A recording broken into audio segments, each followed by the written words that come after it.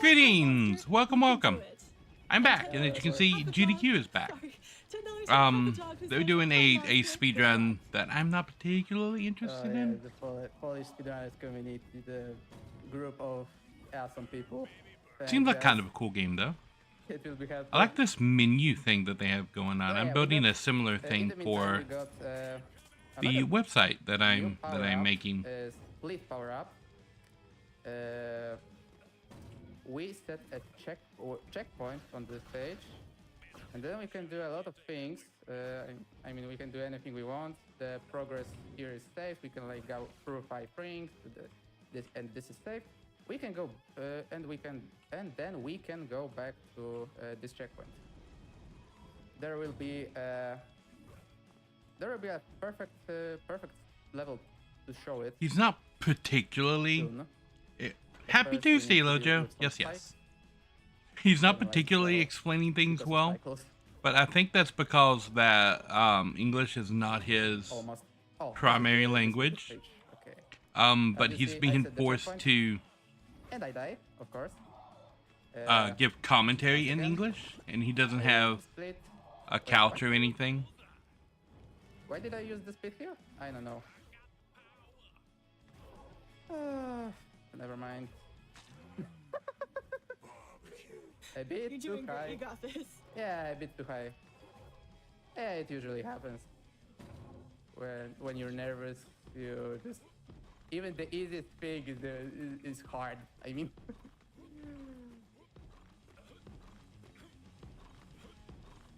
Okay. He's not doing bad.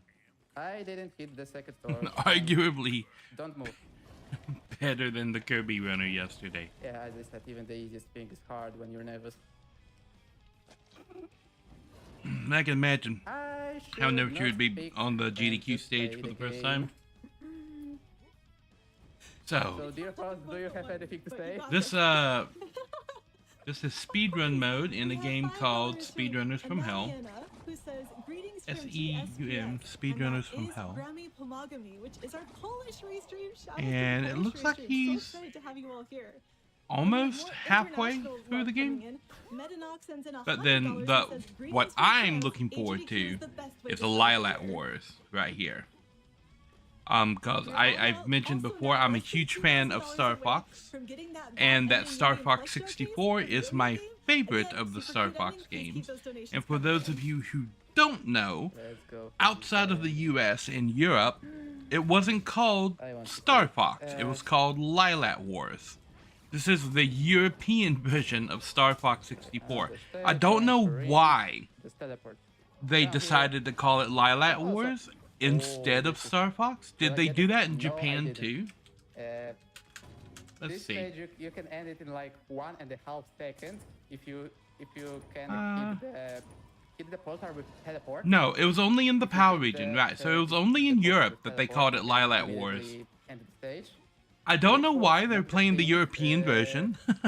From the very beginning. Because when it comes to speedrunning, versions only really matter when it comes to like text boxes and things like that. Things that would slow down the run. But I don't think there's any text in Star Fox 64 that would affect the length of the run. Because everything in that game is voiced.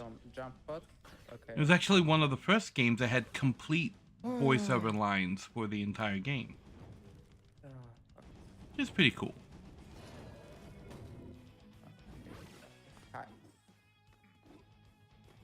Avoid access. Aiming for the teleport. Light the torch here with using split.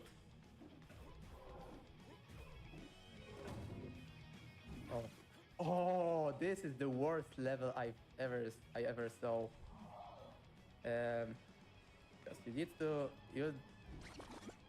need to do something like that. Because if you hit the torch outside, this gate is closed, and you can't get to the torch inside. So this is very bad level. And the last the last stage, the last power up, down teleporting. And as you see, we can abuse this with mouse wheel. Okay, I got it this time. So yeah. Did he clip into the wall and die? Platforms with it. And that's all of power up. Oh, small optimization. If you grab another power up when using split, you go back to your checkpoint. Oh, another stage that I don't like. Axis. When I was doing my first marathon run of this game, my friend who was commentating said this axis reminded him of one segment in Persona 5 in First Palace. And I was like, oh, yeah, it makes sense.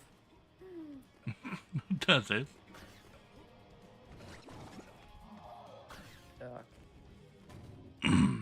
Change my mind.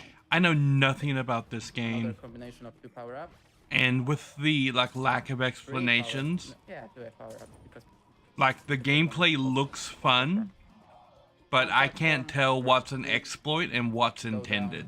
To grab a stop platform and go to the portal. I will try a thing that I'm not usually doing because it's so risky. Second try, okay. That looks so cool. Yeah, it's actually not that hard as it looks like.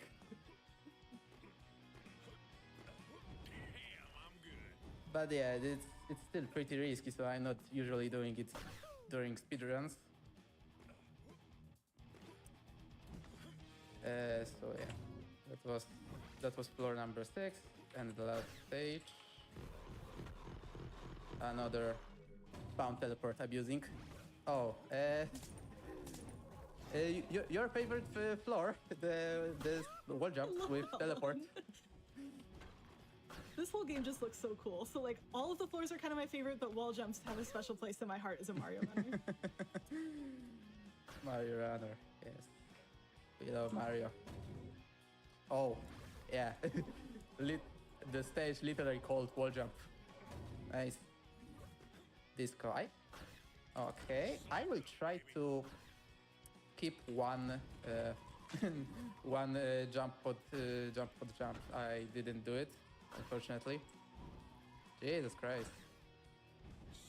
Okay. Okay. Okay, I did it. Thank God. Okay, we need to get to the top with platform. Nice. Spider, another stage with wall jumping. Beautiful. And the worst level is coming. Walk. To get the best time in the stage, you need to keep moving forward and light the torches. As you see, I'm not doing it.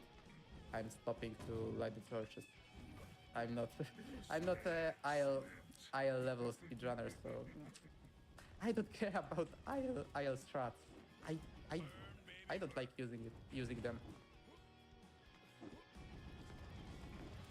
Okay. The choice. I will try to do the funny strat just using teleport. Oh, I did it. Okay. Yeah, the intended way was first using split to get the rings under you, and then you're using teleport to get the rings above you. Now we have a bad joke about Mario Sunshine and secret levels, number 70. Man. I got that reference. I also want to say we're now only around $1,600 away from that Bad Ending New Game Plus showcase. You're doing great, everyone. Please keep that support coming in. We love to see it. We also got a question for you. $5 from Quetzent, who says, question for Monster. If we got 4 people who just so happen to have never met before to work as a team to beat you, would you push back? Beat me in what? In speedrunning Steam? Definitely not. The donation doesn't specify, so you can pick your battlefield, I think. In speedrunning Steam? Definitely not. Or maybe. But if we're talking about guessing video game music, definitely there will at least 4 people will be enough to beat me. I don't know. I have confidence in you. I think you got this. Yeah. Okay, catch me if you can. Another bad joke. I bet I could stump him in video game music. Like, I already catch it. Let's go. Okay. Wow. Perfecto. Yeah, yeah, also the fireballs can just can also jump with jump pots. It's good. Even the teleport ball. Okay, the last torch is here. Jump of death. All right. 2 torches. Go. Stuntman. This is very hard level to do perfectly. Fortunately, I did. Out of reach. Oh, okay. 9 years ago, there was a funny clip with using teleport. You can just click through the wall. Oh. But it's not a thing anymore. So we have to do it intended way. Okay, well, what's going on? I am doing this intended way. This level is the same case. We have there was also a clip through a wall. Not this time. I will not die. Okay, so time for the third longest level in this game. As you see, there is a great castle. Avoid the axis. Thank God we got good cycle. Okay. There we go. We grabbed the teleportation. That was my my stream deck was up. acting up. That's The not cable the on way. this is weird. It works though. I also want to quickly shout out $25 from Ennis, who says "let's" in all caps. Let's see. Yeah, that's for those who don't know, this is the inside joke about metaphor Fantasio. Gallica saying let's. We also have $5 from Suit Sun, who says "good luck, monster," and as always, I'm obligated to say "Chie best girl." That's true. Because she is.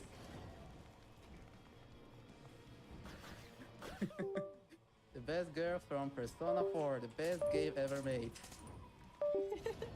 I also want to shout out Twitch chat. You have raised over $8,500 through that special button underneath the stream. You are doing amazing. Keep up all the great work.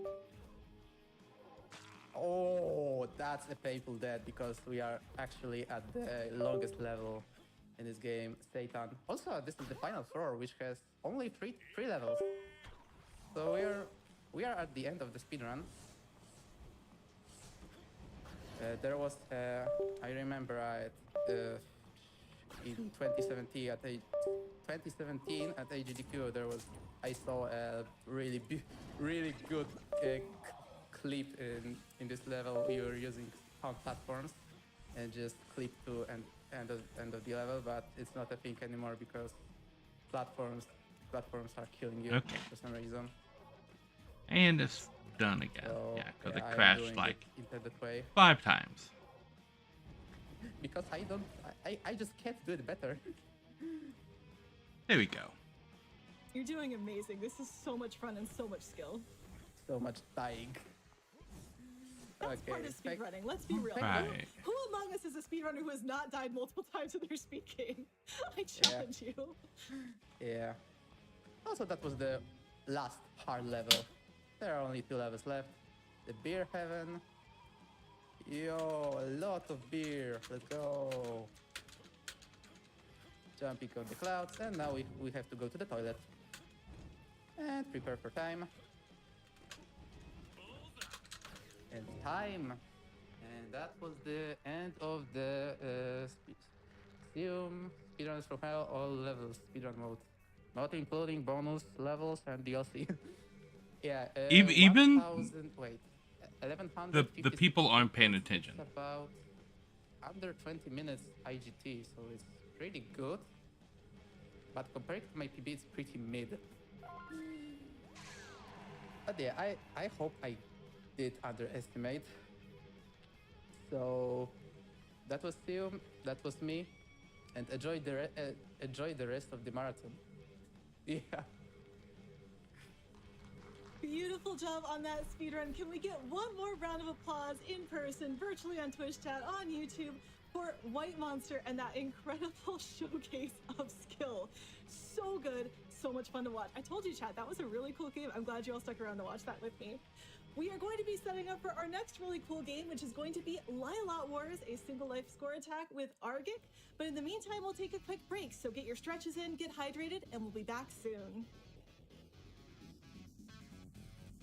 And for those of you who have already stretched and hydrated, wow, you're fast.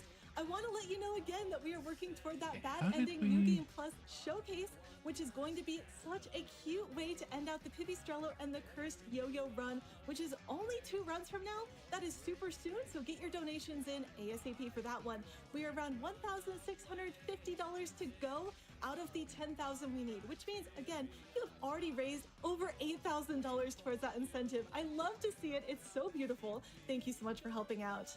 We are also working toward our milestone for today. This will be the bonus Snake versus Monkey showcase for our Metal Gear run coming up this evening.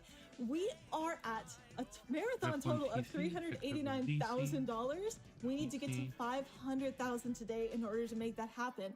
But again, good news, every single donation that you send in gets us closer to that milestone. So please keep them coming. You can donate, put your money towards our Bad Ending incentive. You could put it towards Bid Wars as well, and you'll still be helping us unlock that bonus, so much appreciated. And for those Bid Wars, we do have that route choice still open for Lylat Wars, which is our very next run. So make sure you get your donations in soon for that. I'm looking forward to this. Lylat Wars. Strongly in the lead with $1,243, which is really exciting because AGDQ very much wants to do the yellow route, but you can still play spoiler with full red or full blue if you get your donations in soon. We also have another bid war that's starting to run away. Hit or hug the final boss in Pipistrello and the Cursed Yo-Yo. Hug is in the lead at $325. Hit has $0, so it needs some help. If you want to help do the more standard ending for that run, get your donations in now. Help us tie that up. Much closer is our Claire B or Leon B bid war for Resident Evil 2 coming up during Horror Block. Leon B is in the lead, but only by $25. So if you're a fan of Claire and all of her cool gameplay, make sure to get your donations in now for that one. It's going to be so much fun. Again, Horror Block, always a highlight of GDQ events for me. I am too scared to play horror games, so I love seeing them speedrun so I can still participate and experience things. And that's what I think is so cool about GDQ is we're all participating together, we're all experiencing together, we are all making a difference together for the Prevent Cancer Foundation with your donations. So thank you so much to everyone getting those in. It's so exciting to see. I also want to shout out, we got some love for the tech team. $10 from a perturbed turtle who says, shout outs and coffee runs for the AGDQ tech crew. Thank you so much. And yes, shout outs to the tech crew working hard. What it shows in the Battle.net launcher for and I'm excited to say we StarCraft 2. $390,000 because I think it is a collection for the Prevent Cancer Foundation. That's all of you out there donating, all of you coming together to make this happen. It is so beautiful and I love it. For those of you who don't know, again, the Prevent Cancer Foundation is the only US-based nonprofit organization solely dedicated to cancer prevention, and they do such incredible work. One of their focus areas is research. The foundation funds research grants and fellowships at some of the most prestigious academic institutions and medical centers across the US. The goal of the foundation's research program is to identify and fund innovative projects with the potential to make substantial contributions to cancer prevention and early detection. This is such a great cause, such important work to be doing. So I'm so happy that people are donating and putting their money out here for this incredible charity. And again, also helping us meet our incentives. Less than $1,300 to go toward that bad ending. I'm so excited. And helping us get toward our milestones. And again, entering yourself in to win some prizes. I talked about some earlier, but I also want to shout out a couple Metroid prizes. For a $25 minimum donation, you could be entered to win a Metroid layered paper wall art. It's so stunning, so cool. And a Save One Animal sculpted miniature, which is so cute, and I love that so much. What a GDQ classic. And that could be yours. Again, $25 minimum donation to be entered in to win For Legacy of the Void.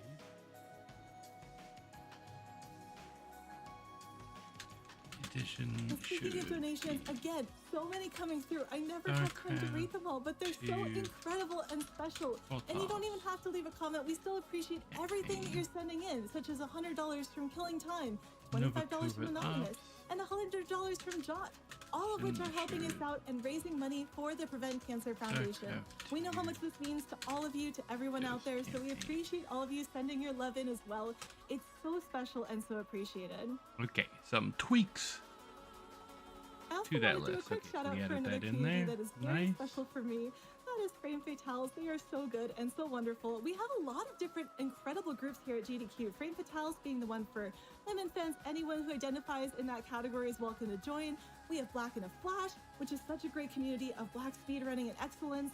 And of course, we've got Hotfix year-round. So if you want to catch year-round shows, if you want to catch speedrunning anytime, we've got shows pretty much every day. There's so many different speedrunning shows.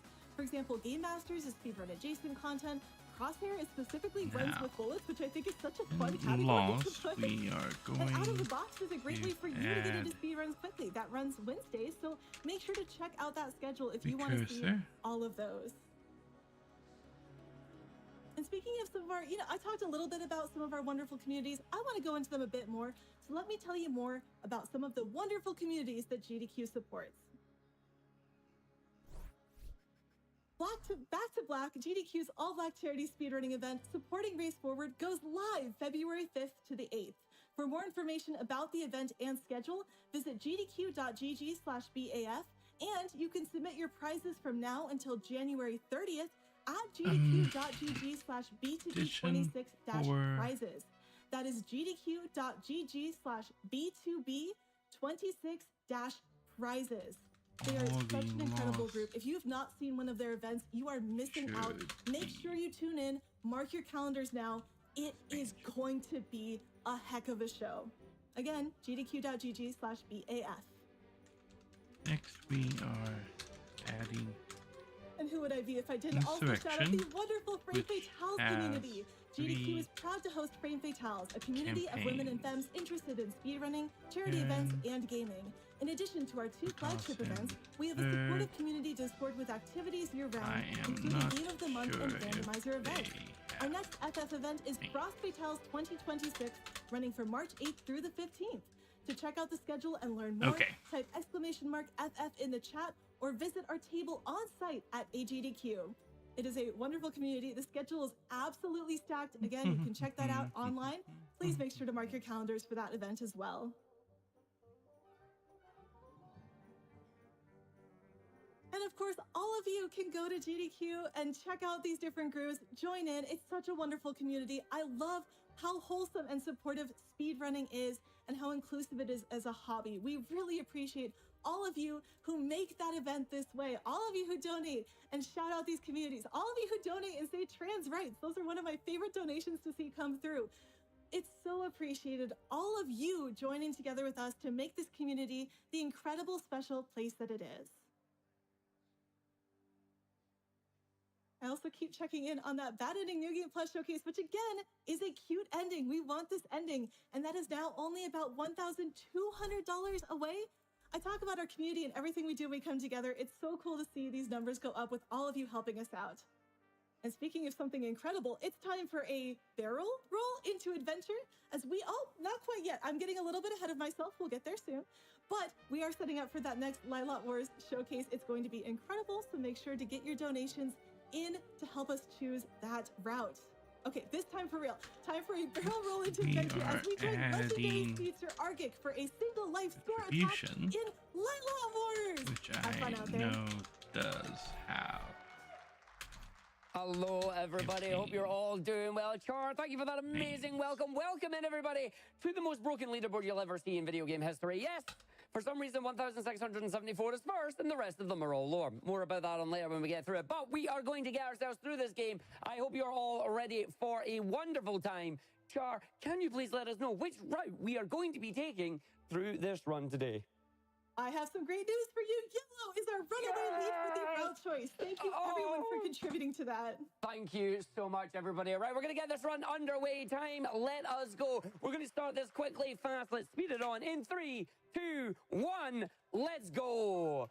So welcome to Star Fox 64, aka Lilac Wars. It's Lilac Wars in Europe. You got the name Star Fox 64 because, you know, Mario 64, Mario Kart 64, DK64, randomizer.com. But we are playing on my lovely Lilac Wars. We got the better name. We're going to be doing a score attack showcase today, and we're going to be taking yellow route, which is my favorite route. So my goal right is to the middle. Get over 2,000 score in this single run here. The reason it is called single life is because there are ways that we can farm endlessly on starting levels up to 999 score, which we don't have time for that event. So the community have made an awesome little challenge here saying, let's see how high you can get in a single life. So we're going to be doing that.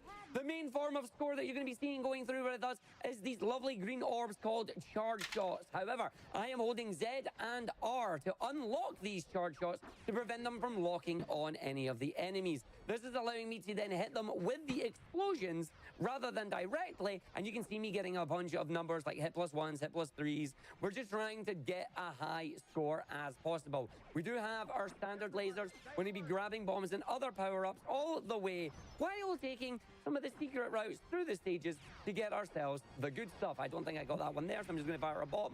That is going to allow me to go through on this. Also, please do excuse the voices sometimes. Unfortunately, I started the new year off rather ill, which is not good, but we've managed to get well just in time for GDQ. I'm going to say it's some GDQ magic and some good old fresh orange juice. We're going to be going through here. We're going to be going in and getting as many of these hits as we can. You can see the unlocked charge shots being used against enemies that are already destroyed, because some enemies will also give us extra little hits. These big enemies, they'll give you a hit plus 5. Their bottom is still alive and gives me some extra hits there, which is nice. Main important things you need to worry about: damage. You can see on the top left there is my health meter. We want that to not go low, but sometimes it may go low. We have ways of replenishing health. We're also spawning extra enemies by going under and over things, like in between these buildings. And we're already at the score. You can see our score below our health counter. Keep an eye on that in a second here, because something very important is about to happen to it. It's turned red. So that means we have officially hit the scoring medal for this stage, and we are just getting to the halfway mark. So do a little bit of a loop-de-loop there, go through, make sure we get the lasers. And he's going to say the line. He said the line. If you want to join us in the donations here by doing any of your favorite lines or any of your favorite jokes and memes in the run, please do get your donations coming in, put them towards those incentives, and just have a good time with it. So we're going to go through and do this as well. We're now coming under to the important section of the run. We need to go under the archways while still getting these tails. You see, I get a hit plus 1 and a hit plus 3. The hit plus 3 is for the enemy itself. The hit plus 1 is because we're hitting it with an unlocked charge shot indirectly. It's very good. I'm getting pretty smooth flying here. This is going to take us on the mission accomplished route, as each of the stages generally have 1, 2, or 3 ways to leave. You get mission complete, which is just following the stage. It takes you blue route, which we don't want to do. Some levels have secrets in them, one of which you're going to see very, very soon. And the third one that we're getting right now is Falco's saw the target. We're going to go and try and take them out, and we are going to our extra enemies here. So we're going to try and take out as many of these as we can. I will be boosting and breaking, but more on that later on, as there's loads to explain and not a lot enough time to explain it. You will get your donations read throughout the cutscenes in this round and on some particular levels as we go through. Didn't get as many at the trees there, but that is no bad. We're going to wait for these enemies to come in. I'm just deliberately breaking, slowing down, trying to get some hit plus 1s. Again, we want to try and get them as slightly apart as we can. That's all right. 230 with the hit plus 11 from the boss that's about to come in here. It's going to be a 241 start. That is a solid start. Wait, what's that, Pepe? Drop altitude. Nah. Bit of swag on this one. We like showing off the room. We're going to play it. This boss here is simple. It's going to have 3 ports and then become vulnerable. So while we do that, Char, you have plenty of time to read some donations. Oh, you got it. We've already got things coming in. $25 from Ruzam, who says, Arg, do an aileron roll. Ooh, slightly different, mixing it up here. We also have $30 from Pointless Pixel, who says, let's go Pipistrello, bad ending. And chat, you're doing so good. We only have about $900 to go to unlock that bad ending New Game Plus showcase. Again, this is a cute ending. Please get your donations in. We super duper want to see that. It's going to be incredible. We also just opened 2 new incentives, a glitch exhibition and Easter egg showcase for Borderlands 2, and a Space Mustafar showcase for Star Wars Battlefront 2. These are going to be absolutely incredible. For the glitch exhibition for Borderlands 2, we're going to need $15,000, and we already have 800 toward it. Great work, everyone. And for the Space Mustafar showcase in Star Wars Battlefront, we're going to need $5,000. So if you'd like to see those, get your donations in now. Absolutely. Nicely done. Right, we're coming up to the hardest part of the game. Arg needs to do menuing. Menuing is bad. All donations and that will be get read during these cutscenes because we can skip the cutscenes at the beginning, but we can't skip them at the end because the game's got to tell us where we're going to go. We got 241. That's a solid start right now. Remember, it's single life, no dying allowed, no farming allowed, but we do get to carry our bombs and our lasers onto our next mission, which because we got mission accomplished should be up to the red route, which is Sector Y. But I said, can we get a donation bid war? And they said, yes, we can. And you all made it yellow, which means we are not going there. We are going this lovely little mid route where I like to go change course, and we're going to the asteroid field. Yes, the color is blue. You're only going to see yellow once, which is why we called it yellow. It's a little bit weird. Don't worry about it. It's fine. So we're going to let this play through now. Each of our asteroids are going to be worth points. We're going to try and take out as many of them as we can here. I'm going to be using the brake very strategically because the brake here, if I can use it, we've got the little red meter and the blue meter. I don't want to ever fill out the entire red meter if I can help it because that slows us down and slowing us down. It slows us down and then speeds us up, which kind of results in a net nothing. You know, what was Isaac Newton in that said, like, every force has an equal and opposite reaction. It's like, yeah, they did it in the video game as well. 26 there, not great on that one. Also, do want to say just a big hello and thank you to GDQ for letting me run this game at the event. It was last run by... This guy just keeps going. Hybrid score run and speed run at the same time. This is strictly just a score run this time, but a 2K% score and speed run is a phenomenal run. So a big shout out to our Star Fox community, to the score running community, and the speed running community. Both of you are all amazing. Look at all the teeth in space here. Remember, brush your teeth, because if you don't, they'll end up in space. We don't want them in space. Or go get extra points off them. Or maybe don't, it gives me extra points, who knows? So we're going to take them all out. We're not going to bother doing a somersault on this, and our points are going to lighten up a little bit. But I promise you, by the end of this stage, it is going to be a very good one. So now I'm just going to explain boosting and braking. As you can see, we've got the little R-Wing icon. That's our life icon. Ideally, I want to keep my boost and brake at that level if I'm trying to go like as fast as possibly can. At this point, I might as well do it to speed things up because there are no enemies to kill and we don't have to worry about it. And just, I can see you all in YouTube, well, both the YouTube chat and Twitch chat. GDQ are now live streaming on YouTube as well for the first time, which is awesome. So a big hello to live YouTube chat. And to all you watching on the VODs as well. If you're watching on the VOD, let us know what your favorite moment of the run is, what your favorite jokes are, and how many words a minute I may have spoken. Because I don't know. People like to tell me how many words a minute. As we're going to go through, and we are going in this one too. Did he stammer? He did stammer a little bit. I've not been well, so I've not got my full lung capacity. I'm about 80% capacity right now. I'm drinking the orange juice. But it's not been a great year start to 2026 for me. But you know what? This is a dang good way to get it up from there.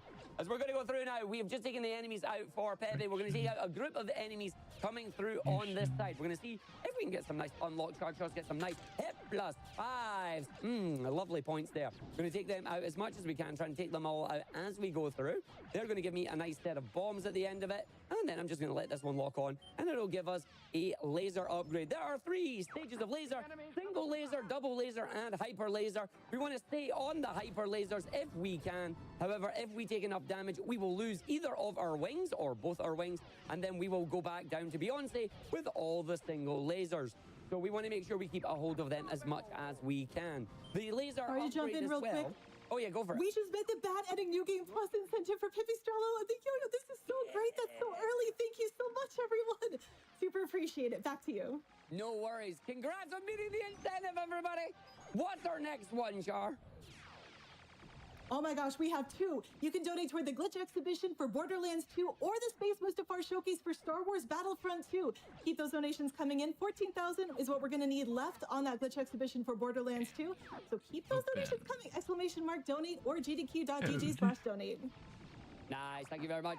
All right, we're coming up to a very important part. Remember I was mentioning secrets? Yeah, we're about to go to get one here. We're going to try and take the warp.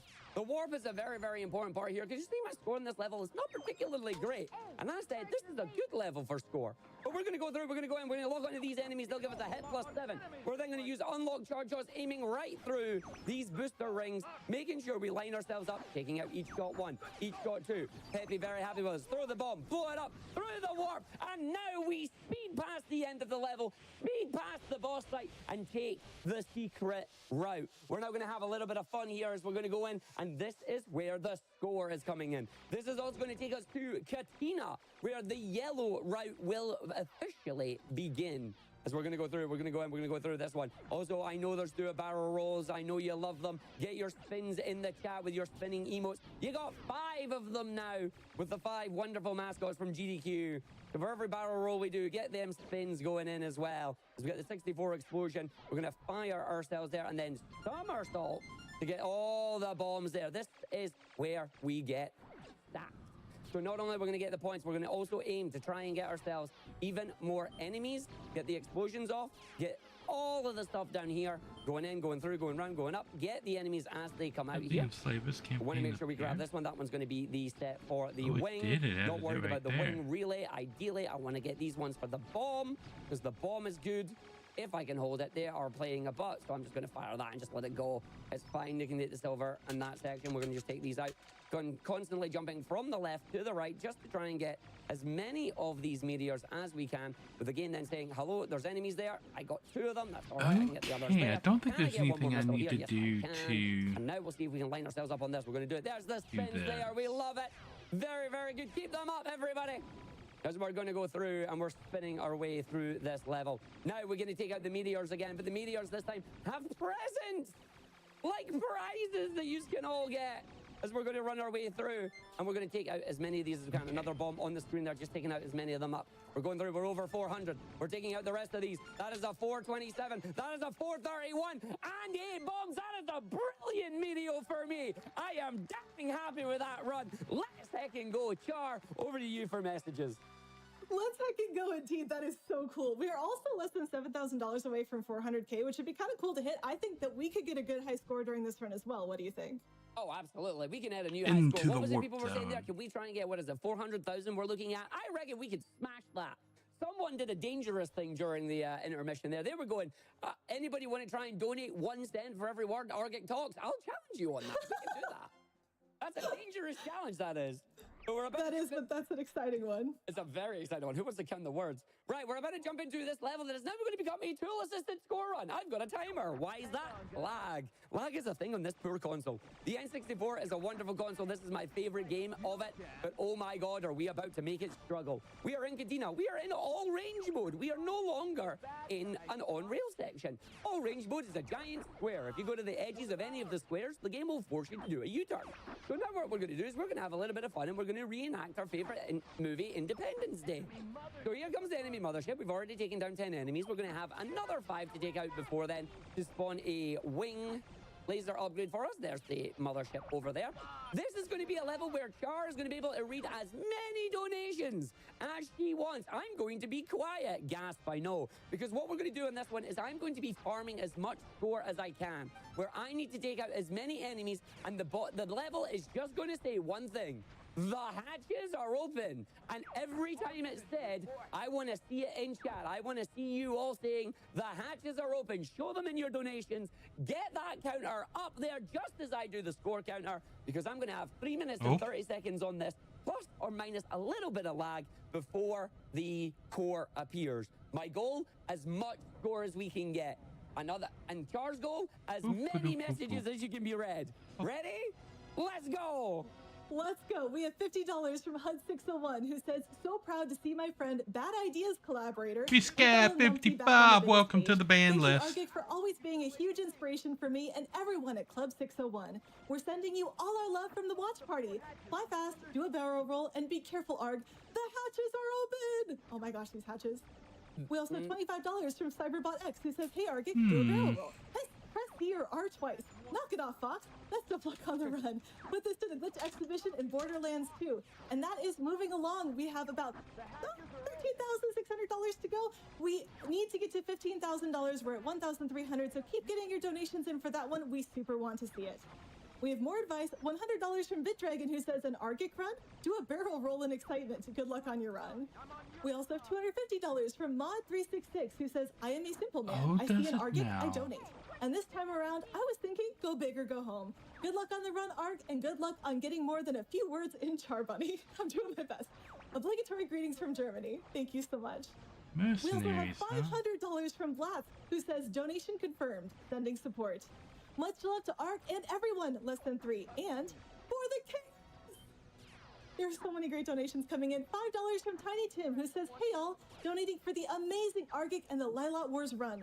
Argic, you are a gentleman and a scholar. You have been so good to me and others throughout the speedrunning community, and it's brilliant to see you on the big stage again. Cheers! All right, time check. How am I doing? Do I have time for more? You've got plenty. Let's say you've got another 3 minutes. Okay, all right, I'll keep going. We have $25 from Arrow, who says, shout out to the orange juice that is sustaining Argic during this amazing run. 400k hype, let's get it. Let's do it. We are now only $6,000 away from getting to 400k during this run. It's a high score showcase, chat. We've got to do it. We also have $25 from the Knight Who Goes Knee, who says, I don't know what's more impressive, how fast Argic is going or how fast Argic is talking. Either way, this run is awesome. Keep up the excellent work, Argic. Thank you. We also have $5 from Slippy, who says, Argic, help! There's a bogey on my tail! You gotta watch out for those bogeys. I hear they're very common here. They're very common. Common. We also have $25 from Jack of Barbs, who says, love to see Argic at GDQ. There. Hope you feel better, Argic. I'm glad to hear you're feeling better. Oh, me Always too. a tough start to the year when stuff comes up. We are also now over $1,500 toward that glitch exhibition for Borderlands 2. That's 10% of the way there. You're doing amazing. Keep it up, chat. We super want to see that beautiful showcase happening later today. Again, we'll have that. We also have the Space Mustafar incentive open for Star Wars Battlefront 2. That's at around $200 out of the 5,000 we need. So chat, you're doing excellently. I want you to keep that up and keep it coming. We also have so many great prizes. Argic mentioned a bunch of them earlier, so it's great to see you all donating and you getting your donations in for that. Again, just $5, that's the minimum donation. That gets you entered to win prizes that we have active right now. And of course, our incredible grand prizes, $250 throughout the course of the event, gets you entered in to win those beautiful gemstone rupees. They are stunning. I am so excited for them. And various prize packs around weapons from video games. One of my favorites being the combo from Hollow Knight, some of the classic weapons there. Again, $250 throughout the course of the event is all you need to get entered in to win every single one of those. I also definitely am starting to see those hatches donations coming in. This is so exciting. We'll get to those in a moment. But I also want to shout out this $10 from Sly Dante, who says, a stream with Argic, a constant GDQ highlight for me, followed by a stream of Pipistrello, one of my favorite games of last year. I'd say it's my lucky day, but I won't be around. Oh, and then I lost the donation. It'll come back to me in a second. I'm having a good time. I don't think he's gonna get the You're all accomplished in good. this You're mission. doing absolutely phenomenal. We've got 1 more minute on the stage. The core has appeared. My job is now clean up. I've got very lucky that my hatches are still open, which means we can try and farm up a really high score here. And as Char was mentioning some of those awesome prizes, what about that crocheted serve? Oh, I really want him. He's so cool. And I would love to get one of those as well. Do please keep your donations coming in. Also, in your donations, please put some love in for Char right now, who I just put on the spot with this. She didn't know it was coming, and she has absolutely nailed it. So please give all the love for our host coming through, being able to keep up and do amazing stuff, and guiding you through this event. Char, you are an absolute legend. Thank you for doing this with us. I'm so excited to be here, and I did find the rest of that donation, so I'll quickly wrap that one up. It was one of their favorite games last year. I'd say it's my lucky day, but I won't be around for the majority of it either. But put this towards the Bad Ending New Game Plus showcase in Pipistrello so others watching can enjoy it, and good luck to all. And again, we did unlock that Bad Ending showcase. I'm so excited, so thank you everyone for your donations. You're all doing incredible. This is so great to see. In before the long 1 second left on the timer. No Independence Day for us. And it technically means we can go to the sun, but I don't want to go to the sun because the sun's a bad level. So we're going to go down to the other route, which would happen if we did blow it up. But it's fine. We got through. Absolutely amazing job there, Charles. That was awesome. That's such a good level. And this is why we wanted Yellow Route, because Yellow Route just has so many fun, iconic lines, iconic memes as well. You know, you just come round and you say it. The hatches are open, and we're already at 906 accumulated score here. This is a good run. But can we keep it up? That's what we're about to do, because we've now got 3 other levels that are really fun before we get to our finale. The runs looks like it's going quick, and it is. So make sure you get in for those donations as well.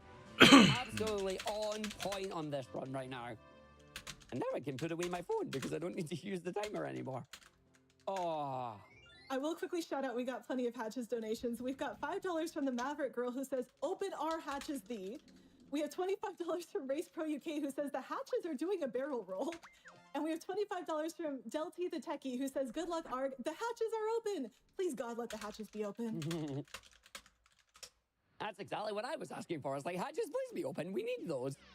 But we are now in Sector X Combat Zone, another high-scoring stage. There will be plenty of time to read more of the donations that come through, including of the hatches variety. We're going to start by just getting a couple of hits. Yeah, this guy's going like a mile a minute. Of bombs there. I'm going to make sure I don't fire off too many bombs here, because I do want to make sure we get a lot of the enemies. We want to take them all out. We'll get our bombs back and our gold rings. Now I'll explain how these rings work. You'll see our health bar starts at a lovely little health bar there. But if we get 3 of the gold rings, listen, it's rings, it's Sonic. I can't escape them. I love them to bits. We will get a double health bar. Silver rings will restore our health if needed. And we are just going to go through and grab them. So that is now going to let me get that. We'll just do another couple of these to try and get some hit plus ones there. Take them out as well as we go through. We're now going to have space mines ahead. We're going to take them all out. Okay. As we take them all out, we're going to run our way through here. And we're going to go in, just grab them there. That was nice. Now, this stage is very interesting because there are turrets and there are things that the game sometimes decides are solid, but then isn't solid. So I'm going to try and get as many of these hit plus ones as I can by hitting the geometry of the level rather than hitting the level itself. But the game may fight me and be a little bit of a pain in the butt. We will see if it's going to be nice to me or if I'm just going to have to take the single hits rather than the double hits. We're going to take out our lovely Rainbow Buddy there. Rainbow Buddy is always a good time. I think I missed that. Yeah, I did. It's fine. We got him there. But yeah, trying to get these shots in space, depth perception is a thing, especially on a Nintendo 64, where you don't really have shadows on the ground because you're flying in a space. One of my favorite games of all time on the console. Let's see if we can get that shot for Pepe. And we got some of them. That's fine. We saved them. So we need to actually keep our teammates alive here. The reason for that is twofold. One is because they actually spawn enemies on this stage for us. Both Flippy and Peppy will summon enemies because they'll be getting chased by them. If those teammates are not alive, they do not appear, so you get a lower score. Now, this is only one of many different routes that you can take through the game.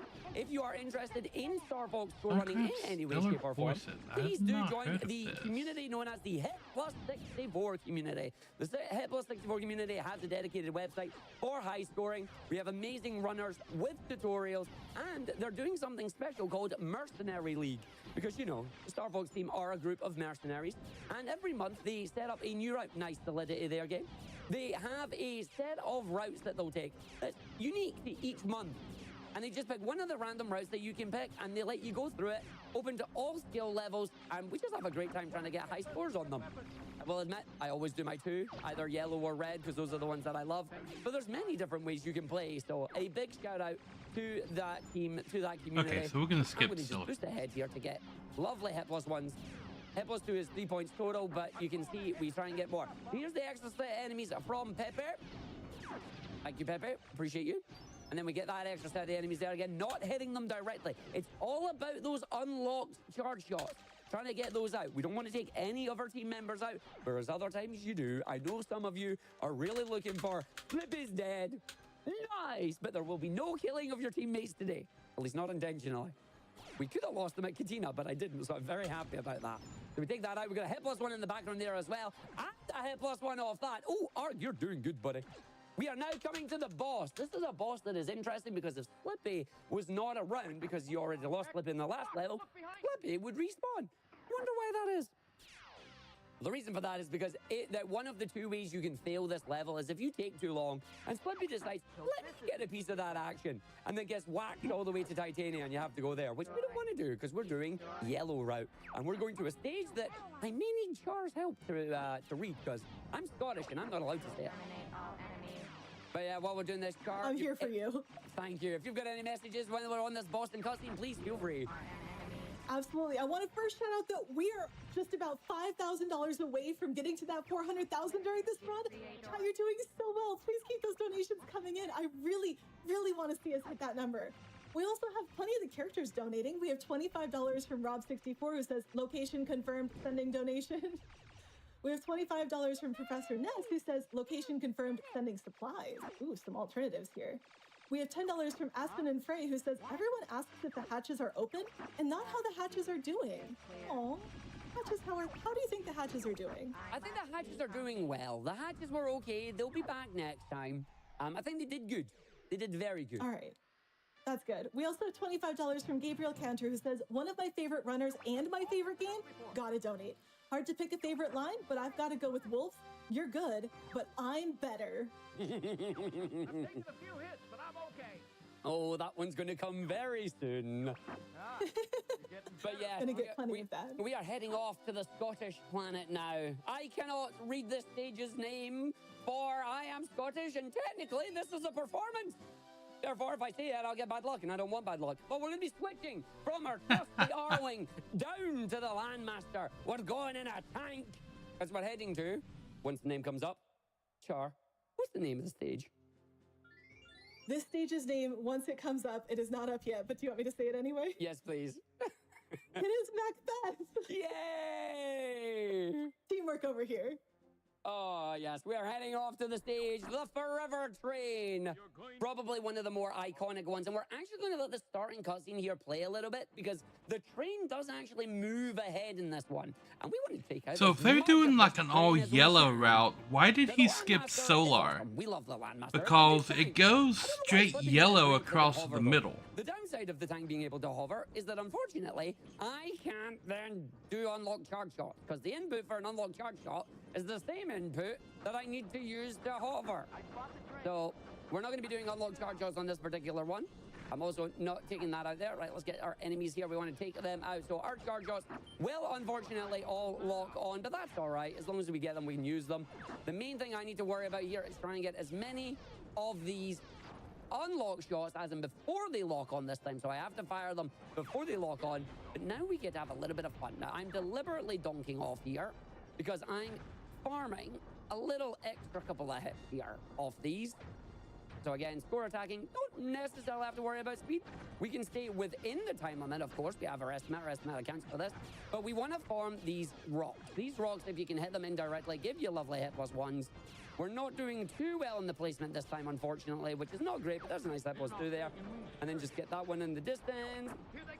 Nope, a little bit too close there. We'll have to get the one over this side. So we'll just take out some of these enemies that come in. We'll just boost ahead to that. That locked on. That was not good. If we can just fire that off and get it. Yeah, there you go. Hit plus 2. Love to see it. There'll be another one that comes off on the side here very, very soon. See if I can pull it. Yeah, another hit plus 2. Lovely. Now I'm just going to take out the rest of the enemies. That was a good unintentional shot. Aiming the R-Wing in the sky is very hard. Sorry, aiming the Landmaster in the sky at the R-Wings is very hard. Not good. Although that's a nice score. Was a nice score. Ruined it. Feels bad. All right, now we're going to do a little fun little section here. We're going to be going uphill, but because of the game not quite changing the angle, I now have the ability to just hit an invisible wall that's in front of me, and this is perfect for unlocked charge shot spams against boulders that are going to give me a whole lot of more unintentional points. So we're going to use that just to go out there and grab them. We're then going to grab that section over there, get those enemies. Lovely. We've got a set of enemies all coming at us. I'm just going to take them out there. Nice. Take that out. And then try and get more of this train. Because the more of the train that we destroy, the more points we get, as well as trying to get the enemies here. Come on, use the brake. Nice. Okay, get that. And then get them. Nice. Get that. Lovely. I'm not going to aim for the very top side there because I can't do that.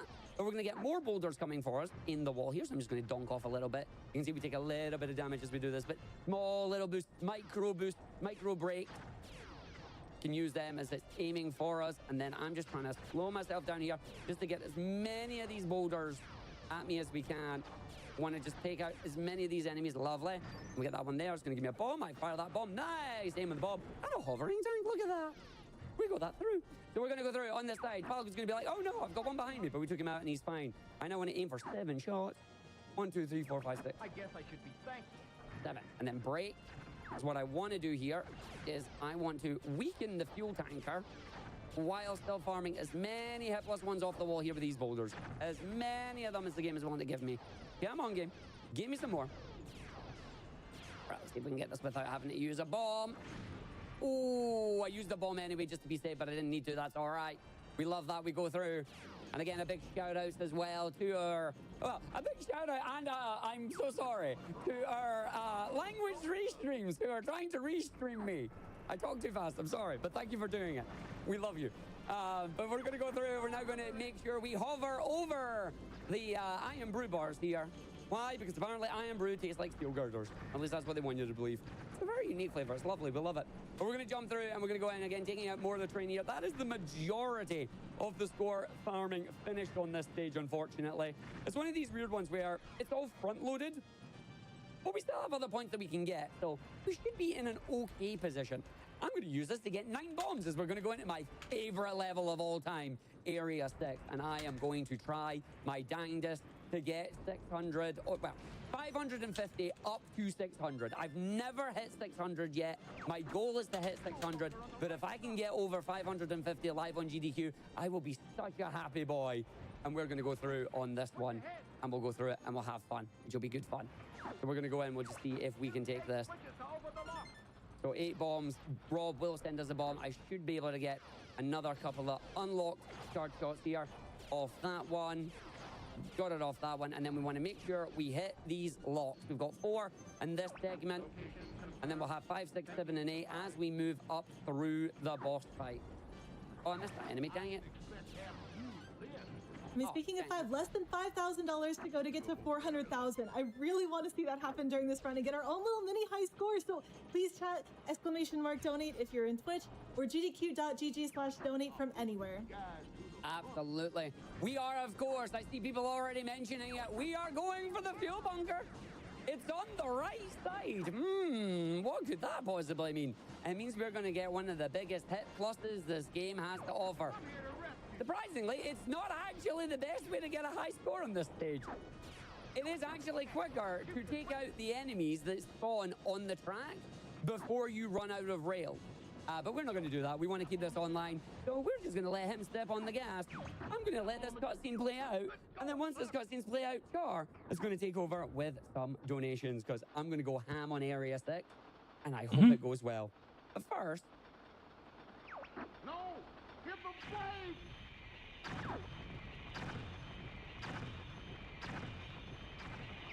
I can't stop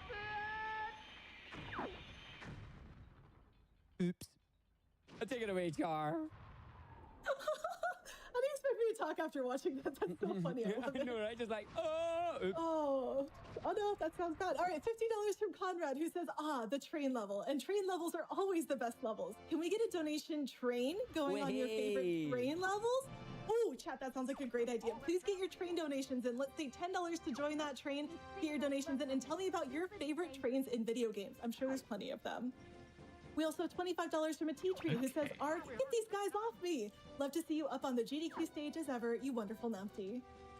We also have $25 from Calling All Scientists, who says, I think Argic was created in a lab specifically for speedrunning. This run is amazing. If we donate $1 for every word Argic says in a minute, we'll hit 400K in no time. True. We're currently at $395,802, $902 now. Great job, everyone. And every dollar we donate gets us closer to hitting 400K during this run and closer to our $500,000 milestone for the day. So keep those donations coming. It is so exciting when we get this 2-for-1 deal where you can donate towards incentives and you get the milestone. And quick incentive update, the Glitch Exhibition and Easter Egg Showcase for Borderlands 2 is now at $2,500 out of the needed $15,000. So great work, everyone. Keep those donations coming. We love to see it. Thank you very much. Yes, there's we are now Diablo coming Hellfire, to my favorite level of the Diablo game, 2 Area 6 Resurrected, Defense and Station. Lord of This Destruction. is the stage where Diablo you are 3 going Reaper through of the Souls, middle. and Rise There of is the a chance for Necromancer. super high score. It is Diablo thick, 4, it is Vessel fast, of it is Hatred, speedy, and Lord and of we are Hatred, going all the way and Diablo through. Immortal. We're going to have clusters of 8 to 10 enemies constantly coming at us while having these giant satellites that we want to take out, including That the is space the mines at the start. We're going to have battleships of all sizes ready to try and take us down. The goal, 550 or higher, live on the GDQ stage. We're going to do it as best as we can. Already saving Falco there, that's very nice. Each of these satellites give me hit +3, so that's 4. We want as many of them as we can get. We can see the enemies barely in the background there. I'm going to try and just take out as much of them as we can. Hit +2s, hit +3s, hit +5s as we go through. The medal for this stage is indeed 300. We're going to smash that, is what we're going to do on this one. We come in, it's just one of the best stages. It's thick, it's fast, and the best thing about it is that it just seems to throw everything. Like, it really is a quote-unquote hard route level, which makes me very happy. So I'm just going to make sure I take that out. I got it there. Didn't get the bomb, but that's okay. I've got plenty of bombs. Not going to answer the Great Fox this time. This is the Great Fox who is going to cover us, he says. But we don't need that. We're going to make sure we just take these out. Spawn as many of these missiles as we can. Take them out in a group because they give us the extra hit pluses. Each of these that we want to take out, if we can, gives us more. Double on everything. We're going to go through and try and get an extra couple of points on these 5 missiles here. As we're going to go through, I am reading chat. I see you there, Champy. I hope you're doing well. Hit +1. Get another one. Lovely. Fire a bomb out so we get them. And don't blow up at the same time. As now, that is phase 1 at 221. Phase 2 is a little bit light on the score here. I'm going to try and get as many as I can while basically saving Bebe. So we're going to try and get as many of these extra points as we can while still taking out our satellites. This is where the speed comes in with the boosting and the braking. The game is constantly going to be throwing me farther forward, and I'm not able to necessarily hit everything that I need. Yes, we got that one. I'm going to fire a bomb out there in celebration. That's going to take out a few of my enemies. As when I take them out, you'll then see that we slow down a little bit. We're then going to get a combination of our rainbow enemies and our satellites. Both of them give me 4 points. I want to try and spawn 3 of the rainbow enemies while also taking out 3 of the satellites. That is good.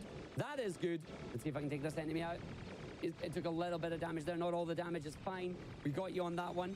I'm going to just come down here. I'm going to shoot on this. I'm going to try and take this out before we get past it. Come on. Nice. We should get the other one. That's not bad. I'll take it. It's going to be up to 290 there. Not the highest we've done, but it's not the worst we've done either. So we'll take the 290. We're going through into phase 3 now. And this is where the fun begins. We get all the little ships, all one by one, coming out at us in formation. We've got Falco in the lead there being like, hey, I'm going to help you if I don't blow him up. But we're going to try and not blow him up. I'm going to get this and then fly through the satellite there. It's fine. Take out enemy set 1. Get them with the 2 hit +5s. That gives me 11 points there, or 12 points if I can do math. We've got a wing repair. I'm going to try and not lose my wings on this as we go through. That's going to be the hard part for me. We're then going to jump through, make sure I take out any of these. Get this, go for that side. I'm then going to take out this set of 5. I'm going to fire on this side.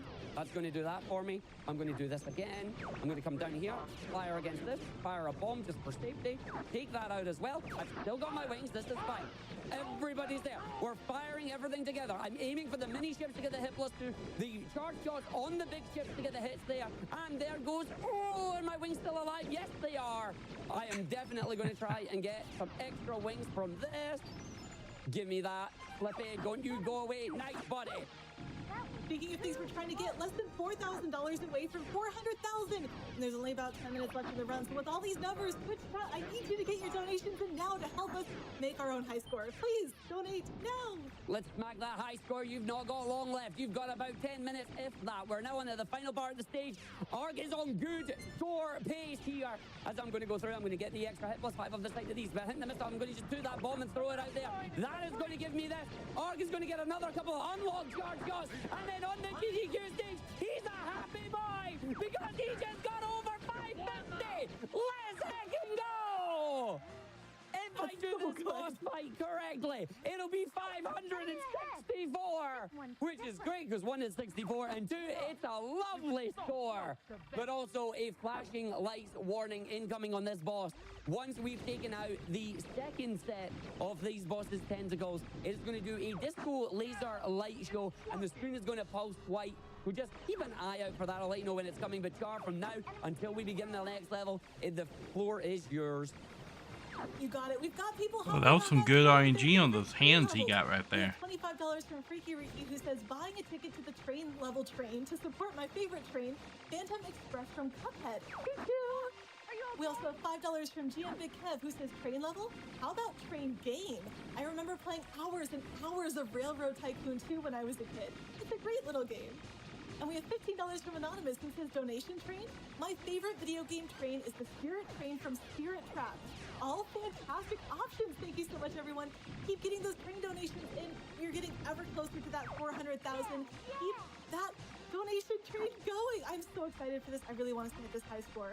We also have more love coming in. $20 from Bug Under a Rug, who says Arctic is the best tour guide of speedrunning. Please keep your arms and legs inside the barrel. Yeah, not so lucky that time. Remember to tip your charity at the end of the ride. And we have $5 from Fallen Angel, who says, Arctic, you are my favorite Scotsman, and so proud of you for getting our Faith Fox onto the GDQ stage. Don't forget, do a barrel roll! We're doing all the barrel rolls. We are coming to the laser section. Flashing lights warning will let you know when it's safe to go. And look again. Char, keep reading. You got it. And for those of you wondering how to join on this train, all you need to do is get your donations in and welcome aboard. It's that simple. !donate or gdq.gg/donate. We are now less than $3,500 away from that 400,000 mark. I really want us to get a high score here in celebration of the incredible work Arctic is doing. If you are enjoying this run and you are also absolutely impressed by this high score and how many points you can get on this level, get your donations in now. Absolutely. It is safe to loop round now. The flashing lights are done. Char, you've got time for like 2 or 3 more quick ones. Got it. $25 from Rob Draven, who says, shoot, this donation's right behind me. Do a barrel roll. Good luck on the run, Arg. And $10 from Adam the Feverish, who says, hey, Einstein, I'm on your side. In the fight against cancer, that is. Here's a donation. Great reminder that this all supports the Prevent Cancer Foundation. Thank you so much to everyone who's supporting their great work. Oh, well done. Absolutely fantastic. Right, we are going into the final level. And because we are 11 points away from hitting 2K, I can do something really cool if this works nicely. We are going into Venom 2. This is the alternative route that you get if you go red or yellow. Basically, if you enter via Area 6, instead of entering via poles, you get, well, they're back. Or should I say, they're here for the first time. We've got Star Wolf. This is the first time we actually fight them, but they've got new ships, they say. The goal on this one is for me to try and take out as many of them as we can without Wolf stealing my wings. We'll see what happens on this. So I'm going to try and take out each of the other team members before Wolf. Although Wolf is already on my hiney, which is not a good thing. So we're going to try and save our teammates before... Funnily enough, the only way to make their dialogue make sense here, that's going really well. with them coming back with new ships, you have to get the secret exit out of Quinaria, go up, then take the poor exit out of Sector Y, and go all the way back down to the bottom blue path, and fight them on that planet there. And then blow up the base, go up to the next one, then take the secret exit and go all the way back up to the red path in order to go straight through to here. And you will have fought Star Wolf twice. Fine, as long as I know. Oh, great, they're both going together, right? That's Wolf. Bog on. Where did the other one go? There they are. I want to also quickly shout out, we're now over $3,000 toward that glitch exhibition for Borderlands 2. Excellent job, everyone, and all of those. Yeah, where'd the other one go? Keep pushing Yep. for that 400,000. We would love to see it. Absolutely. Right, we're going to do a little bit of fun here. I'm not going to spend too much doing this, but again, we said there were ways for you to get infinite farming. This is infinite farming. But also for the people that donated for that lovely voice line that he says of, you're good, but I'm better. Yeah, they're already spamming. They already know. Chat's well aware. You're good, but I'm better. I mean, I'm hoping I'm better. I hope you're all doing it. I hope you're all enjoying this. But you could infinitely farm this. And we're not going to do that. I'm not going to keep the marathon too far off the schedule here. We're going to just take him out. I'm going to pray that we don't soft lock. We're going to go through now, and we're going to head towards the final boss fight of the run here. No soft lock, no soft lock, no soft lock, no soft lock. Please, please loop the loop. Thank you for loop the looping. There is a chance that if you are in the wrong circumference when this cutscene starts, Fox will spin endlessly. We do not want to see that. We did not see that. We are good. We're I have on to the next never score seen that as soft we lock. come through in this one. We're going to jump our way through. I'm going to take the route of left, right, left, left, right, right, because that gives you one wing upgrade, sorry, one laser upgrade, one bomb, one, but I'll just show you. So we go left, we go right, we go left, then you'll see a gold ring, you go left, and then you go right, and you go right. And that basically gives you a completely maxed out ship here. It gives you 3 gold rings, gives you 2 laser upgrades, and gives you a bomb. So it gets you up to absolute full strength as you come in here, as we get to go through it. Hello, Papa, as we go through. And we go in to the giant monkey brain himself. It's Andros. And what are we going to do? We're going to poke him in the eye with the R-Wing here, and we're going to take out his arms. And then after his arms, I'm just going to show you a little bit of fun here for funsies on it. I'm going to let him do a... I'm curious to see how he handles the brain. Andros, you want to show us Because the brain but you're going to eat us. phase of... This is what happens when you have curry. Yep, you can smoke coming out your nose and your ears. But we are now going to take him down to our final... The brain phase of this fight has always been annoying for another me. form. Only I have the brains to rule life. Brains? Oh, I see what you did there.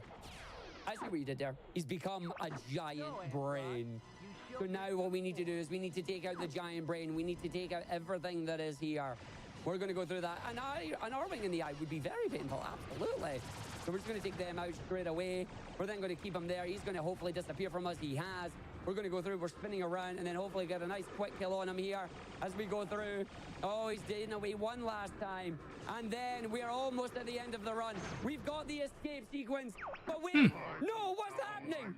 No, you can't do that to us. I did this in a single life. You're not allowed to take this away from me. No. For some reason, this is my favorite line from Star Fox 64. Not this one. Never give up, my son. Not this one. Father? This one. Follow me, Fox. I don't know why. Follow me, Fox. Oh my goodness. Trust your instincts, Scar. We can reach the 400,000. We got Only Fox 3,000 ears. away, chat. I believe the voice is telling me. Get the high score, chat. You know it to be true. Trust your instincts. Exclamation mark donate. GDQ.gg/donate. Oh my gosh, this is beautiful. Chat, we're doing it. Trust your instincts.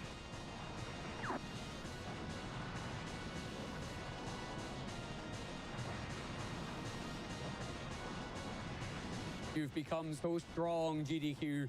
Keep pushing towards preventing cancer with the Prevent Cancer Foundation. Time is coming up. And that time on the run.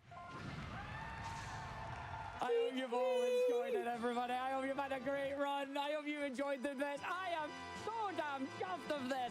What a run this has been. Thank you for watching this Lilac Wars single like score attack run. We're about to confirm the high score here. I think this is going to be a 2,200. It is going to be a phenomenal ending score on this. Unfortunately, you won't get to see it on the leaderboard because you've got to go through the credits and the credits are long. But just know that because we got over 512 points, 2,220, let's go! Oh, that's a fantastic score! But because we've got that, it is going to take 256 off us because bits and shenanigans on an N64. But that's how you get the wonky leaderboard. Scar, if you've got any final words to take us out, thank you very much for hosting with us. This has been amazing. GDQ, you're awesome.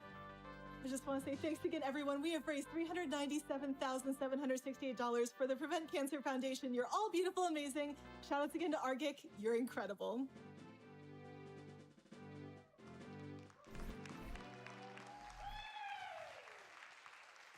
Oh, I didn't see you there. Hello, Awesome Games Done Quick 2026. My name's Ruby Hart, and I was reviewing my wonderful list of prizes with my wonderful friend, Mello. Mello, do you see all the amazing prizes we have? Oh, hello, darling.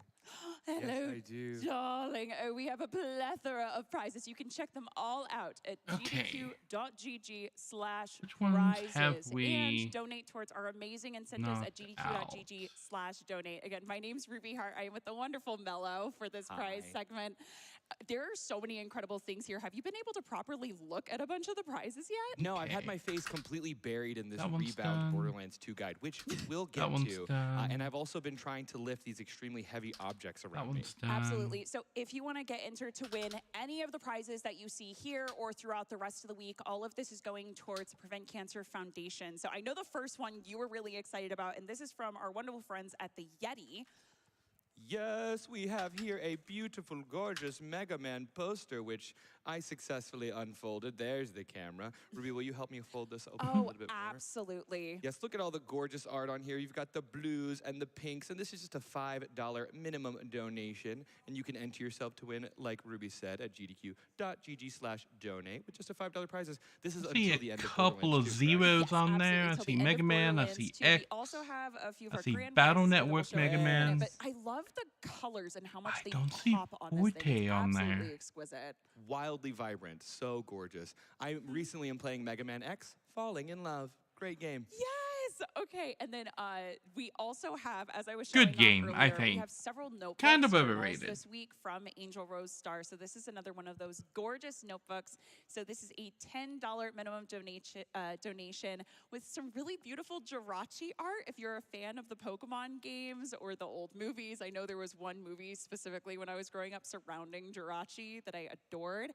So if you want to get this art, Angel Rose Star is also one of our exhibition artists out in the hall. So yeah, so who's going to be here until the end of the day before we have the switch over later in the week. So make sure to support our local artists who are here on site. Yes, yes, the Artist Alley is such a wonderful addition to GDQ. Now the second time happening. And also, of course, we'll go ahead and do the other poster, right? Yeah, absolutely. So we actually have two posters here from the Yeti right now. The next one is based on A Hat in Time, which if you're a fan of games like Banjo-Kazooie, big collectathons, this is an incredible indie game for you based on the Murder on the Owl Express area.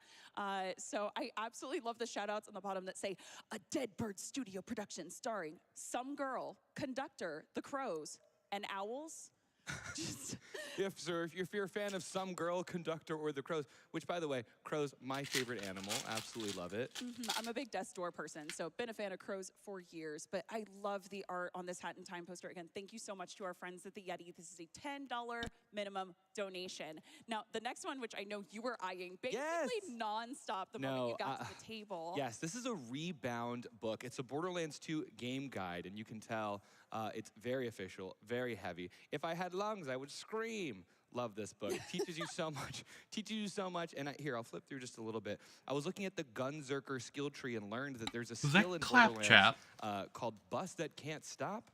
And I really feel like that would be me in another life. But. So this was made by Spare Creations, and they basically took the manual to Borderlands and completely rebound it. So this was hand-bound in Texas, and I absolutely love the detailing work of the red and the gold foils and so much of the other details. Does it matter that it was bound in on the Texas? spine as well. Again, $25 minimum donation for this one. So worth it, so worth it. Right? Now, we do have a bunch of our prizes that aren't here in person physically, but you can check out on the website. Like I said, gdq.gg/prizes will show you the link to all of those, including the Metroid Save One Animal, singular animal, sculpted miniature. It's made with polymer clay and acrylic paints and has this glass dome on the top. So if you've seen those biospheres, this is one of the animals that you could potentially save in Metroid. Looking at the picture of the art, it is so cute. This is a $25 minimum donation from the Tinkery. So Astrid Grabner, thank you so much for making this for us. I cannot wait to have it here in person. First of all, amazing name. And also, really, a lesson on compromise, right? We always talk about save the animals, kill the animals. What about just save one? What about one singular animal? Just go back and save one. Absolutely. And speaking of totally not violence and totally just saving things, we have two As incredible long as it's not weapons for Yoshi. the final prize that we want to show off. So we have several grand prizes you can check out on the website. One of them being this Heroic Replicas bundle. Both of these are very heavy.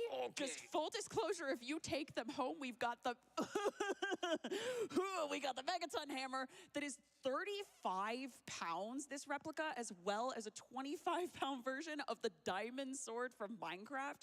These are so gorgeous. Heroic Replicas does amazing work. Thank you for sending these in. And you can be entered for the chance to win both of them. Well, it's a combo. It's a unbelievable combo. that you can get both of these. And this is a $250 donation over the course of the week. So unlike a bunch of the others where you have to donate during this block, it's over the course of all of the donations you make over the course of the week. That'll enter you for the chance to win this or one of our other grand prizes that you can check on the website. Listen, we saw fitness boxing featuring Hatsune Miku yesterday. I think this is really like the event where gamers really take fitness hyper seriously. And if you want to work out, this is 50 pounds of combined prize right here. Yeah, quite literally, I'm holding 25 pounds on Ruby. I think this is something like 33, you said? Let me get a whack at that. This is like 35 pounds, so make sure that you actually hold it from the You can bottom. see the vein popping up in my ridiculously strong arm. Well, Yes. if Can you I want- do one hand? No, I can't. I Nope, literally nope. cannot. If you want a video game weapon to properly train with and display in your home, make sure to enter to win these. But thank you so much for hanging out with us. Stick around for a ton more Awesome Games Done Quick 2026 coming up in just a second. But it's been Ruby and Mello. Bye.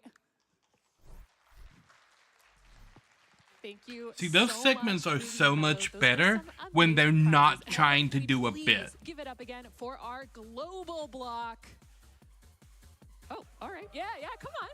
I know, everyone's just so astounded at the Peak Cinema they just saw. And just like Xenon Peak Slayer Cinema. sends in $10 and says, thank you, Arg of Pure Cinema. Now I want to issue a challenge to everyone watching on Twitch, everyone watching on YouTube. Try to scroll back in a video, see if you can count exactly how many words Argic said in a single minute of that run, and send in a donation. Let me know how much that was. Keep in mind that the average person says 120 to 150 words per minute. I'm Savage Octagon, and I am thrilled to be teaming up with you I'm all waiting to for raise money for the Prevent Cancer Foundation here at Awesome Games Done Quick 2026. Your heart's probably racing from that last run. I know mine is. So my everyone, brain walk has it off, left. take a stretch, maybe play with a yo-yo a little bit. We'll be back in a few. My brain has left me, but he suggested that I pick up this game, Deadly Tower of Monsters, yesterday. Because it was on sale. But I was waiting for funds to clear. And when it cleared on my bank this morning, the sale ended and now it's $15 instead of $2. $25.25, or roughly 1/100th of the words Argic said during the run. Yep. Thank you so much for your donation. Was on sale the entire time, but the day that I go to pick it up, nope, sale over. Get ready to pop off for that. Remember that every donation you make to get towards and past that 400K is going to get us towards that giant 500K we're going milestone to of the bonus Snake versus Monkey mode that's included in our Metal Gear Solid Delta run after the main run. You're not going to want to miss that. It's during our science quest block. structure. Here we go. So those of you who are into your science, we've got it coming.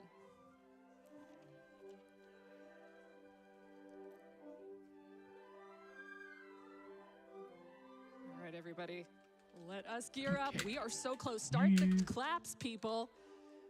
Come on, let's go. Let's go, cheer on. Making chat. Let's get ready to pop off. All right. Yeah! Everyone, thank you so much for raising $400,000 for PCF. Let's go, gamers. Woo!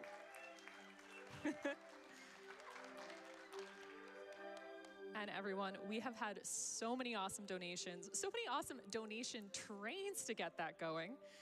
I want to point out someone who's maybe a little late, but better late than never. I've got $5 from Slowpoke, who says, Poyo!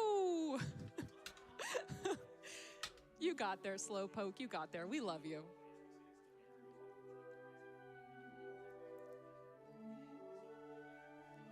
And we are getting ready for our upcoming run of Pipistrello Now. and the Cursed Yo-Yo. If you haven't seen this game, you are in for a massive treat. It's a tiny game. The runner and the couch were telling me that the file size of this is just inexplicably tiny for how big this game is. The map's huge, and of course the map is just a suggestion in this game because we're not gonna see very much of it. We have a bid war for Pipistrello and the Cursed Yo-Yo open right now. You can hug the final boss or hit the final boss, and luckily a lot of us are choosing love. Hug is in the lead with $647.20, but some people are waking up and choosing violence. Hit is $110 behind. If you want to get spicy, feel free to spice that up for us. Okay. And Hug was a special discovery by the runners in this community.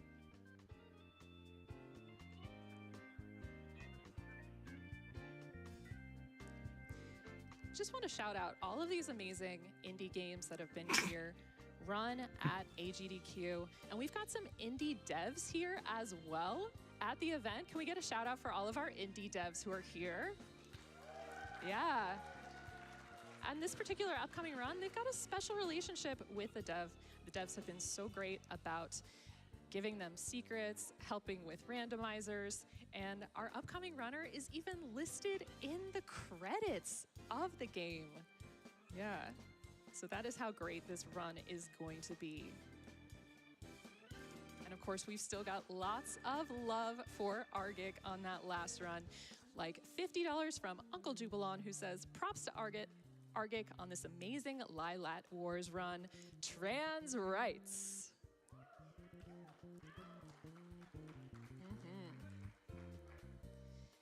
And $64 from Whiffletree, who says, Star Fox 64 was one of the very few games I had growing up and was a huge part of my childhood. Seeing it played so expertly at GDQ is unlocking so many memories and completely blowing my mind. Absolutely. I think so many of us were floored during that run. And we've got a $64 donation from a friend of the stream who says, so glad I could catch Argic's run live. The hype is always incredible, whether he's on the controller or the couch. Lilat Wars remains an N64 favorite since childhood, and I've already learned like 3 things I didn't know about the game watching. Fox is good, but Argic's better. No, really, Argic's better. He said so. Orange juice and all. That's right, everyone. Take care of yourselves. Lots of vitamin C. Let's get through this winter healthy, and let's have a healthy future with thanks to PCF.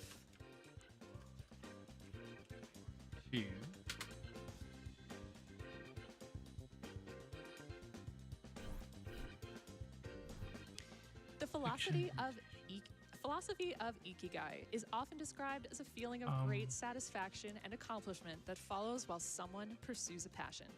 Ikigai Arcade took that philosophy to heart. Ikigai Arcade set out to build and foster the rhythm game community in Pittsburgh and the surrounding areas by providing an inclusive environment and making rhythm games more accessible to everyone. Come visit Pittsburgh's premier Japanese rhythm game arcade at the grand opening of our new location coming soon.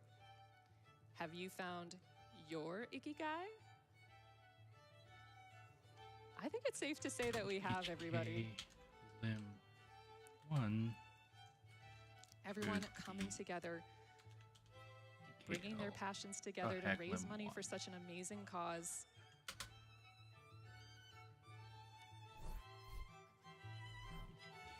All right, everyone. Welcome back to Awesome Games Done Quick 2026, where we are raising money for Prevent Cancer Foundation here in Pittsburgh, and we have just raised over $400,000, everybody. We couldn't do it without viewers like you. Now, we are ready for an amazing run of Pipistrello and the Cursed Yo-Yo by MHF Silver. Silver, Lim let's throw 3 down. should be attack liminality. Alrighty, so welcome AGDQ. My name is MHF Silver, though people just call me Silver. It's a whole lot easier. I'm joined by my fantastic friends here. Hi, I'm Monter J. You had to go And first. Had to go first. I'm Yoshi Pro. You might know me for being Silver's friend. 4 should So this is Pipistrello and the Cursed Yo-Yo. If you haven't heard of this game, it's a mix of like the 2D Zelda games, think like Link to the Past, Minish Cap, with some Metroidvania aspects to it, as well as some Paper Mario inspirations. So if that sounds really cool, that's because it is. So we're gonna go ahead and get started. If the crowd could give me a countdown from 5, we can go ahead and start. You should Go. 5, not 4, be this. 3, 2, 1, go. Alrighty, so the first thing you're gonna notice is the game actually has an option to auto skip cutscenes, so it'll do it the first frame for me. The other thing you're gonna notice is I'm gonna be jumping a lot, and that's because jumping is ever so slightly faster than just walking. Here in the Pipistrello Manor is our introduction. We're actually here to go visit our aunt who runs the city's entire electrical system. And on this very next screen, we're gonna actually see the first trick of the run, which we call jump resets. So if I jump and hit my yo-yo against a wall, I can actually have a brief point of time where I can input another jump. And that's because the game has a function where it gives you some grace period when you're in the air, so you can like correct your movement and stuff. And during that grace period, there is a couple frames where the game actually considers you completely grounded. And during that time, I can jump again. And that'll be seen quite a bit through this run. In this room, we have just a little forced encounter. I can get rid of these guys pretty easily. Another thing you're gonna see me do a lot is after I use the yo-yo, I'm going to immediately jump. And that just skips the animation of having to watch the yo-yo retract. And it's especially useful here right now with items. So I'm gonna pick up this key, immediately jump, and I can just leave with the key. So I mentioned we're gonna go see our aunt. She runs the city's entire electrical system, and the city's 4 main business people are not too happy about her prices. So here they appear to steal her energy, which is literally her life force, and split it amongst the 4 of them. We intercept some of it with our yo-yo, thus creating the titular cursed yo-yo. We're gonna go over here using some more resets. This room normally has a forced encounter with a bunch of annoying enemies, but if I throw the battery over here and just grab it from the screen transition, I skip the whole thing. Over here, I'm going to get what's considered a late game badge. This is called the Cheater's Teleportation Badge. This game, much like the Paper Mario, has badges that you can equip using a badge point system. The Cheater Teleportation Badge is a special late game badge that you're normally supposed to find by like messing with the game and doing a bunch of stuff. The thing the badge will let me do is teleport to the yo-yo when I throw it. As you can imagine, that's very busted, but unfortunately right now I can't equip it. In this next screen, I'm gonna skip over this little area by doing the jump reset again off this enemy. Over here, I'm going to learn the off-string throw ability and then just leave. And I'm gonna go for a very tricky jump here. Okay, and there's if I can get that, oh, I got it. Okay, that, don't mind the fact that I just walked in the water, but that is a very tricky movement.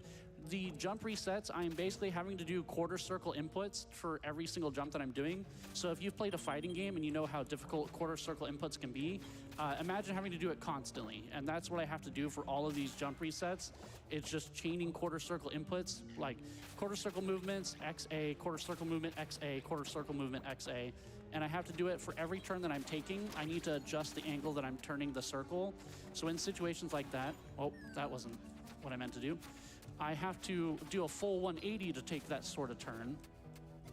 Here is a little battle arena. I can actually use the off-string throw to throw the yo-yo off, and the yo-yo will just deal a bunch of damage for me. And when I don't have the yo-yo on my string, I will just stun enemies when I hit them. So I'm just gonna let the yo-yo do a bunch of damage for me. And then these big guys with the hammers, they take a lot of damage, like they have a lot of health, and I just don't want to deal with them. So I'm just gonna knock them into the water. And now there's a little money bag that spawns. We're gonna collect that and leave. And now we're gonna enter the safe house. The safe house is a place we'll be coming a lot later. This brings us to the plaza, South Plaza, right? South Plaza, I haven't played this game, but I've watched a few runs. So in South Plaza, we're gonna be going to talk to our cousin and get a burger. Our cousin will be in the safe house and will give us upgrades, right? The badges, so. They will act as our upgrade tree. The way that she works is we will take upgrades and they give us a buff and then they give us a debuff. We have the debuff until we pay off the contract. So that's why I'm grabbing this burger, is there's an NPC who wants it and will give me some money for it. Yeah, the contracts put you in debt. So every time there's like a debuff, like you said, and the money, it goes like half and half, right? Pretty sure there are half goes 3 to my Grandia pockets, games. half Grandia go to 1, paying off the Grandia 2, and then contract. Grandia Extreme. No, there's Here 4, because there is a Grandia there's a 3. new money route that is like reliant on RNG. These enemies can drop money. It's variable, and we Hey, have we got enough. it. We're good. All right. Yeah, we need under 125 there. Just And barely. then here's our next cousin, Pippo. We're not actually going to talk to Pippo, so everyone can say bye-bye to Pippo. Bye, Pippo.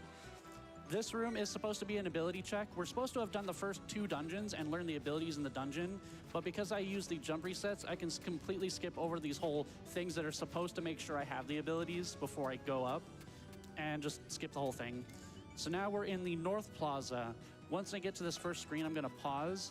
I'm going to choose Return to Safe House. I've paid off that first contract, so I'm going to take the next contract, which will give me I just know enough about badge points Extreme. to equip this teleportation Check badge. out So now we Parallel finally get to see what Trippers. this looks like.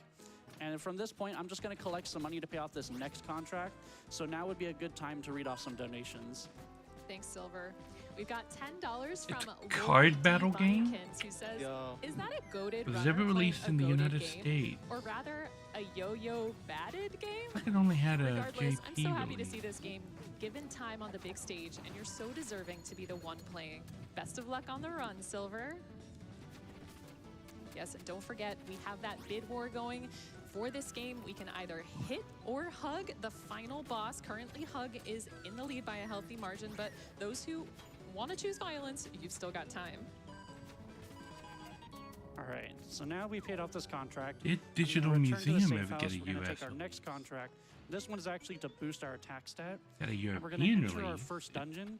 So we're not Did actually not- going in the no, it dungeon didn't get to a complete it only got Japan. Every main Okay. dungeon in this game requires a sort of mini dungeon to be completed first. In this case, we need to complete the mini dungeon to enter to get like an actual ticket for this festival, but I can just sneak my way in. I can also sneak my way past these NPCs. And then the gimmick of this dungeon is a lot of stuff are controlled by these color switches that change these little poles. Again, we're not here to actually interact with the dungeon or its gimmick or even go for the boss. We're here because this dungeon has a specific move we want to learn. And so Check we're going out to go Grandia straight towards Online. I that. don't think I'd But be to be able to adding do it, we need to do online another trick called a transition warp. So if I use the teleportation badge on the same frame that I screen transition, it'll change where it'll change the teleportation to apply to the new screen. And I want to do it for this screen so I can get to the other side of this gap here. That way I can actually skip having to do anything with these little poles. Unfortunately, it's not very easy to hit one frame. I promise I'm not nearly this bad at hitting it. Come on. That's a rough trick, as stated, like frame perfect. There we go. There we go. So now I end up over here, and I can jump. Now I learn UFO throw. The UFO throw is normally give yourself an extra double jump when you're over, like trying to clear your gaps like that. That is not what we're going to be using it for. In fact, the UFO throw enables us to do a whole lot more fun things like this. I can just zip now. There we go. So what happens there is the UFO throw, if I throw it off a screen transition, the UFO becomes positioned at 0-0 on the next map. And here I'm going to grab it from a shorter distance, or a farther distance rather. That brings me only one screen at a time. And that is the main thing the UFO throw unlocks for us, is now we can zip around the map, thus skipping a whole lot of sections. Here is the second dungeon, the first one we're actually going to complete. This one is a stadium where we need to get into the stadium, but they're only allowing fan clubs in at this point. So we're going to go around town and collect 5 of the 10 fans that exist in order to create a fan club so we can get in. Probably And Wikipedia is thankfully, a the good fans place. will actually pay us to join our fan club. So we're just going to use I like that to pay off our seeing contract. the thought This guy processes is of conveniently with some bags of money. Now I want to get a specific zip here to skip this screen, land past these poles, and then past these ones, so we can hang out with this guy. Now, you can see our debt is already paid off. So we're going to come over here. And the reason I wanted to do a very specific skip for zip for that screen is the safe house that I can return to from the pause menu depends on the last screen I was on that had a safe house. I want to make sure the last safe house I was on was this screen. So now we're entering the second dungeon, and we're going to immediately go to this screen, and I'm going to place a $1,000 bet on myself. Don't actually do this. You will never win. Gambling does not work out. Please Seems like do a not safe actually bet. gamble. Seems like a safe bet. Always bet on yourself. And then here, Not financially. this very tricky zip will get me into this room. So if you guys want to explain what I'm going to do from here. We're going to be doing a bunch of wall bounces, like jump cancels. There's a lot of buttons that we got to press around the room to open the door. Yeah, normally you need to be using like a wall ride ability, I believe, here. So, and because we don't have that, we just got to do the jump reset. And Jump these are reset's like so powerful. These are near frame perfect tricks that he's doing. So like, it's very impressive. It's like chaining this many back to back to back is really, really nice. And now we're going to do that same transition of warp I did earlier. But now there's a bit of a risk. And I got a first try. Nice. So now I'm going to press this switch. And I'm going to do another one. So I basically skipped half the dungeon with that first transition warp. And now I'm going to skip the rest of it. And now here's the boss. So this boss, we're actually not fighting the boss himself. We're fighting his football team. And this is a mix of American football and literally everywhere else in the world football. So we take like an American football and have to go score it in a soccer / other world actual football field. So right now, only thing that's going to be changing as I go is they're going to slowly make it more difficult for me by adding barriers and turrets. So now would be another good time for some donations. Wildest football game ever. Certainly wouldn't want to bet against you. $25 from Midnight John, who says, I keep misreading the Pipistrello title as the Cursed Pollo, and now all I can picture is the main character wielding Kirby. And $100 from Patrick, who says, Argic went too fast for me to donate, but hopefully Silver can still use this boost to get through, yo. On this last section, there's just a lot of bullets just raining the place. I got hit just as I teleported. So when this game started, it looked kind of interesting. But now it's just looking like nah. Like nah. So one thing I haven't really I don't think I'm interested in this game. Our Ant's power and split it into these mega batteries is what they're called. They're using it to fuel their own greed. In this case, this guy, his name is Carrera. He was using it to match fix, and the entire team that we just played against were all robots, and he got exposed for match fixing. And now there's Pippo, so everyone can say hi to Pippo now. Hi, Pippo. Hi, Pippo. We're going to take our next upgrade, which is unfortunately going to leave me with not enough badge points for the teleportation badge. But if I go up here, I can actually just zip halfway out of the dungeon. Okay, now well, we're gonna go while this is happening, I'm going to take a quick little break. I will be right back. About being without my teleport for very long. Oh, that went a little too far.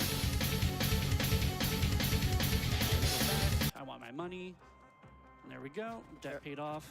So there's different types of zips, and that's like short zip, I believe, right? Yep. If you walk back, it keeps you in one room, because zips can go past multiple rooms usually, but if you go back, it's a single room zip. Yeah, so standing further from the yo-yo after I throw it off the screen is a short zip. Standing close to the screen transition is a normal zip. And then there's another type of zip we'll see in a little bit later. Here, I'm just gonna zip all the way back down to the south part of town. And we're gonna go find a little secret alcove that houses another badge we're gonna pick up. For this puzzle, I need to grab this manhole cover and take it into the sewer with me. The little puzzle in this room is I have to find a way to press 3 switches. So I'm going to use the manhole cover to press one of these, and then I'm going to use the yo-yo to press the other, and then I'm going to use myself to press the last one. I have a question. How did you get the manhole down there? Very good question. Don't ask questions. Okay, sorry. So now we unlock the Cheater's Train badge, and this boosts all of our movement speed. So now I'm going significantly faster, and we'll move a whole lot faster. And the other movement abilities you can get in the game are also impacted by this, but it wastes time to get them, so we're not going to get them. Oop. There we go. So now I zip to this space. I'm going to go back this screen.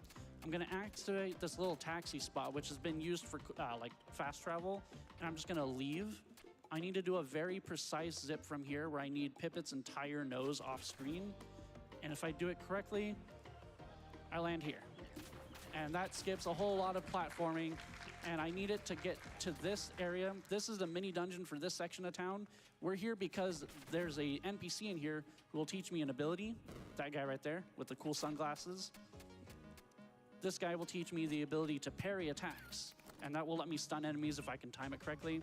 So in this case, this guy, I'm not even gonna look at him. Still gets parried. So cool. That's so cool. So that is one of the defensive abilities you can learn. That is the only one we will learn.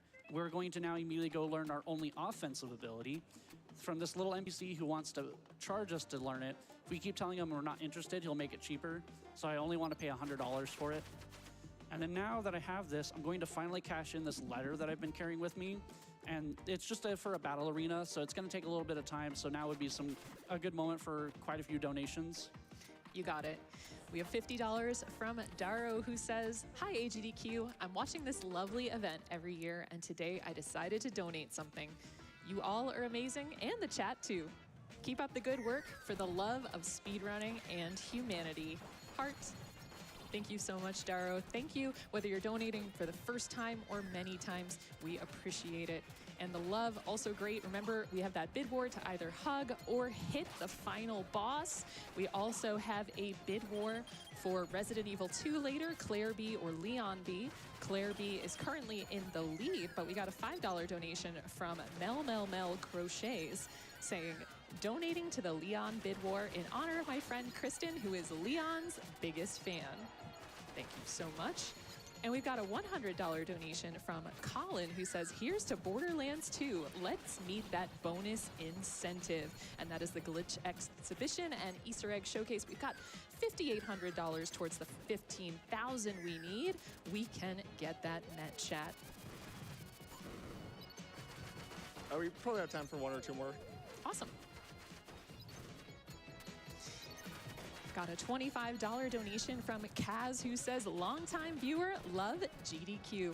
Good luck to the runner." And this is the final wave, I believe, right? Yep. So this arena gives us the Demon Badge, I believe it's called. It gives you double strength, and double strength is a lot of strength. And a lot of money, too. Yeah. So the main thing is we get what's called the Demon Badge for completing that. The Demon Badge doubles our attack stat, but limits our HP to 2. So we go there to pick it up. Plus, we get a lot of money to pay off our contract. A contract we have right now requires a ton of money, and that just so happens to also give us a ton of money. So now we're going to go to the next mini dungeon, the only one we actually have to complete, and it's in this little skyscraper. Fortunately, the exit for this dungeon is on the same screen as the beginning. So with the train badge that I have that boosts my movement speed, I can do a very tricky jump to get around it, and now the dungeon's complete. Some classic parkour, Minecraft reference.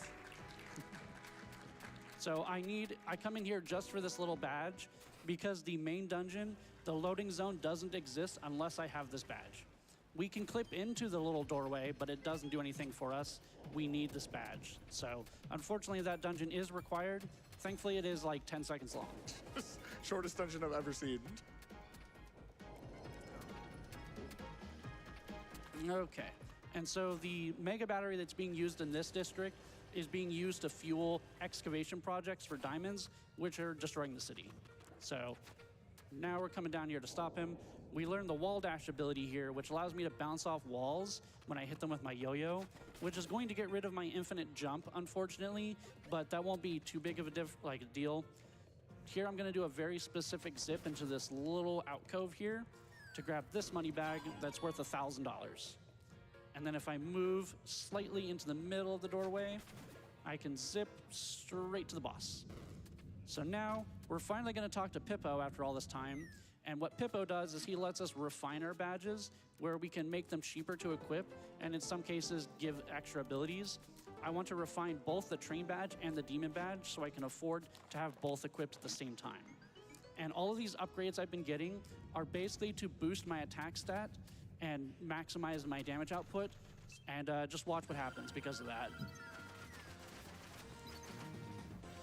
Boss just melts. Normally the boss jumps around, but we do so much damage so quickly that it doesn't get a chance to move. And he's gone. He put up 0 fight. And now I'm gonna try for a little trick. If I fall off this as the cutscene, I didn't do it in time. There's a way to, if I fall into the void just as the fanfare ends, I can spawn closer to the battery. That just makes it easier to break it. So that's Slime Tycoon down, and our second mega battery. So now we're going to go back to that one taxi spot I mentioned earlier. So to keep in mind where I just activated a taxi spot and then left. We don't need any upgrades anymore. We don't need any badges. We don't need any upgrades. We are literally set for the rest of the run at this point. So we're going to go to the... Hello. I have returned. The first dungeon. It's in a giant mall. I need the to guy push who has that mega battery this is button. using it to fuel the mall as well as his food production system. Yes. And it's normally a very cumbersome now. dungeon to do because you're supposed to go around. Finish a bunch those. of I mall, need to collect some keys and unlock an elevator. But we're going Let's to do say the we third dive type of into zip. the BFQ. Now, the third type of zip is called a pause zip. If I can pause on the same exact frame that I Not screen community, transition not from a zip, community. it'll unload collision. See, that's what it looks like normally if I try to zip from here. And But Doom if I can 2. pause on the same frame, I don't know which as of I these screen versions transition, is the better version to play. I believe this is Let's also let's take a look. tight trick. Yeah, it is. You get one frame. Doom. for this, Oh, and that's this why is you see okay. me Never pause a mind. bunch. It's because I'm have not to very stop. good at hitting it just blind. There we go. Oh, Yeah. And and now we're here. we're down here. So Doom and we Doom skip Eternal. This is almost the Doom entirety of the dungeon. 2016. I'm going to do another one here.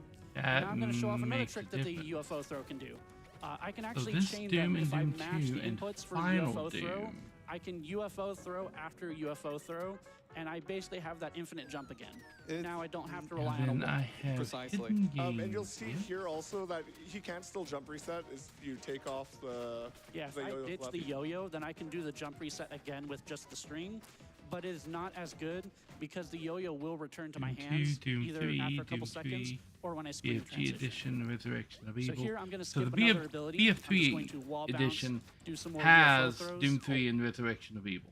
All right. Well, thankfully, because I was on a different screen and Doom hadn't touched before, I Eternal don't is take the damage from sequel that. to 2016. So we're going to do this. And then the bounce Age off that wall, of whatever it's more, called. You can just we change start. It's the moves last one one. after I another. think I might So have this is that on Dawn Moretti, if you guys PS5. like to explain how Dawn works. Dawn shoots you with guns. It's got a lot do of different I guns, I and you have can a parry them back at the them BFQ to already stun them for a little bit. Yeah, so the first Yeah, attack that laid Dawn out does on is always here, the I same, think. but then it's kind of up to luck after on where Dawn will go, what Dawn will do. I believe you typically want them to use like either of those attacks. The one that has a bunch going after one after another, or this one. Yeah, the scatter shot seems to be the best. Scatter 'cause- shot, that's a yeah. word. Doom as a franchise. There we go. All right. Nice. He loves to be a butt. So now I'm going to try that same little skip I was trying to do earlier. Okay, and that should have worked.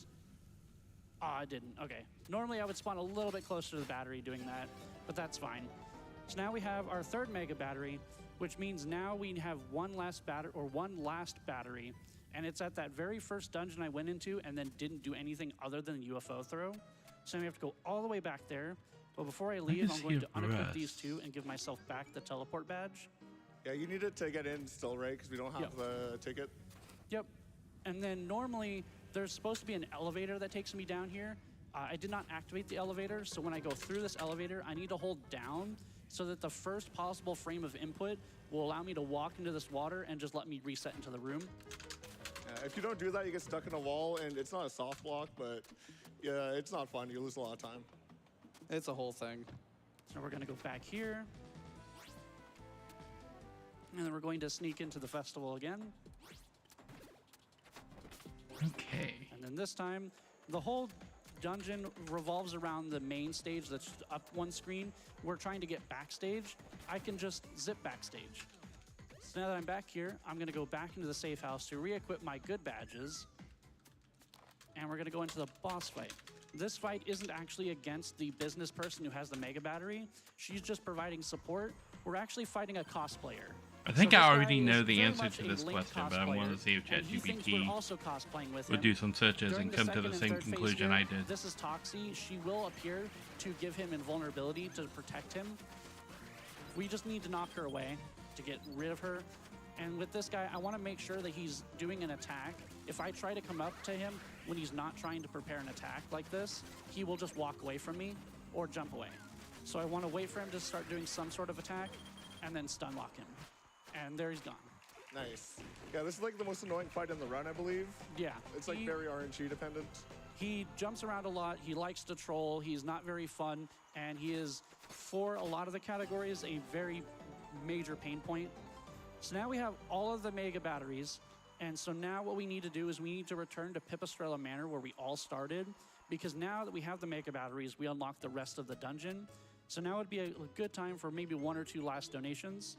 Awesome. Just a reminder, we are almost halfway there to the Space Mustafar showcase in Star Wars Battlefront 2.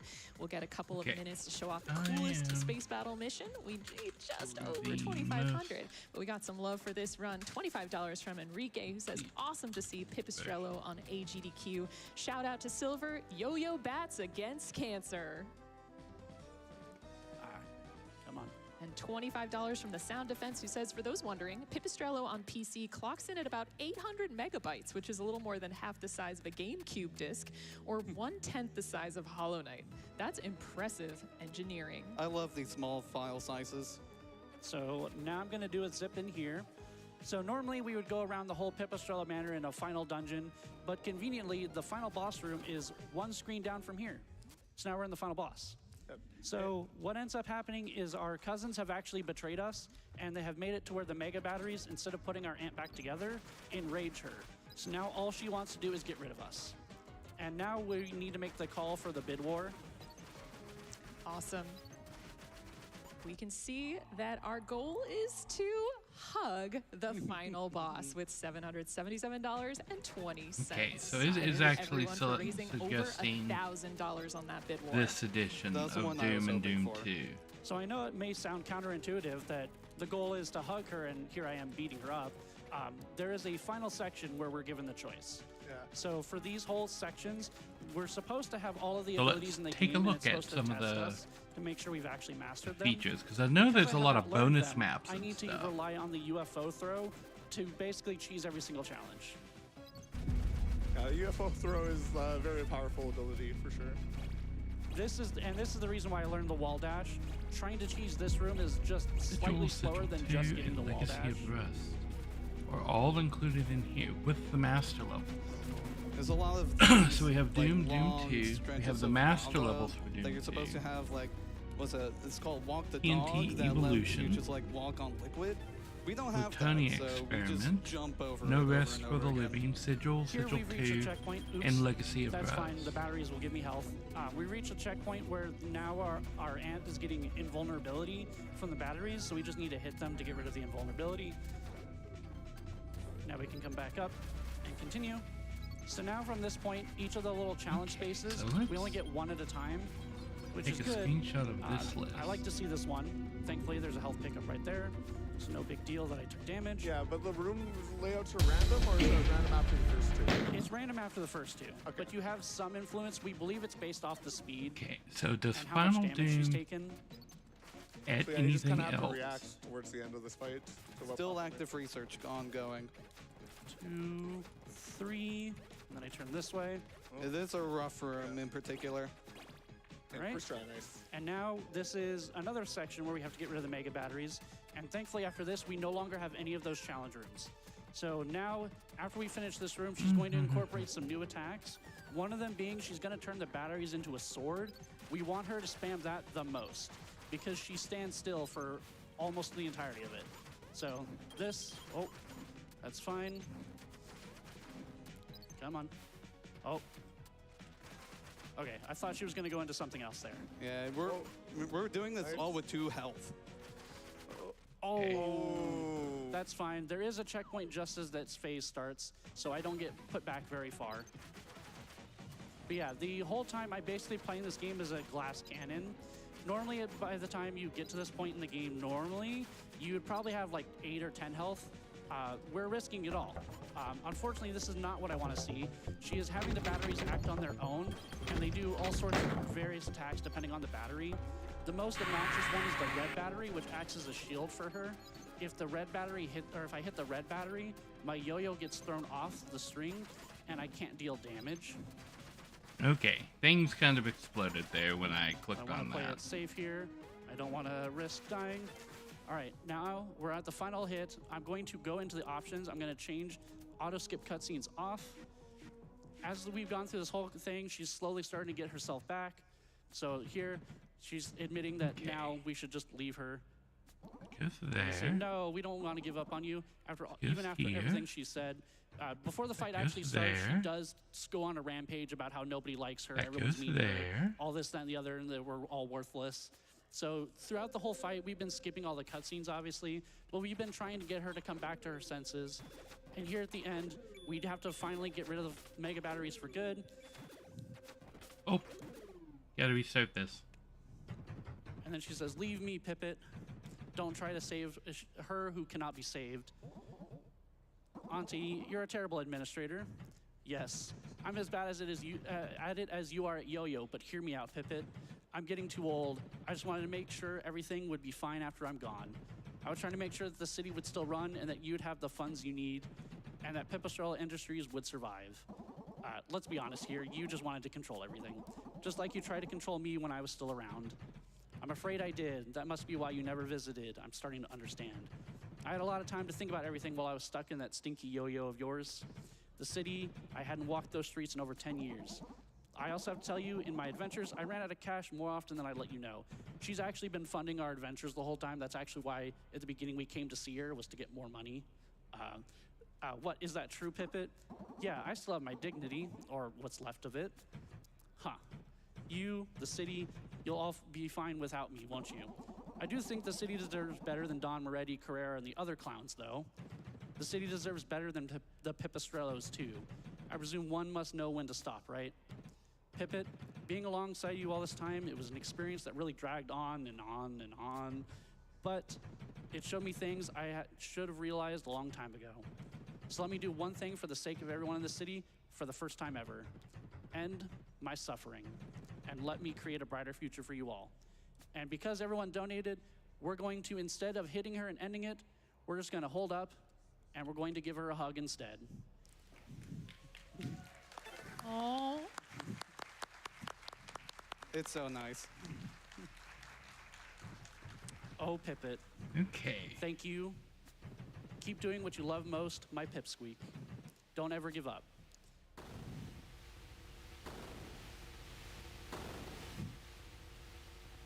So the And time. 2, 1, and 2. So now, the whole time that this has been happening, Pepita and Pippo here have been waiting for us to eliminate each other. And what our aunt ended up doing was she sacrificed her life and her energy to create an infinite power source for the city, which foils Pepita and Pippo's plan of taking over the company. So now here they are, completely baffled as to what's going on. The city is receiving infinite power for free.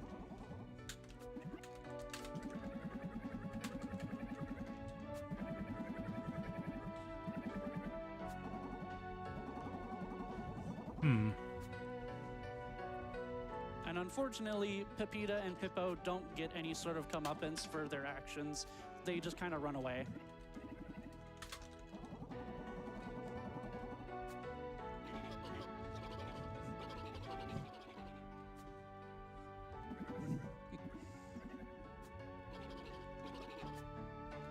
So, unfortunately, we don't get to do anything about them. We just let them go for some reason.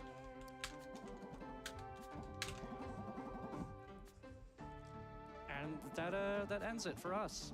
Pippet moves on to resume what he was doing before.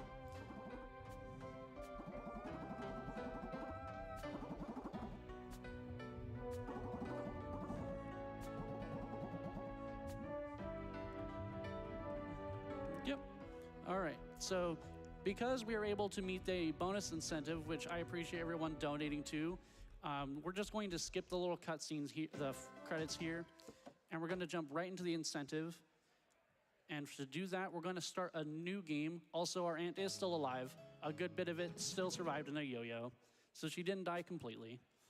So now what we're going to do for the incentive, we're going to start a new game plus file, and I will give you a countdown for the timer for that. So this, in New Game Plus, we get all the abilities, we get all our badges, and we can choose what upgrades we want in the upgrade tree whenever.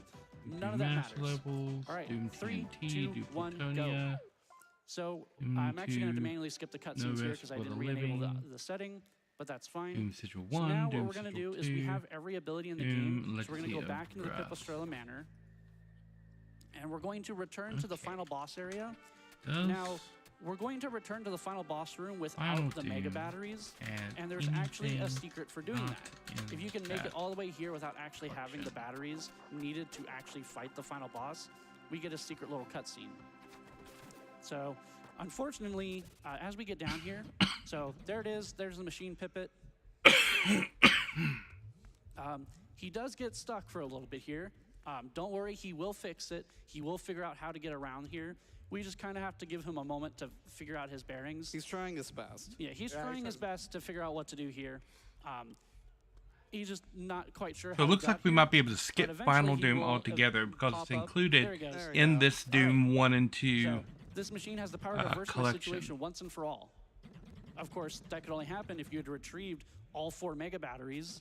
We came all So this way Final for nothing. Doom is What do you just suppose we do now? TNT Evolution and the Plutonium I say Experiment. And we those are dance. already in the Doom 1-2 remake. So we can Dancing with a bunch of holograms uninstall of Madame, Final what's Doom. it? Peppa We don't need it. We've already Pipistrella. got it.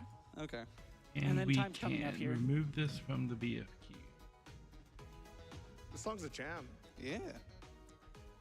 And we have a $5 donation from Wyatt. Hugs for everyone. Okay, and then Doom 64 would be So, added to yes, we call it bad ending classic. because not only is you get the alternative ending, so to speak, but also we are now soft locked because the retry this room button will put you back into the entrance of the room that you entered.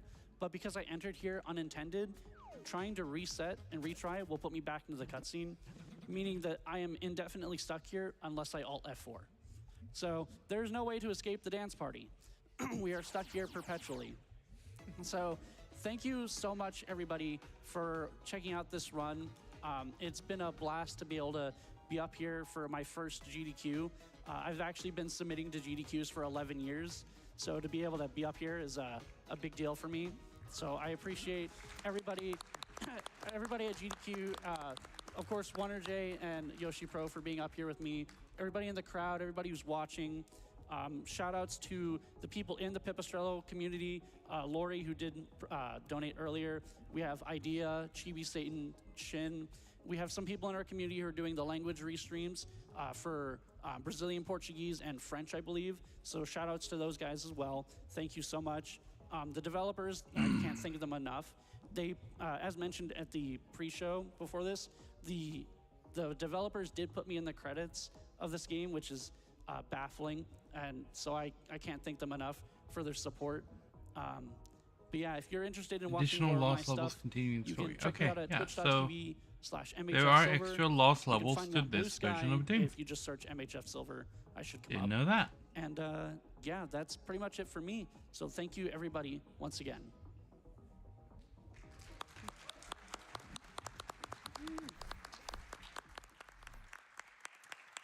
What's up, everybody? Welcome to Tuesday's Rundown. We are here to talk about everything that is coming up today, the exciting stuff you should keep tuning in for here at Awesome Games Done Quick 2026. I am Adef, and I am joined by the incomprehensibly talented cast of characters to my right. We're talking Melo Acevedo, Spike, Jadelyn, and Ruby Hart. So first up, guys, I want to talk about the stuff we've got coming up this afternoon because there's a stacked lineup of games. So we've got some clips here. I wanna just blast in here. We've got Halo Combat Evolved. This is the first Halo game, but this is the Cursed Again mod that we've got here from Shockwave. So, or as Spike said, Shockwave in the Shockwave, bro. Shockwave. Anyway, okay, so there's never gonna live that down. Wild changes to the game, including the shotgun is now a cannon that you muzzle load with like a pipe thing.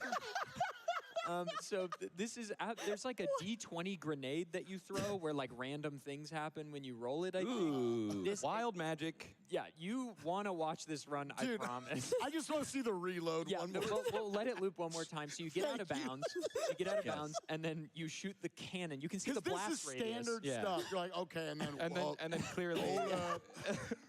I'm gonna get that. Yeah, pack it. It's the Revolutionary War, but Halo. Amazing. That road's All right. gonna be so good. Spike, why don't you take it away with Resident Evil? Yeah, crazy gaming days. I mean, I'm a big fan of any time we have a Resident Evil here at GDQ. Again, we're going into a big horror block tonight. But what's wild about this, I mean, you can probably tell looking at the camera right now, it's going to be a bid war between Leon and Claire. They're going to use their kniffy only, the knife only, but they're going to be using the guitar in reality only the whole time. Shouts Crazy Gaming Day is putting this little compilation right here. So much of this you can watch and be like, yeah, that's just the tech they utilize in a regular old speed run of this, and they're going to be doing the whole thing with a guitar. I don't know how this is possible. I love stuff like this at GDQ. It's going to be wild. I know there's a bid war right now going on for this game to have either Claire B or Leon B. Claire B was in the lead the last time I checked on it, which, in my opinion, is superior. So if you don't if you don't agree with me, go ahead and donate. But if you do, also continue to donate so that we can see the better run, which is Claire B. Okay, well, where are my Leon heads out? Is all I'm saying. Mello, why don't we talk about some Contra? Oh my gosh, I have so much to say about Contra. First off, shout out Family Dog Walk and co-op gaming in general. Those are some of my friends from my improv team back home. Tyler and I went through a Contra journey this year. There it is, Contra. We got Mr. Cab and Conster that are going to be playing this arcade 80% multiplayer. Look at the weapon swapping going on. So you got the spread shot, the homing shot, and right here at the end, they're going to quickly land on all of the different weapons and swap. You can't really see because our pip is in the way, picture-in-picture's in the way, but they're going to go back and forth really quick, swapping weapons to get the optimal loadout. And then check out this. Look at this. Look at this. Beautiful remaster of the original. And massive giant hand. Through. Man, couch co-op multiplayer games are truly beautiful. Play with your friends, play in person when you can. It's just an experience you won't live down. But this game just came out about a year ago, and it's fantastic. I can't wait to try it myself. The series is beautiful. I also feel that like I want to looks give a real really big cool. shouts to Conster. Conster's been coming, part of the Mega Man community for so many years, coming to GDQ. This is his first time ever getting to do a run on the GDQ stage, so that should be a lot. Yeah. They gave me multiple clips to choose from, and one of the ones I didn't was where they're like, if you keep donating, Mr. Cab will just keep making bad jokes this entire run. That is excellent. He is a father. He knows bad jokes. I have known Cab and Conster for over a decade, which is wild, and it is so cool to see Conster on the main stage. And Jadlin, we'd be remiss if we didn't talk about American Truck Simulator. We have to talk about American Truck Simulator. This is Oh yeah, this is that live audience. This is going to be with Anarchy and Laszlo. This was from their recent run at Flame Fatales, and I would just like to say, please watch the screen on the right-hand side, because it's just gonna, you simply don't go on the road sometimes. And then if you see on the other side, you see poor Laszlo's truck, and Anarchy is trying to keep it together, and it's just not happening. It's a point-to-point race. They're in the same world? They're in the same world. It's a point-to-point race. And if you are a fan of Heavy Chevy and Big Ranch, they are back. And I just have to say, there's going to be some great guest appearances on their couch as well. American Truck Simulator Tokyo Drift. so exciting. There's also a bus, and if we go through this loop again, there's a bus that drives straight in between them during this. Whoa. And poor Laz can't get back on the road. It's fantastic. I really can't express how much love there is for Laszlo and Anarchy. If you love Laszlo and Anarchy and you're live in the audience, can we hear you scream real quick? There we go. Like, let's go. This is going to be such a good run. It's going to be fantastic. That is coming up tomorrow, right before the next rundown. Yes, exactly. And I want to talk about our amazing prizes. So we have the whole classic Doom run right there. Some of this stuff, and then we have Doom 3, which is very much its own standalone thing. It's kind of a remake on the Doom series. They tried to take it in like a horror game type tone. Didn't really work. And then they ended up revamping it again in 2016 with Doom 2016. So this one is 7,600. And then that had, of course, Doom Eternal and the Dark Ages after it. So there's the entire Doom franchise. Like I said, this is one of our day prizes. From beginning to end. Donate over the course of the day. And I have most of that franchise. The Moogles from the Final Fantasy series. The chain work on this is so cute. I love it so much. So get in those donations. Thank you all so much. Then we have a picture of this next one. Doom and Doom 2, which has all of this stuff is included in this package. And then Doom 64 is the last of the classic Doom. And then this is Doom 3. This is both of the campaigns for Doom 3. Again, that one is also this is Doom 2016, and this is Doom finally, this one I have to put on Eternal. special fancy gloves for. I know. What DLC do I This is one of have the big ones. So for enter Doom stage Eternal? right. Okay, We it looks have like I this have Ancient incredible Gods gemstone rupee set. So this was from Part Gem 2. Cutter Schufels. So if I have Now, Part 2, this I have one, Part every 1, single one right? of them is Right? a That's like, what that means? multi-carat stone. So There's so many extra hard time. little There we go. packs I'm gonna try and pull out just things. one of these so you can see Okay, it. So the Ancient Gods the Part 2 and the Ancient Gods Part 1. Okay, so I have Part 1 and Part 2 of the Ancient Gods. The cuts on these are absolutely exquisite. So So I have everything Yeah, they're. Oh nope, that's up until the Doom the close Dark up. Ages. Perfect. Like I said, it's a on the blue PC. rupee, a green rupee, and a red rupee. They're all slightly different Nice. sizes, but it's a synthetic ruby. Then we Now have for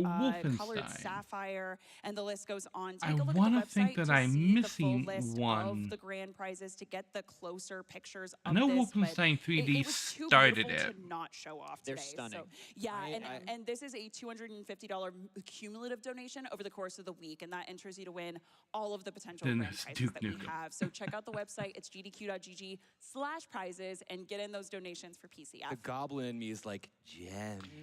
I can't believe this game beautiful. actually If came out with how long they had you been can take teasing it a look. before it came out. If any of that doesn't come through clearly on camera, I'm here to kick ass and chew bubble gum, and I'm all out of bubble gum. Just for the proper list, it's a 28-carat green rupee made from synthetic sapphire. A 5.5 carats of raw stones were donated Next, by Tom we from are Tom's Box of Rocks. going to The add blue the rupee is 34 carats made from spinel, and the red rupee is Wolfenstein made from synthetic ruby. It's approximately 34 carats. Good lord. Yeah, So it's many insane.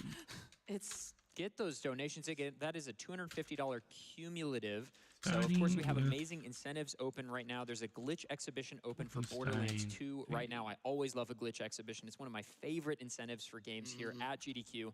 We're at 42% on that. Remember, if you go to gdq.gg/donate, remember to select the incentive you want to attribute your donation to. If you do not do that, it will not be attributed to an incentive. But you're automatically entered to win prizes so long as you meet the requisite donation limit. And again, you have all week to get up to $250 or more. Could come in one donation or 5 or 10 or 20. Right. And that will allow you to be in to win those beautiful gems. I mean, they are genuinely stunning. There were so many great runs from yesterday, too. Yes. You can check those out on YouTube. Shout out to our people watching live on YouTube. Yes. Hi, YouTube. Hi, YouTube.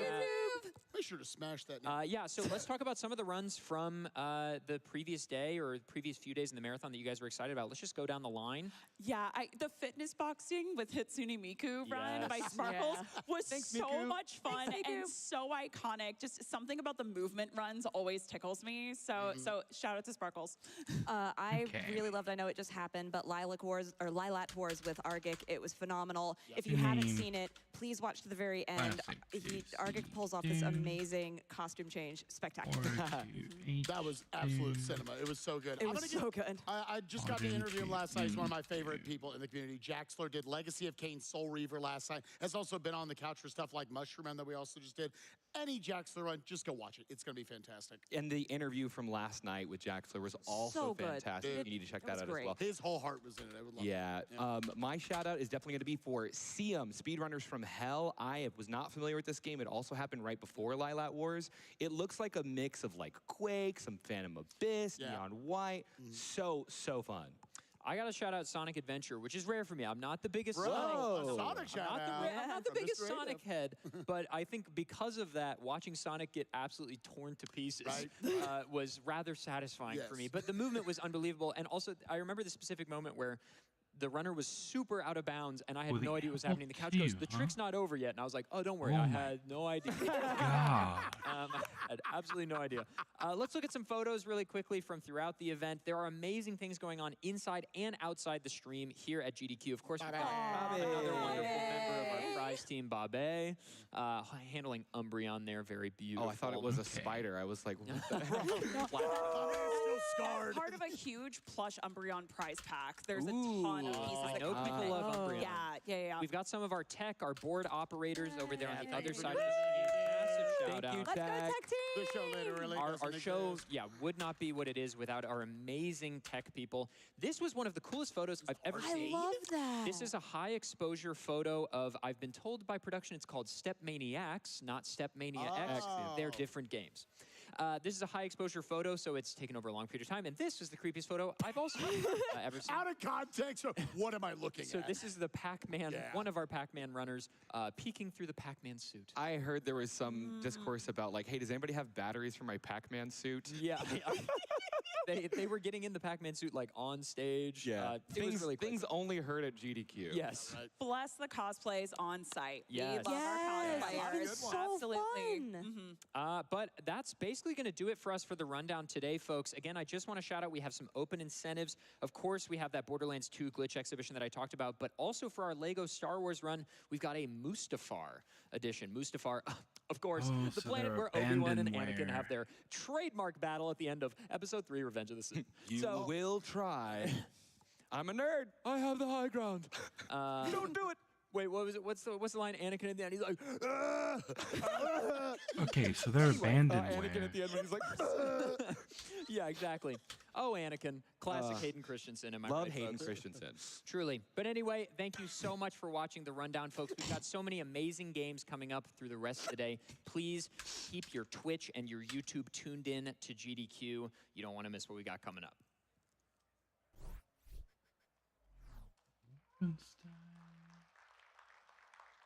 Castle Wolfenstein. Thank and you so Beyond much, Castle ADEF, and thank you to the Wolfenstein. interstitial team as always for that. DOS, Morning, 1984. everybody. My name is Kuiper Don't Care, and I'm going to be your host for the next upcoming run. We got Absolutely Borderlands want 2 the getting DOS set up here version of this game. in just a couple minutes. But before we do that, we're going to take a little break before we venture off into the wilds of Pandora, and we encourage you to do the same. We'll be here when you get back. So the DOS Touch that version browser. will probably be the most feature-rich version of this.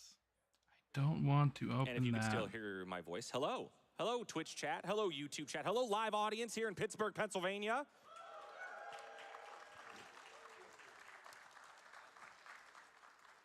We have already raised over $400,000 for the Prevent Cancer Foundation. And last time I checked, I'm not really good at days of the week and time and basic tasks, but I'm pretty sure it's Tuesday.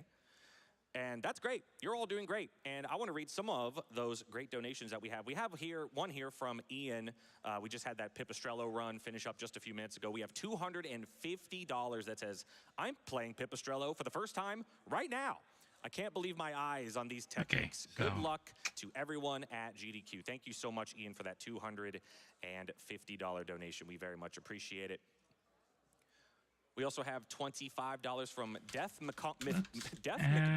Fantastic name. I've been a long-time viewer, but I've never been in the position to donate until now. I just want to say thank you to everyone involved for the fantastic work you have all put in over the many years of these events. Peace and love to you all. Thank you so much, Death McMonkey, for the kind words. And thank you for the $25 donation. DOS edition. I do want to remind everyone we have two incentives going on right now that we are going to try to push and meet during, not after, during this Borderlands 2 run. We have a glitch exhibition for the Borderlands 2 run that our runners will showcase for you. If it is met, we have $8,000, just a little bit over $8,000 left for that. And I did talk to the runners prior to them getting set up there, and some of them told me that some of these glitches and some of these tricks you're going to see are not only are they brand new, but they have never been done before at a GDQ. So some first-time stuff that you're going to get to see if that incentive is met. Again, we have about $8,000 left for the Glitz exhibition. We also have a Space Mustafa showcase for the Star Wars Battlefront 2 run coming up after Borderlands 2. And that runs, that incentive's sitting at about 50% completed. We need about $2,500 for that as well. So grand total, we're gonna need about a little less than about $10,000 to get both of those met. I believe we can do it. I believe you all can do it. Let's make it happen.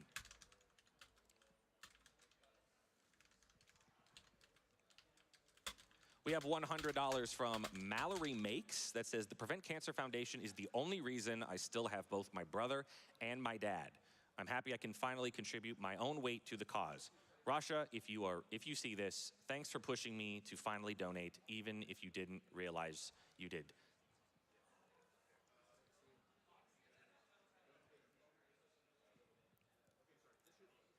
$25 from Smudge that says, this is, I think, around my 7th or 8th GDQ, and it always feels like I just have a week of comfy friends to watch play, especially now that I've adopted 3 rats to watch along with me this year. That's awesome.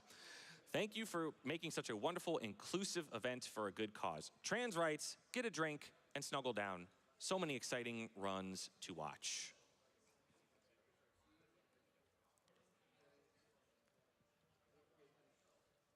Okay.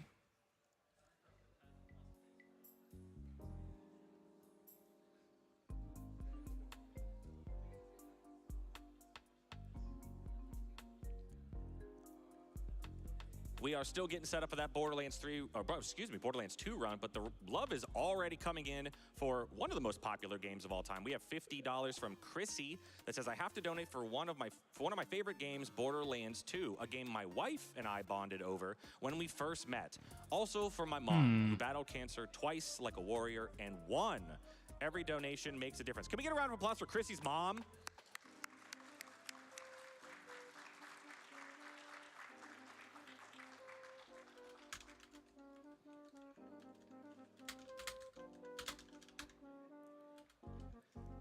Couple donations here with very simple comments, or perhaps no comment at all. We have $100 from Anonymous. See if there's an easy way to play those two missing mission packs. Another $100 from Anonymous. Thank you so much. Appreciate it, Anonymous. And then another $100 from John that says less than 3. Again, all of those donations are going towards that $500,000 milestone that we have. And if we do hit that, which as of right now, let me see what that is. We currently have $95,000 remaining on that. The bonus snake versus monkey mode for Metal Gear Solid 3, Metal Gear Solid Delta. So fun fact, Metal Gear Solid 3 is my favorite game of all time. So if that doesn't get met, I might be a little upset. And you don't want to see me upset.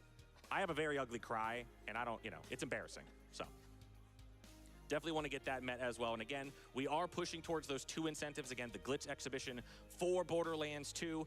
We're at about 48% of that met. And we also have the Space Mustafa showcase for Star Wars Battlefront 2 coming after this run that is also sitting at 50%.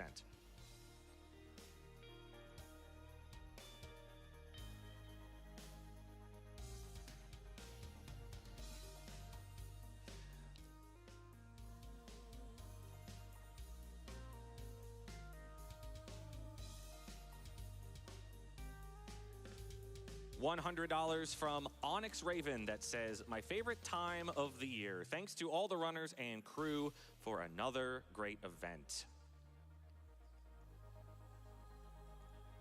Okay.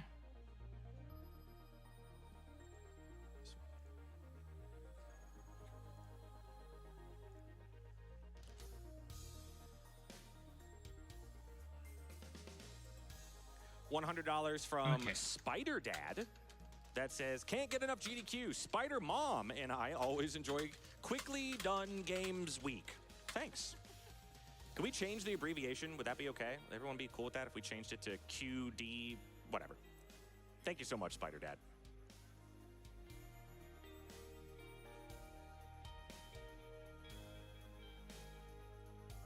While that's doing that, Return to Castle Wolfenstein is the next entry, and I have $10 from Z that's going to help us get to that Glitz exhibition for Borderlands 2. Wolfenstein The donation says, this donation territory. goes to the Borderlands 2 Easter egg showcase. One of my favorite games of all time. I'm so hyped to see it played here. Trans rights. The 2009 so much, Wolfenstein RPG.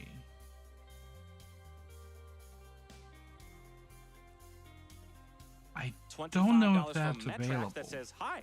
Hi, Metrax. Hi. I love the Borderlands series. It is my favorite games, and I really, really want that amazing Borderlands 2 game guide. Keep up the great work. Greetings from Germany.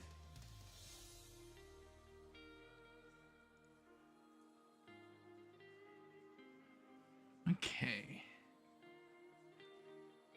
New Order Old Blood. New Order Old Blood.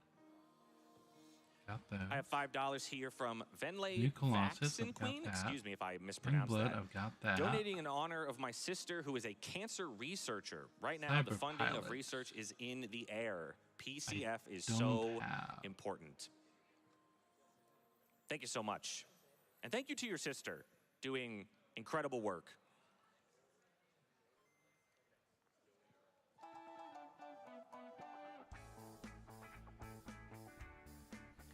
Peeking over again at these incentives, we've made some progress on that glitch incentive.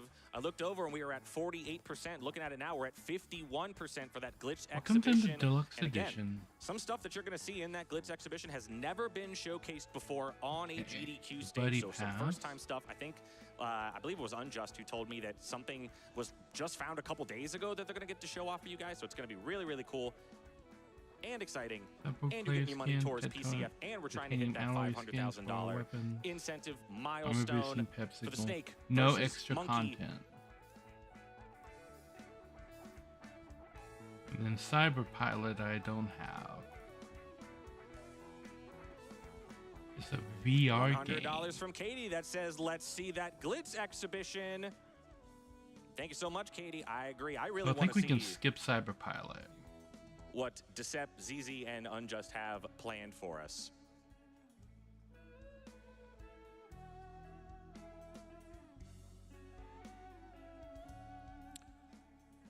Okay, so I we got can skip $100 Cyber here Pilot, from but I've got the rest. We'll skip RPG and we're gonna skip Cyber Not Pilot. anonymous, anonymous.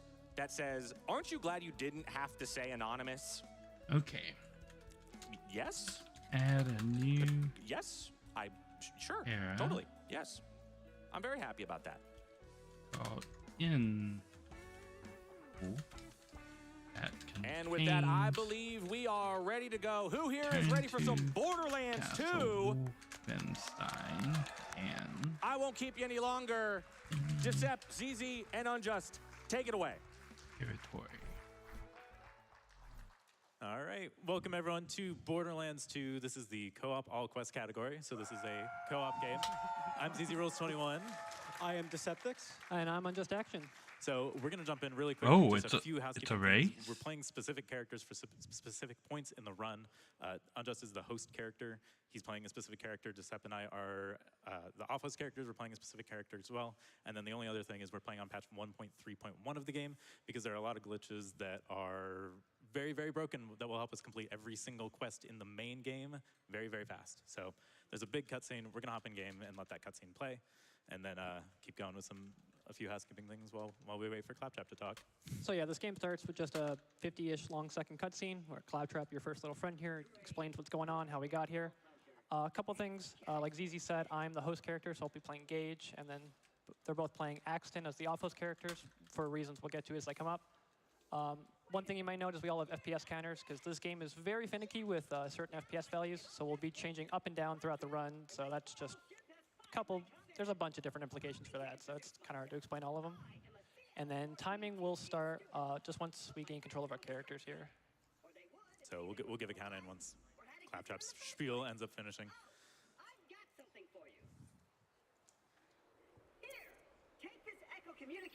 And that's the rundown of what we're doing, but time's going to start relatively soon. I will count it.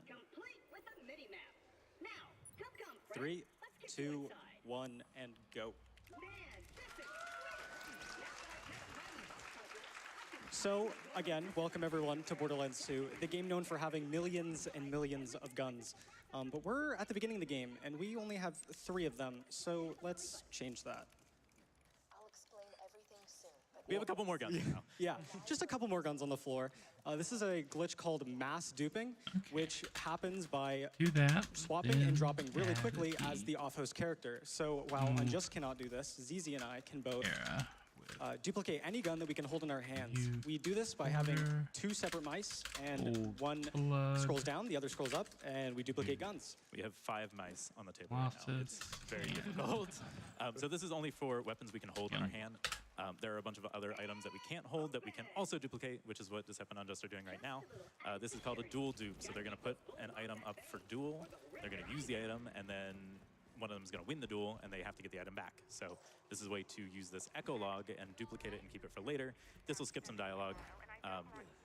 we're going to be doing this a lot throughout the run. One of the slowest parts of the run is dialogue, so we try to skip it as much as possible to speed things up. So Claptrap's supposed to talk here.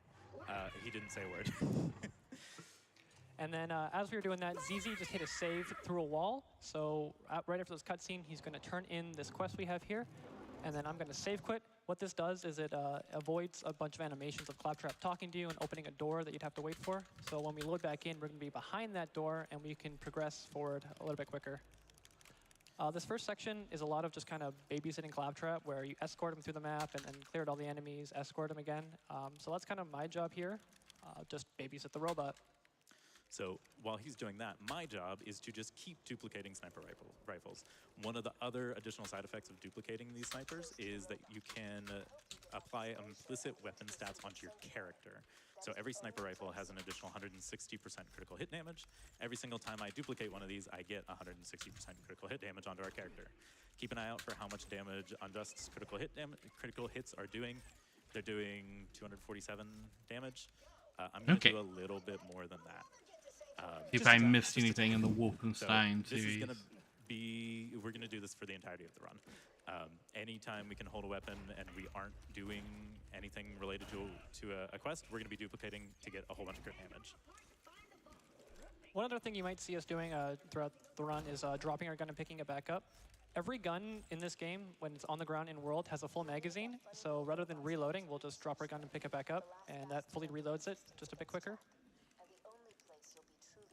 So I get to do some combat. Take a look and see how much my critical hits do if I can actually hit a crit. Nope, no crit. Okay. For good reference, my assault rifle was doing 311 damage to a crit. So, you know, sniper should be doing more damage, but because of the duping, our damage values are just so much higher. So we have our first boss coming up. It's the tutorial boss, so it's not difficult, but we'll see the critical hit there. Unjust and Deceptor setting up another dual dupe to skip some more dialogue. This one's a little different. We play the echo log beforehand, and then we play another echo log to interrupt Claptrap. So this is the first boss of the game. It is a tutorial boss, so he's not supposed to be difficult. But I feel like it's going to be a little bit... It's going to be trivialized even more than it's intended to be. Here, the Freedom Chronicle. Oh, there we are. That's a boss. That's a boss. First try. So, yeah, 3,000 crit damage. So then right after the boss, he drops a quest item, Claptrap's eye, that he grabbed in the first cutscene. I'm going to pick it up and then exit to main menu and then load back in, exit one more time. All this does is it pushes Claptrap up the hill at the end of the map, and it turns about a minute of waiting into just 45 seconds of running back through the map. So while he's doing that, there's a quirk with how the rules are set up for timing for this category. We just have to be in-game for quest updates. So because we did the save quit, there is no quest updating. So Decep and I are joining as new Maya characters, which is not the character that we're actually doing the run on. But we are just grabbing a couple more of these echo logs that we're going to use for more dialogue skips later in the run. Just a quirk with how the rules are set up to sort of speed things up throughout the course of the run. Do I have a minute to step in here for some donations? Yeah, go right ahead. We have a couple coming in from your community. Someone that's here in the crowd with us. We got $100 from Derek MK that says, greetings once again from the back couch. Very excited to see ZZ Rules 21, ZZ Rules 22, and ZZ Rules 23 do their stuff. Thank you, Google Sheets. Hey. So one other quirk about co-op is normally when you leave a map, there's a 5-second countdown just to make sure that everyone's ready to go. So ZZ and Decep are actually going to leave the game just so I can travel a bit quicker. And then they need to be in the game for all mission updates, so I'm just going to exit back to make sure I don't progress the quest without them and invalidate our run. Yeah, it's all good. Yeah. I'll load in eventually. Take your time, man. Okay, there. Yeah. So, something that we're doing as well in the background that's not as major is we're killing these enemies before the wave actually happens for the story. This isn't speeding anything up, but it's giving us additional experience. The experience route is very tight for the run. We need to hit specific level milestones at very specific times. So just killing these enemies early gives us a little bit of extra XP for the rest of the run. So we have to wait for Jack. We have time for another quick donation.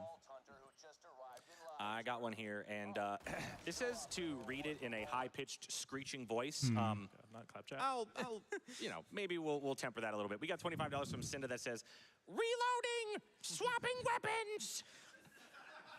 We do get that gun in the game. Thank you, Cinda. So one thing you might see us doing here is just we complete an objective and then exit back to main menu. There's a lot of dialogue going on in this game, just as the introduction, start of the game, explaining what's going on. We don't want to listen to dialogue, shockingly. So we're just going to save quit back to the main menu and skip all that dialogue. And even though we have to run back into the map a little bit, it is significantly quicker. If you don't like the save quitting, though, you're in luck, because we have one more save quit coming up, and then we're not going to save quit for the rest of the run. And that's a lot of save quit. Hope you enjoyed it. Hope you enjoyed it. Now, technically, there would be one more save quit, but we actually need to wait for like a 20-minute timer to roll around at a very specific point. And so if you save quit, it'll reset that 20-minute timer. So instead, coming up, we're going to be traveling in and out of this map, which will achieve the same thing as a save quit without resetting that timer. So while that's happening, again, we have some downtime, so I'm going to duplicate weapons to get more critical hit damage, and time for another donation. I heard you say downtime, and I was like, ooh, this is great, right? $25 from Utsu that says, "Heyo, DCEP, Unjust, and ZZ. It's so cool to see you all running all quests on the GDQ stage. I know you three have been working really hard to bring it back, and I just want to say congratulations and good work. Also, I'll donate another $25 if Unjust can remember the silly way I'd say his username." Union Altar? If that's it, we need another $25. There's like 50 ways that you could say it. So you said that with confidence, though, so I'm going to assume that that's correct. I think that's correct. I don't. So yeah, right here we're going to time the travel at like this episode just to go. Skip some more animations without having to reset that global timer. All right, and then we're going to travel back into Southern Shelf and run back and start opening the run up. Now that we're sort of not tied to each other and doing the same quest, we're going to have some side quests that can spawn for us that we can start completing that will sort of open the game up a lot more as the all-quest portion of the run and the co-op portion of the run. So we're going to run it over here. We have time for a quick donation while we sort of get to everything. Will do. We have $50 from Jwoven. This is one of many haikus that are starting to flood in. I don't know if you three want to elaborate on that, but zero. We're not playing a zero. We have $50 here from Jwoven that says, "Vault hunters fly fast. Glitches blaze through Pandora. Speed runs fund bright hope." One of the characters only talks in a haiku. But we're not playing against him for this, unfortunately. We are trying to hit that glitch exhibition for Borderlands 2. It's coming up after this run, and we only got about 2.5 hours to get that met. We're also trying to get that Space Mustafa showcase met as well. We got about $6,000 left for the glitch exhibition and $2,000 for Space Mustafa. And if you want to hit us with some more haikus, feel free. We know we're not playing a zero. We want to hear the haikus. There is. So at this point, we have the main story that we're going to be doing. DCEP and I are going to be completing that portion. There's a massive invisible wall that is blocking off the two parts of the main story quest. DCEP is going to run forward and do an out of bounds to get to the other side of this invisible wall, while I'm going to stay in front of the invisible wall and do all the story objectives beforehand. Meanwhile, Unjust is going to be the one staying back and doing all of the side quests in the area. So this is sort of where the co-op portion really. So when we get to that portion of Wolfenstein, I'll have to drop some money and buy that DLC pack. One other thing you might see me doing throughout the whole game is I can't do the crit stacking glitch that DCEP and ZZ are doing. So I'm going to be doing on-host merging, where basically I hold the gun, I swap, open my inventory, and then move its location like this. And that basically just gives me the crit damage. One downside is I'm limited by the number of guns I can hold, so I can't do it indefinitely, but it's still fairly significant for my damage. So if you look at my screen, you may notice I am not within the bounds of the world. I am hitting the save on the opposite side of that big invisible wall ZZ was talking about, and then I get to do a running portion that would normally have to be done after ZZ's portion is done. But we can take care of that early. You have to reheat your save, sorry. Oh. Ooh, that's not good. I think I can crawl. Hopefully. Yeah, I just re-hit my save on here. My bad. There we go. Okay, everything's fine. All right, so hit the save on the other side of the wall, you know, like I said. And then I'm gonna death warp to spawn at that save, and then I'm gonna start doing the running portion early. So while he's doing that, I'm still on the other side of that invisible wall. We have a boss coming up. A lot of this early game is a lot of bosses back to back to back to back. And I've spent this entire time just duplicating crit damage. These bosses are not gonna last very long. I don't think any of the bosses are really gonna last very long throughout the course of this run. That's kind of a running theme. So, second boss of the game. We have Boom. And We his also brother. have Boom. Boom.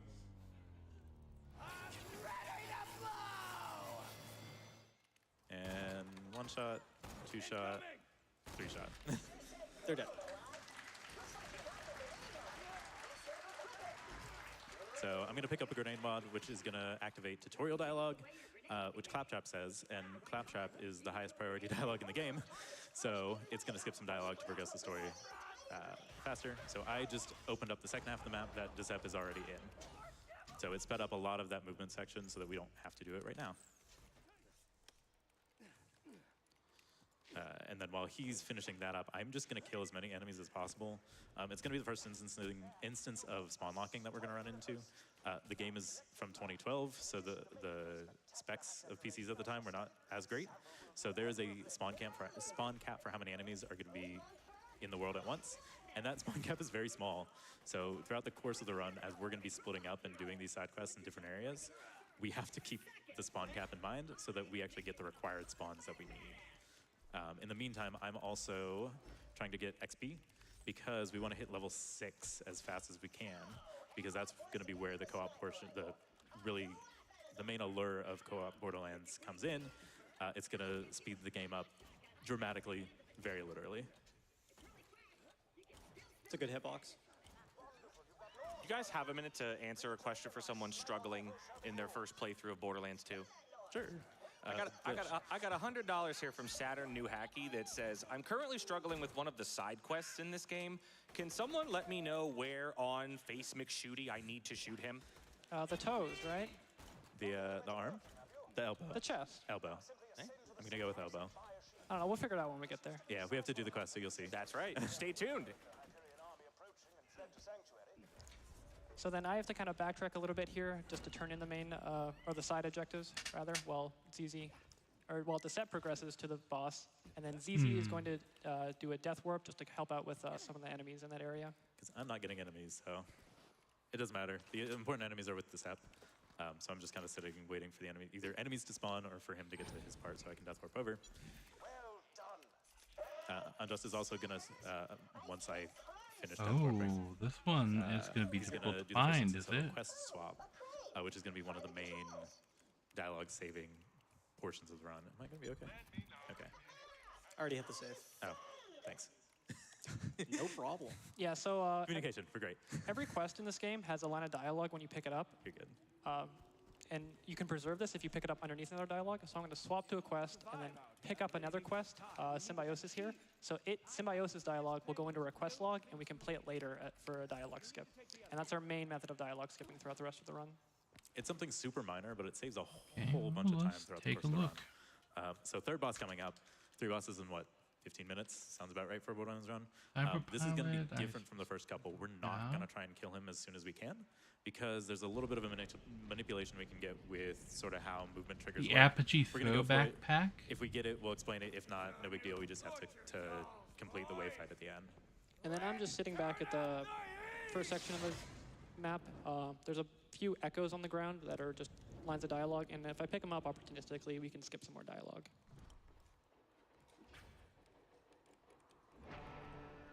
That might be interesting to look at.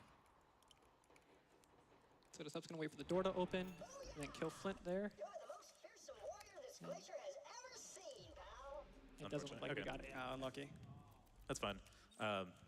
If Claptrap says a specific line of dialogue, it means that one of the psychos hits Claptrap's move trigger early. So it speeds this part up. We don't have to do this wave fight afterwards, but there's 2 of us. We do a lot of damage, so it's not the worst thing in the world. Yeah, that's why ZZ's here. He's here to help me. But now that we're level 6, we get to the big glitch in this run. We we are playing Axton to have access to his skill called Expertise. What this skill does Did is they it gives you a have? movement speed Was boost that this when you're aiming down GDQ? sights. But as an off-host character, the game doesn't really track this very well. So if you drop your gun while you're aiming down sight, you keep movement speed bonus onto your character. And this can be stacked over and over and over and over again. So ZZ and I are repeatedly dropping our weapons. And you're about to see really quickly that we're going to start moving much, much faster. This is the main reason that people run co-op Borderlands speedruns. It's very, very fun.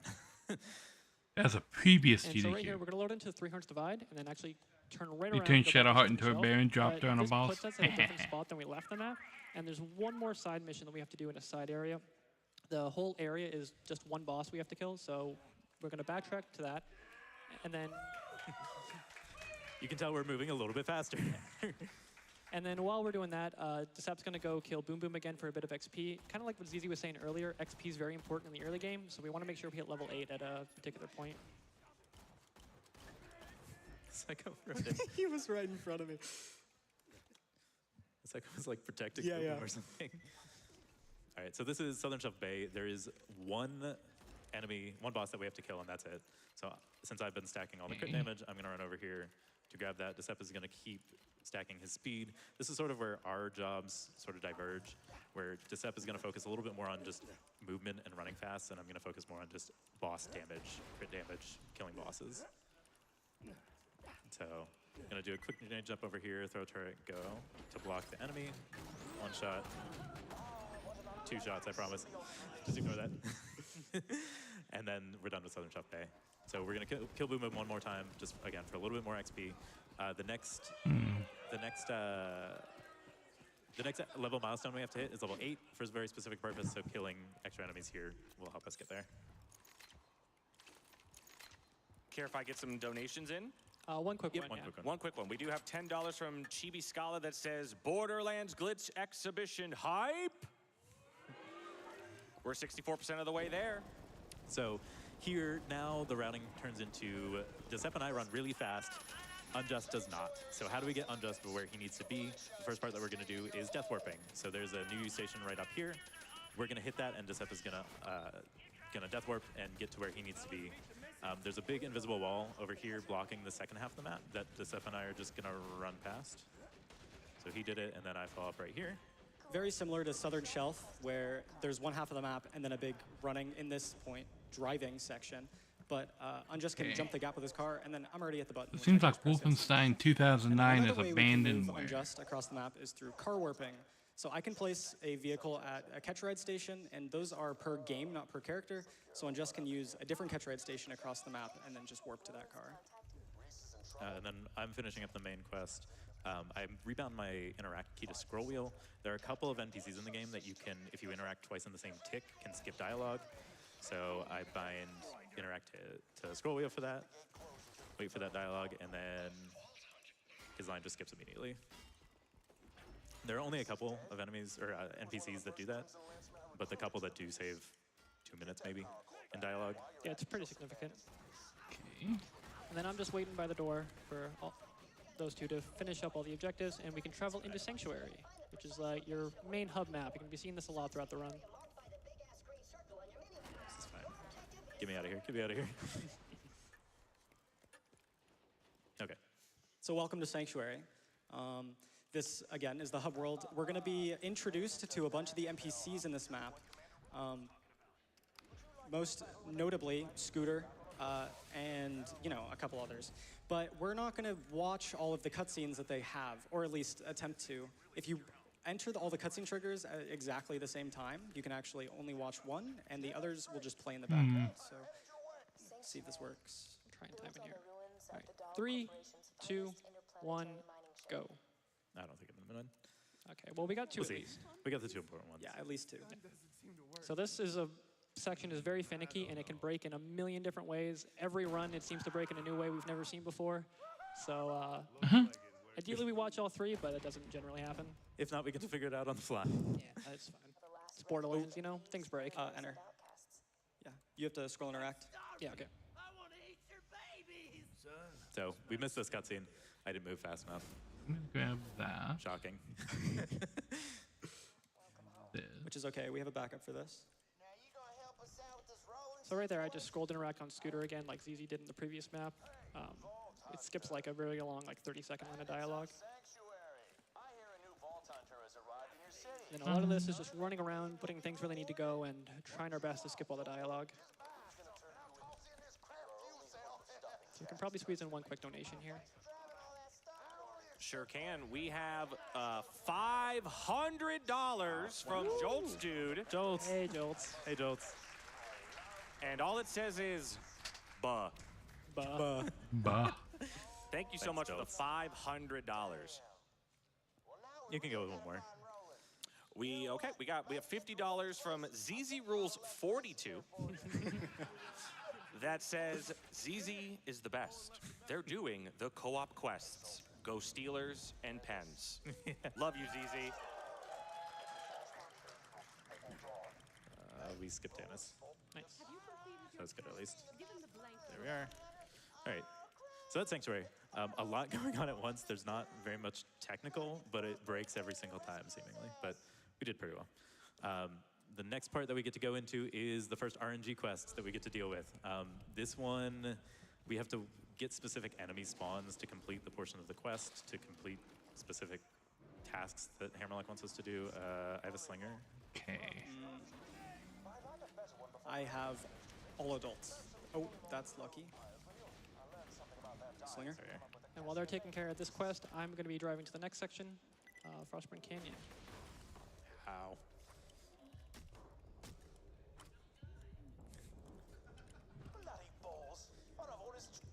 I heard someone say don't die there. That's actually not bad to down right there, because that makes the adults actually sling. So it's not the worst that I downed myself there. RNG minute. Exactly. Like actually, that is a beam. All right, so Frostburn. So we did that. That's pretty straightforward. Frostburn Canyon is the next part of the story. There's don't some need a fun white movement here. So Decep's going to the very end of the map to meet the next Vault Hunter from Borderlands 1. I'm going to this SMG in a pile. I don't know why it's here, but it's one of the best SMGs in the game. It's level 8. That's why we needed to be level 8 at a very specific time. So that's going to be our weapon that we use for the next 10, 15 minutes of the run. And then Unjust and I are going to death warp to the end of the map so that we can do the story portion at the other side. So we'd heard from Merlin, but this is the first one we actually meet in person. Lilith, Vault Hunter from BL1. Ad break in progress. And right here. Okay, I'm going to take a again, quick you little see break while the some ads are kind of running. quest Be where right you load back.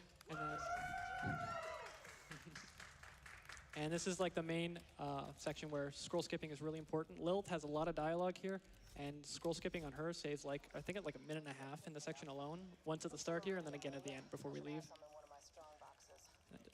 So Decep is going to make a lot of Let's Goes for us. Like you said, this is going to be the main weapon we use until about 10 minutes in. So just duplicating it a lot so that we all have them to use. Yeah, it's really good for damage, and then it's also it also costs a lot of money, so you can sell it for some decent cash because we need to be able to purchase a couple weapons later. So then I'm going to be taking care of the way fight here. ZZ's going to join me in a second after he finishes up all the menuing. And then Decep's going to backtrack through the area, get more XP. The next level milestone we need to hit is level 10, so we're really trying to focus on that. Yep. And he's also going to check just for some gear we'll use maybe a little bit later. One other thing you might see us doing, or that I'll be doing throughout this section, is open my inventory to reload. Similar to how guns are on the ground in World have a full magazine, guns in your backpack also have a full magazine. So rather than reloading, I can just open my inventory and swap and have a full mag. And then Decep is just backtracking through the area. Again, getting us some more XP, but also checking a few chests that might have the weapons that we need. It's a long shot if we get it, but if we get it, it saves a ton of time. I hate the fact that our PvE got that weapon here, because it's awful to run against. So while we're just doing this way fight, we have time for 1 or 2 donations. Absolutely, and you know, if this run already has wild things like gun duping, just imagine what this glitch exhibition is going to be like. We are $4,700 away. Put an extra 0 on there, I didn't want to scare anybody. $4,700 away. We have made an incredible amount of progress on that. Keep those donations coming in. Just like this one, $5 from Okay, Asher so I Mark think I says, have there once was a game from Pandora with 3 runners. everything we for the all adore it. Wolfenstein collection on there that I'm looking to add. Not just one gun, but Mora. There was a couple of issues that I ran into with Wolfenstein and availability. Mainly, finish that wave fight. We're gonna keep progressing the story. The first two Wolfenstein games, yeah, for a little bit. for DOS, don't have any kind of modern release, so they are Before we abandonware. do that, we have Three Horns Valley. And the 2009 release of Wolfenstein was removed from Steam and is now abandonware. And we're going to use this fast travel later in the run. So I have that downloading right here. I have two different versions of it. So hopefully I can get one of these running. So I'll be able to put this Spawn locking in game map can get really rough. The three in the objectives for list. this area are all over the place, and we suppose I ZZ and could need leave very specific that spawns out for the, so that I for the can quest that track we're it. doing.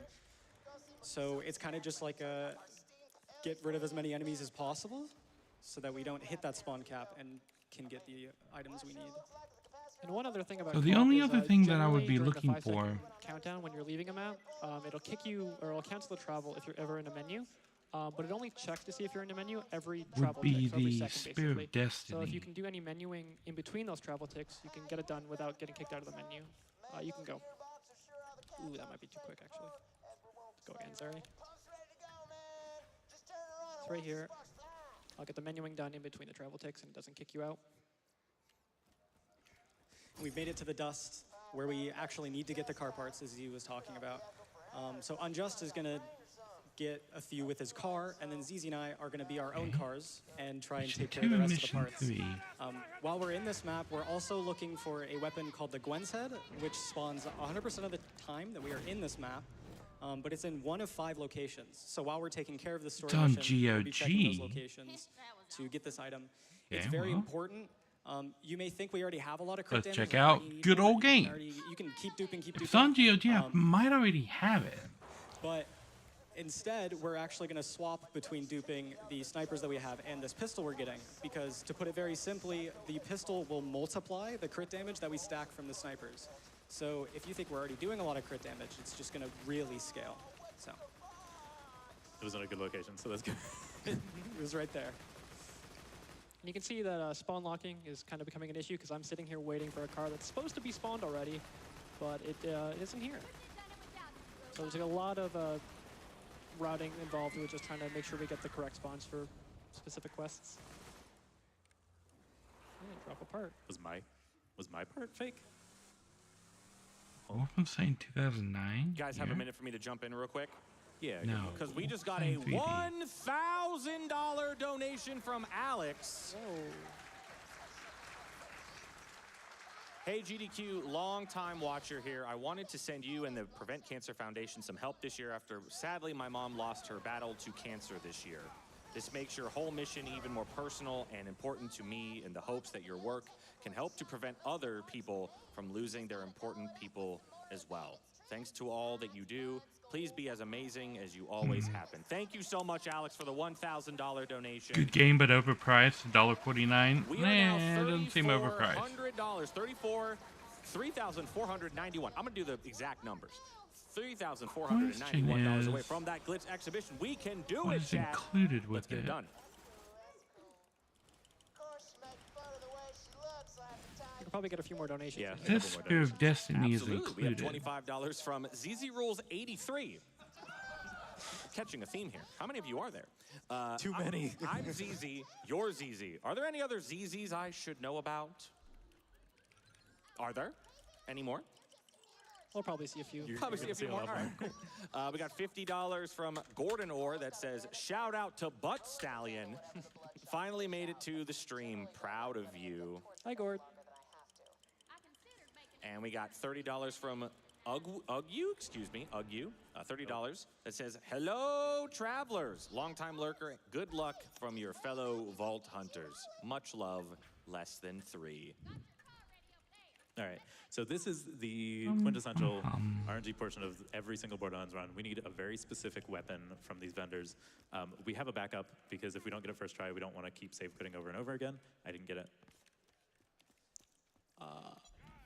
I did not get it. No, okay, that's fine.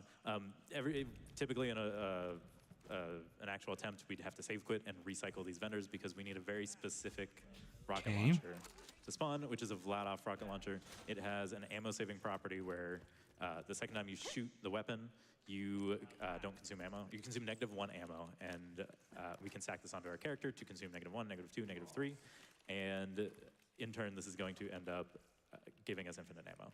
So they will restore it to the GOG version in 2023. Okay, I just went away somewhere. This is always chaotic, trying to figure out what our weapons actually are. We're fine. We have everything, right? Okay, yeah. Do we have guns? I don't know where I threw my... Oh, I found it. We're good. Okay.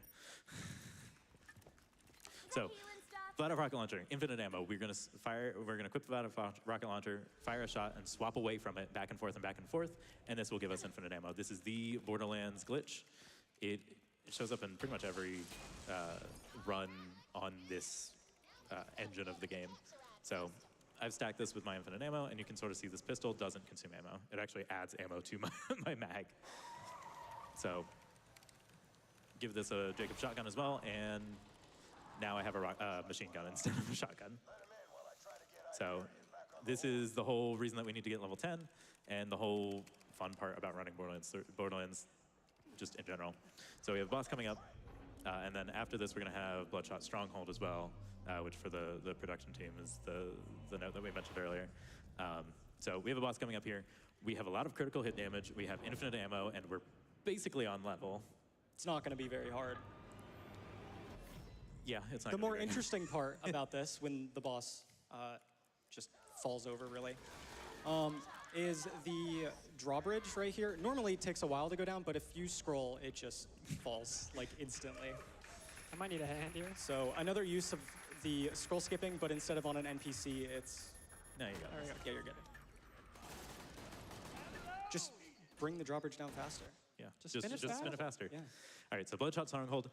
This is a map that has 2 triggers, one at the start of the map and one at the end of the map. So we're going to hit the one at the start, and then Decep is going to do an out of bounds to get to the end of the map. So watch his screen. It's a very sick out of bounds. Okay, so if I hit this button, is it going to blow up my layout again? And one at the ground, and then get launched really, really high and hit the very end of the map. Oh, I have an extra grenade. Both of them appear to be here. Okay. So I missed the cool version. You missed the cool one, but you know, there's a backup. There's a backup, and we're gonna do it again. So point it out whenever we return this area. And one thing I can do with the infinite ammo glitch, as you can see here, I have a hyper scroll wheel mouse, and I bind shoot to scroll down. So to pair this with infinite ammo, I have just a rapid fire shotgun that I'm basically shooting at the fire rate cap for the rest of the run. And I'm also playing Gage. One of the main reasons I'm playing Gage is she has a skill called Close Enough, where basically if my bullets hit a surface as opposed to an enemy, they have a 50% chance to ricochet towards an enemy, dealing 50% reduced damage. So I have this massively high fire rate shotgun that I don't even need to aim anymore, and I'll just be shooting the floor for the rest of the run, basically. It's very broken at this point, and then give us another hour or so, and it's going to get incredibly broken. So this is very broken game. If you can't tell already, very, very broken. So Roland, one of the other Vault Hunters from Borderlands 1, that we're sort of being reintroduced to or introduced to for the first time if you didn't play Borderlands 1.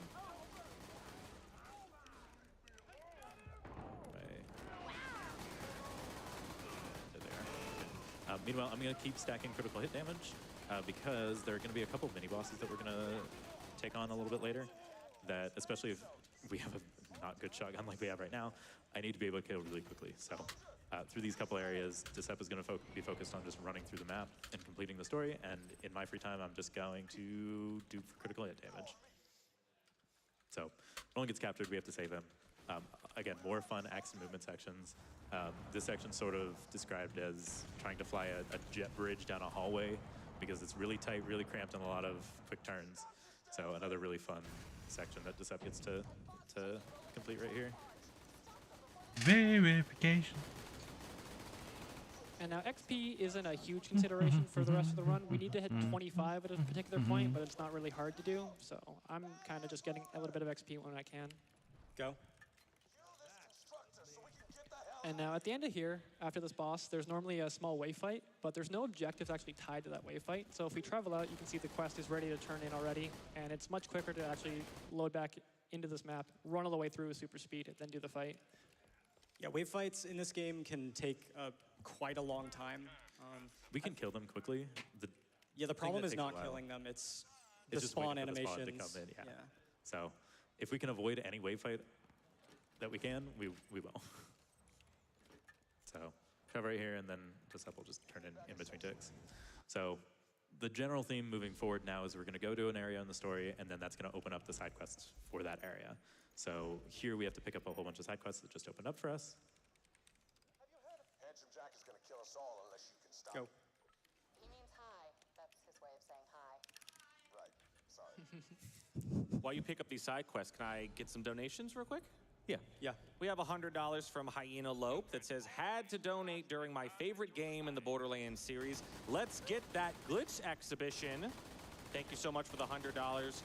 $3,000. We got about, $3,000 remaining for that glitch exhibition. We are so close, chat. Can we get it met before the hour mark in the run? Question mark. Yeah, Right, that's so right a here, good there's thing a cutscene to meet one of the other Vault Hunters from Borderlands 1, but we can skip that if we time a travel out right before we finish the objective. So nice, we got it there. And we might as well use this travel out to go do some other side quests in some other areas. So here we need to kill enemies with fire. That's why I bought that fire launcher, because it kills enemies with fire very quickly, except for this nomad. It's one of the few quests that require a fire weapon that doesn't give you a fire weapon, which is a little bizarre, but this is... I got 3 pyros. This might take me a bit. Yeah, typically, whenever you have an element that's required for a quest, it'll give you one, but this is the one that doesn't for some reason, so we have to really worry about it. We're good. We're good, okay. Yeah. So we're going to do that, and then I have a boss to kill, so I'm going to go this way. And that's a boss, go.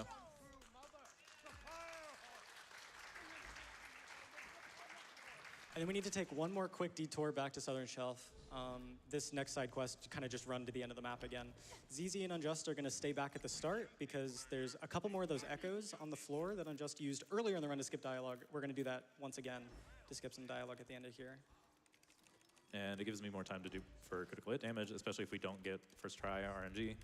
I have to, if we save quit, we lose all of our glitches. So if we have to save quit to get the weapons we need, I need to hurry up and get a lot of crit really quickly. So this is the time that I have to just sit here and just dupe over and over and over again. So while we're doing that, we have time for another 2 donations. I can do that. We got $25 from Nicole that says, here's $25 to get 100% more glitches, 96.5 more wub wub, and 1,000% more explosions! Thank you so much. And we have someone making do on that $25 donation from earlier from Utsu that says, congratulations, Union Alter, Deceptor Underline, and ZZ. You remembered one of the 3 William ways I say your usernames. Good luck with the rest of the run. Thanks, Susu. We miss you. So we're back doing the story again. In Tundra, we're going to meet Tiny Tina. Then there's going to be a lot more animations that we're going to skip and do some more side quests. So We're pretty much like anytime that we need to travel out to skip an animation, we're just going to weave in a side quest. And Tina existed in world, so I could talk to her before her cutscene started. So she's doing her dialogue right now while the cutscene's going on, so it speeds things up by about like 10, 15 seconds or so. And again, we have to grab some explosives. Tina's going to assemble those explosives, and there's a really long animation of that. So again, we're going to time a travel out here to skip all that. Pick up a quest, because she has more dialogue. Okay, so so play under the quest. the other Even though I two picked it up in world, it still works the same. And then we're actually going to soft lock missions of Spear of because it's Destiny faster don't to soft lock her and then appear travel in and out, and again do more side quests. So this is going to be the next be add-on available. section, again for the production that we had mentioned earlier. So Giuseppe's going to do the out-of-bounds again, and I'm going to go and kill 4 mini-bosses. This is the thing that I need a lot of crit for, because we're going to start getting under-leveled in some areas. I think these enemies are level 15. Ow. I think these guys are level 15, and whenever you're that under-leveled, enemies have damage reduction. So I need to make sure I do a lot of crit damage to overcome that damage reduction. And there we are. And now level up bonus is going to help as well.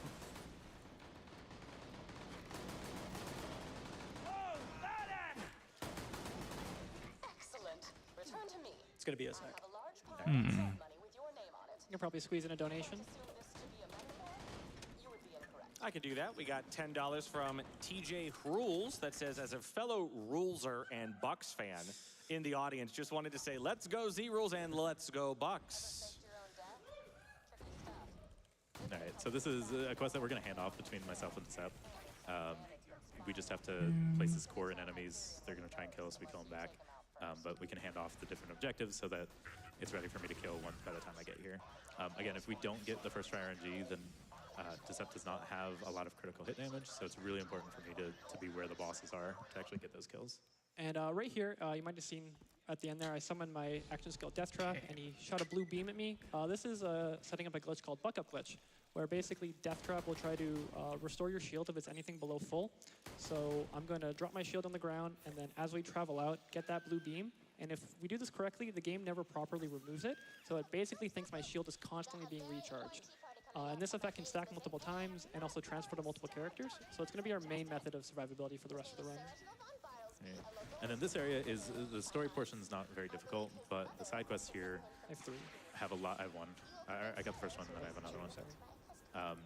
This is going to be one where we have to deal with spawn locking really, really badly, because there are 3 side quests in this area that we have to rely on spawns for.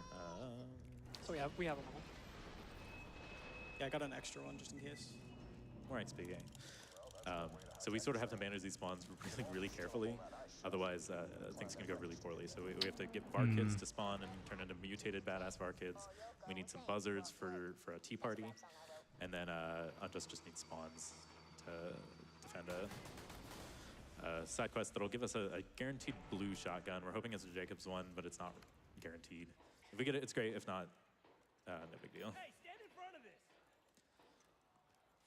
So he's hogging those spawns, so I'm not getting my buzzards. There we are. I have 2 down, and there's a 3rd. Right. 1, go. Okay, that went really well. Cool, nice and clean. The spawn locking can get really bad there, so that was very smooth. Search the train cars. Probably And then we have another boss fight coming up. You know, the theme. This isn't really going to be very difficult. ZZ has been continuing to stack crit. I did not get an upgrade. No. So boss fight. He's dead. No longer.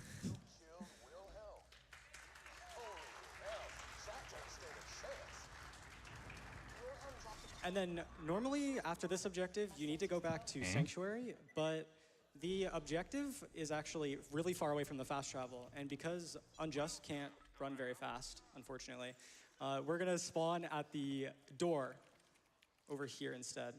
The quest can also break if you travel directly to Sanctuary.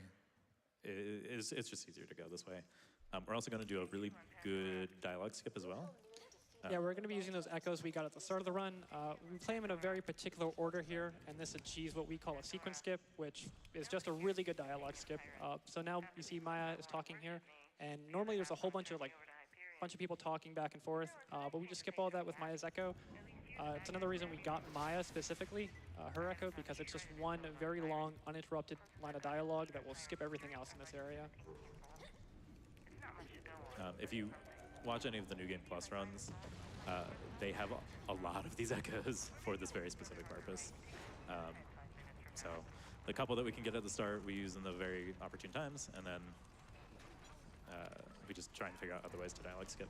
So we're just sort of waiting for Sanctuary to progress forward, so I think we have time for another donation or 2.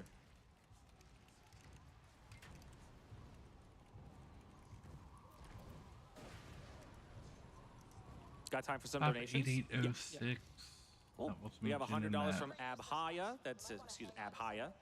I've been watching and donating to GDQ for years. Last year, I became a cancer survivor, and what you do means more to me now than ever before. Thank you for being a positive force in the universe. Thank you for that $100 donation. We have less than $2,000 remaining on that Glitz exhibition. Let's get it met, everybody. $25 helping us get there from Sushi Elemental that says Glitz Exhibition Caravan coming through. Meet, glitch a ride. I think I did that right. Did I do that right? Yeah. It's been a long time since I played the game, but pretty good. So this part is actually the part where Unjust gets to move the fastest on his own. He uses the geyser to get into this area for Doc Mercy. So that was a reroute that was really fun. We just have to wait for my door to open, so we complete all the side quests in the area while we're just waiting for that. And Unjust gets to move fast with the geyser. So Fastest you've ever seen a Gage move. Yet, until we get that glitch exhibition, because Gage can move a little bit faster. So if you want to see Unjust move a little bit faster than he has been throughout the course of this run, donate towards that. Speaking of that incentive, I just got another $1,000 donation. Oh, from that's nice. That says, Okay. shoot me in the face! Let's stop cancer and get these glitches. Thank you so much for the $1,000 donation. So at this point in the story, we were actually locked out of Sanctuary, the hub world. Lilith teleported it away, just to save Sanctuary and the citizens. So we are trying to get Sanctuary back on the fast travel station, which requires this beacon that the Thresher is unfortunately going to steal from us. But coming up in Greetings, Lansley. Welcome, welcome. We are going to Overlook to kind of actually get that beacon down to get that fast travel station. Okay, so it doesn't look like there's any real way Normally, this is like to a get place to episodes down 2 you and 3 defend of the from Spear waves of Destiny. Enemies that Jack will kind of just throw at you. But as we've stated previously, wave fights are pretty slow. The enemies take forever to spawn in. Again, the issue is not killing them. The issue is just sitting and waiting for everything to kind of come to us.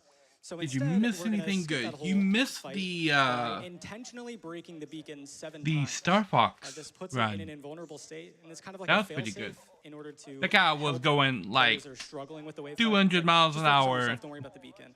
But we're going to use this to our advantage. with like because everything, when the talking beacon is like in that state, nonstop. Yeah, and you travel. But out now with a they're safe racing clip, through it'll actually just complete the Borderlands. objective. So kind of like what we did in Ramparts by traveling out and skipping a wave fight, we're doing the same thing. I'm It's gonna just grab 7 this. consecutive travels. And again, it's a really good opportunity to give the SAP buck-up stacks. There's very few points in the run where we're actually next to each other during a travel. So like I said, buck-up is going to be restoring our shield constantly throughout the run, and this is... I am currently building another one Other of than that, my it's just kind of this back and forth for the next little bit. So we my got time for a quest. whole bunch of This one I'm donations. calling the Ooh, a BFQ. whole bunch. Love to hear that. We got It's going to be $100 from Doom, Ivan that says, so you're telling Wolfenstein, me that this and game somehow gets even more Duke Nukem. broken? Does it also clone more Maybe ZZs? Quake. Still thinking about Quake. Thoughts? I've Is that where just all these finished ZZs are coming plotting from? out. Apparently, maybe. I can dupe guns. I guess I'm duping myself too. Maybe. $100.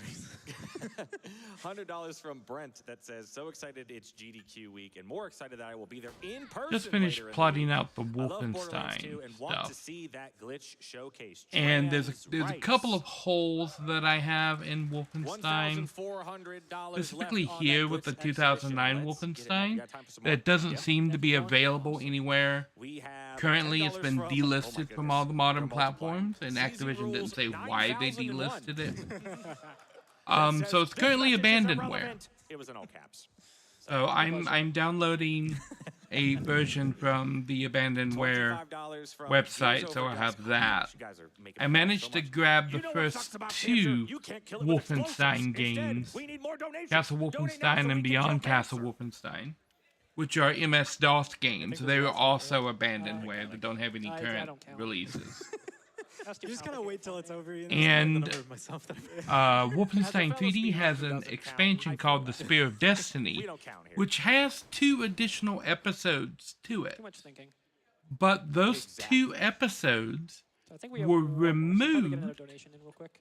from We got both $10 the from Eric GOG that version says, and the Steam "Glitches version, are and I've checked showcased. both versions. Speedrun runners and viewers. help And they didn't say why they removed the 2 expansions to Spear of Alright, so we Destiny defended either. Sanctuary from They the just attack. did. We didn't see an enemy, but we defended Sanctuary. But So I now we can can't actually find progress those forward. 2 expansions on abandonware. Because technically, if you owned the version of the game that said those 2 episodes were included in Spear So of at this point in Destiny, the story, if we were doing you it can standard still 100% download this that is where the content game sort of from scales both to a point where Steam and you can't GOG. keep up with the enemies and But if you bought it after they were removed, they don't give it to you. But because it's still available, it's not technically abandonware, so it's not on the abandonware website. Advice and stop and do a little bit of side questing. So for the next about 10 minutes or so, we're just going to be doing side quests. Go. So I don't think I'm going to be able to find episodes 2 and 3 of Spear of Destiny. Which is a clan war between two clans, one of them in the Dust and another one in the Highlands. Also, I will point out. Back and forth, so it's going to be a lot of. All right, we have to be in the Dust for this section. Let's get some of those quests done. This game right here that you wanted me to get. And right now, I haven't got it yet because this morning when I went back to buy it, it's $15. There's like 5 or so different quests that are tied to this one clan war. Halfway through, we get a guaranteed Jacob's shotgun. A guaranteed unique Jacob's shotgun that is really, really good and really, really consistent. So if we can get a run to this point, then the rest of the run we can finish. Yeah, I'm gonna have to wait for the other part of the also where they sort of the funds to clear from with Borderlands quests of like, hey, you did this for the main story. GoFundMe, do this again for a side which should clear tomorrow. So, hopefully, it won't go up again tomorrow when I go to buy it. Statues of Ellie instead of car parts. And Decep and Unjust are sort of initiating that clan war.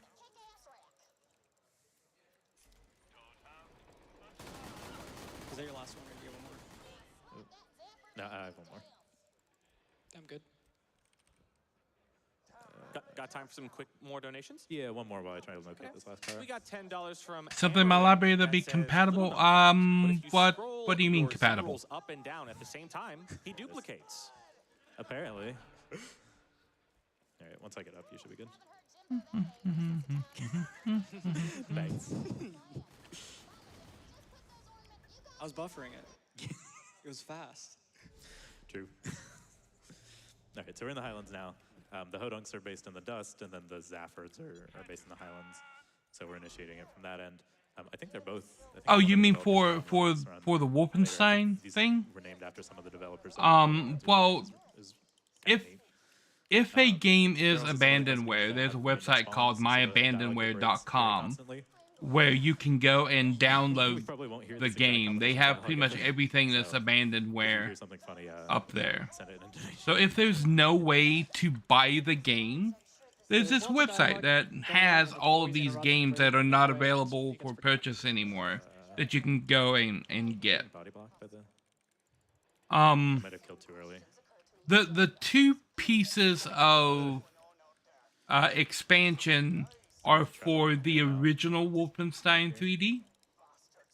Oh, we got stuck. Okay. And this is a $1 game. So it's not like expensive or anything.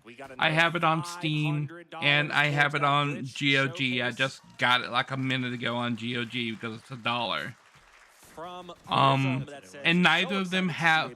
It has the first of the expansion Spear of Destiny, the first episode, but it doesn't have episodes 2 or 3. They were removed. It's not a terribly big deal that episodes 2 and 3 aren't there, because they are widely noted as being a lot worse than the original episode, and they kind of retell the story again. So people didn't like episodes 2 and 3 to begin with, but I'm kind of a completionist. So if I'm going to be playing through like a series, I want to play through the whole series as much as I can play through the series. Part of the reason that I have to do as much as I do. So yeah, I was looking around for those other 2 episodes.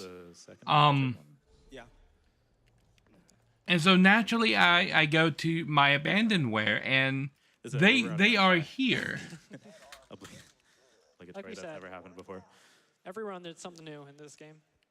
So yeah, here's mission 2, Return to Danger for Spear of Destiny. But they don't let you download it here anymore because technically it's available on GOG. Yeah, I think so. Okay. So what they link you to is, oh, you need to go to GOG to buy the game. Okay. But it's not actually available there. I'm sorry. GOG used to have a version of the game that included episodes 2 and 3. Where are we gonna spawn? But then those 2 episodes were removed. I guess we'll get speed really So if you go to GOG and buy the game now, it includes episode 1, but not 2 or 3. But if you already had the version in your library that included episodes 2 and 3, then you can still get those and download those episodes again from GOG. So technically it's available for GOG, so it can't be listed as abandonware, so it can't be given away here. After this run, if we hit As far as actually getting the files, from hitting that is a different issue, because when I looked Star Wars Battlefront 2 incentive coming up at the after files that as well. specifically, Once we get that glitch exhibition hit, let's focus on that space Mustafa you can do showcase as that. well. Right here, Wolfenstein 3D. That is once again going to I make went me yell. and So, looked at the file bring me a specifically, bucket and and here I'll it show you a is, bucket. M1.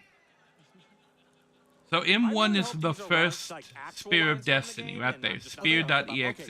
Yeah, one of the characters, his host. There would be 2 additional folders in here, one called M2 and one called M3. That is the 2nd and 3rd episodes of the Spear of Destiny. I'm sorry, AGDQ time So I'm once again, folks. gonna have to find somebody who has M2 and M3 and are willing to give them away, Are we hydrated? or just give me a copy of it. And somebody's probably uploaded them to the internet somewhere. At some point, you can go and download them, and if you just drop them in here, then they'll become available inside the game again, because the game will just scan this and say, oh, here's M2 and M3, and then those 2 episodes will appear in the list. From AA Laws 12 So it's that says, Z, you will be hearing from my you just have lawyer to for find them, stealing my name. but you can't get them directly from GOG anymore, and I don't know why. The poor broken beat. All right, and we got $50. I don't know why. And Activision never said why they pulled these games from circulation. It's very strange. Did you have a response? That was that was man. At least in this case, they're kind of. My goodness. All right. All right. So we're Very back on track. strange.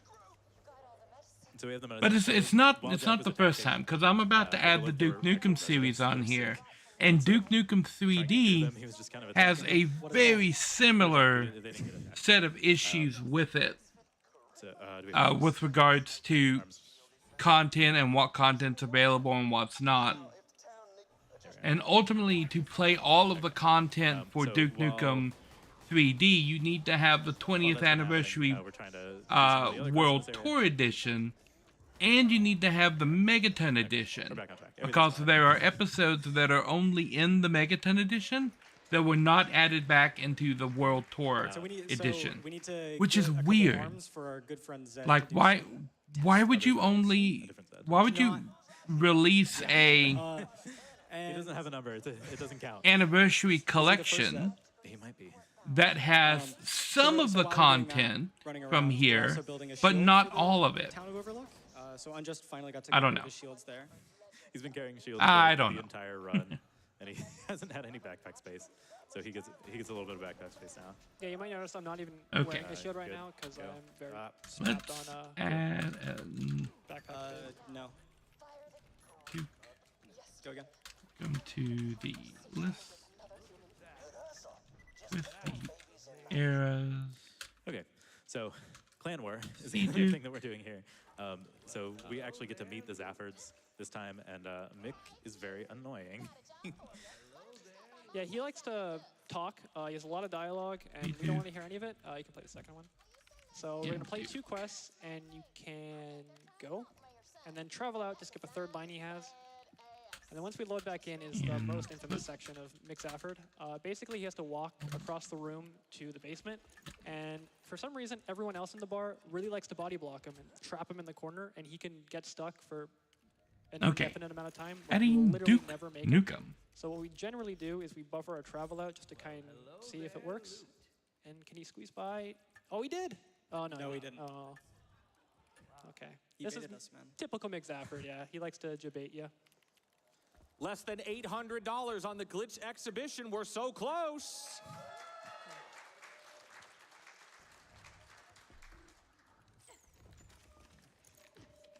It's pretty open this time. Hopefully he can get by. It's the worst person to be stuck in the corner. Oh, there we go. We were Yeah. good. Okay. Awesome. Yeah, I think we've lost like 3 minutes to McZafford just getting stuck over and over and We've over. lost multiple minutes to that. We had to try like 4 different times, and he got stuck every single time. It's funny that the gauge sort of knows mix movement patterns more than anything else in the game usually. Yeah, that's the only thing I got to worry about pretty much. Disep and I are just kind of regaining our crit from that save quit. We're good to go. We're good? All right. Okay. Platform. So now we're done with this section of Highlands. We got to go back to the dust one more time before progressing with the main story again. So yeah, again, a lot of back and forth just to finish up this clan war quest line.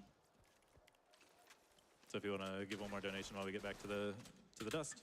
I think I have a pretty good one. Let's see if we get some crowd participation. I got $50 from Steve that says, "Heyo, heyo." There's more Steve ones if you would like. I didn't point it out while we were explaining Overlook, but he's in the bar, and every time you interact with him, he says "heyo."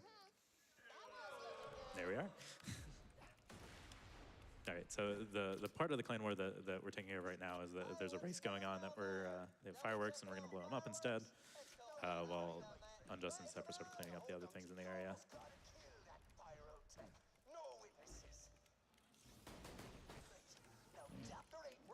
That, and then fireworks. Apparently people are pirating Duke 3D. Then, if Disep is, if I'm slow enough, or if Decep's fast enough, he can sort of jump down and kill these cars. But I've been loading in faster than we do at home because I don't have bad ping anymore. Oh, this is fine. There. So I've been Yeah, you much don't have faster to than I confirm usually they're available on GOG. I know they're so available on version. GOG. And I have back to them the in my list. I showed them off For more yesterday. clan war. I think. Clan war.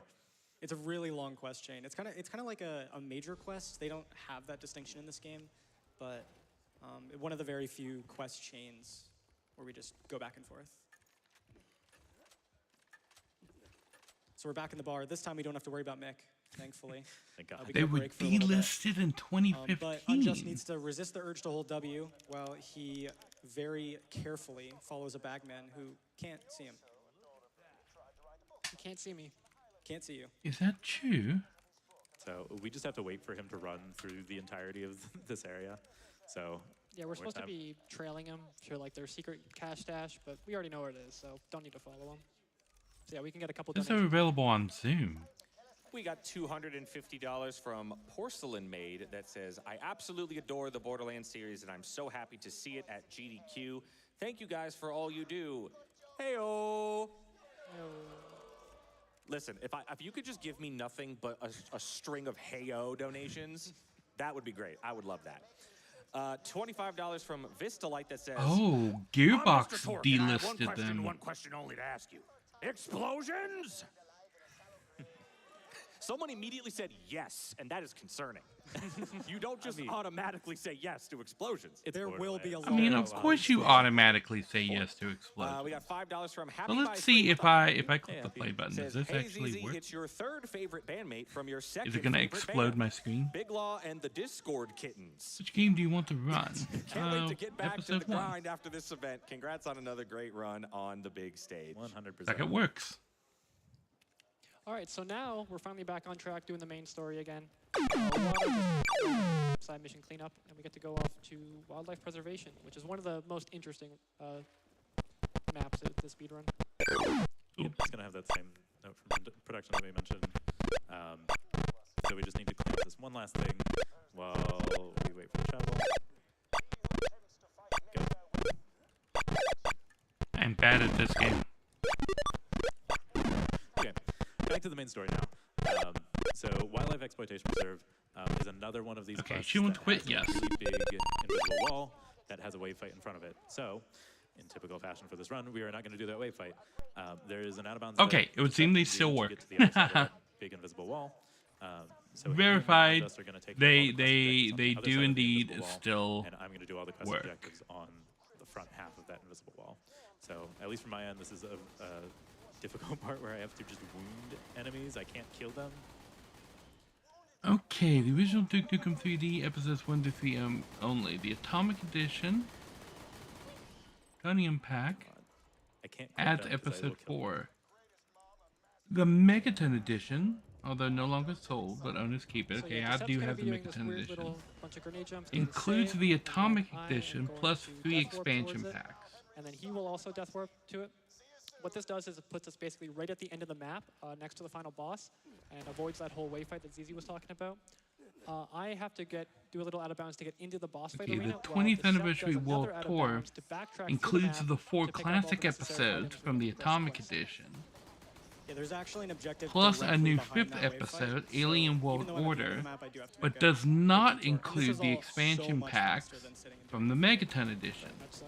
which is why you need both The, of these out of bounds to I'm play doing all here the is content of the basically to move game. 5 feet. Normally there's an elevator you ride into the boss The fight Zoom arena, platform it checks for all Atomic players just to Edition, make sure you don't do the fight without your friends. currently the classic expansions option. And so I just have to do a huge, or a little out of bounds just to avoid that all players trigger. Now I do have the Atomic Edition on GOG, I believe. We have to cap the 30F here, specifically for this cutscene, because on newer hardware, this cutscene likes to freeze, given all the purple slag particles here. So if we don't cap, we can have a very high chance of freezing. So It's great. It's a fun thing to play around. again, FPS is very, very finicky in this game. It can help or hurt you in many Hidden? different ways. So that was the story quest. Bloodwing is now here. It's going to be one of the few bosses that Unjust kills in the game. Yeah, I think one of 2. Yeah, Because we're the Atomic relatively on Edition level. right here. We're 5 levels under level, so it's relatively under level or on level compared to most 80% rounds. So Unjust has more than enough. Thank you for the subscription, Lansley. And then I'm You're just gonna awesome. go back to fast travel out once we finish. And Decep is just finishing some of the Yay, we did One thing it. I'll be doing here is, Something. I'll be spamming jump throughout this whole fight. Yay. Enemies can't properly track you while you're in the air. And if you start jumping while you have a spawn animation, you can So actually the kind of Atomic get to sit Edition, and freeze. You can see Bloodwing here. good just job, moving, yes, and it makes it very easy contains to the 3 original episodes of the main game, the Plutonium Pack expansion. if I do it properly and she doesn't fly away like this. Okay, the Plutonium Pack expansion. What is Plutonium Pack? We also don't have a very good shotgun, so it's making it a Episode little bit 4. difficult. Yeah, typically this is I have a much better shotgun, but Getting a little unlucky with that. So that's with what the this is. Shotgun RNG, which is typical. Okay, for so full that's rounds. included Really good in RNG or really bad the RNG? World Tour. Less than $600 for the glitch exhibition. We got $10 from Mr. Torque that says glitches, glitches, glitches. Okay. you can go. You just got to pick up the cloud trap upgrade from a caller, and that's wildlife. Floating's fine. Everything's fine. Everything's fine. Yeah, she's just hanging out there. Nobody worry.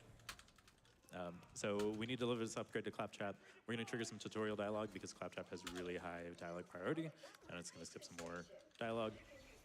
It's going to be one of the times that Unjust actually gets to. The only time I think I'm here. Take this note to Thousand. You're going to deliver that note. Right. And then this is the part where we actually get the fruits of our labor of doing the Clan War side quest, because we actually get this upgraded shotgun right here now. Which will help a lot. Which helps tremendously considering we have a really bad shotgun. So turns on the quest, we get Bam. the Triquetra unique shotgun. I got 73. We're gonna get really bad parts, aren't we? Probably. So, and then while we're here, might as well progress the next part of the Clan War. Blow up the trailers, more explosions. Borderlands. I need to grab Fortis up. And then we get some beverages from Mordecai as well. Would you guys like to say heyo with me? Sure. Oh, yeah. We got $25 from Inept Camel that says, heyo. Heyo. We got $25 from Mini Gambo that says, heyo. Heyo. Keep them coming in. I want to see so many heyos. And then finally, $10 from the Skull Hoarder, Deceptics, and GDQ. That's like my two favorite things. Good luck on the run, less than 3. What's up, Skull Hoarder? So, Okay. quick detour for one of the side quests. We're back to the main mission. We've met 3 of the Vault Hunters from Borderlands 1, so we're gonna meet the last one right here, if you haven't been able to tell yet. Brick is coming up, spoilers. So we just have a quick wave fight. This is one we can't skip at all. We just kind of have to kill it as fast as we can. So we have Unjust Death Warp to us because he has the aimbot to just kill everything really quickly. So again, more time for donations while we kill this wave fight.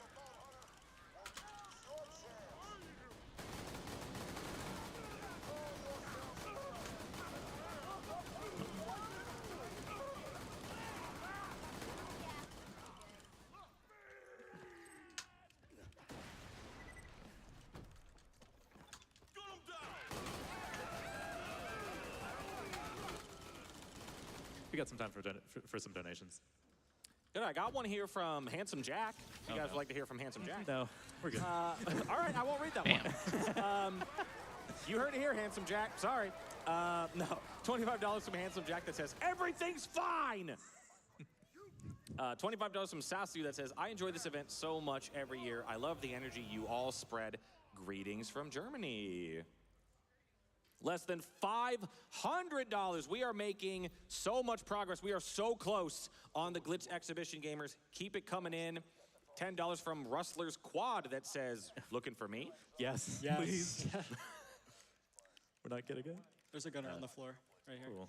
Do we have a better I have an shotgun? 83, yeah. Okay. I'm gonna drop it. It's there. It's already down. Oh. Rick? Oh.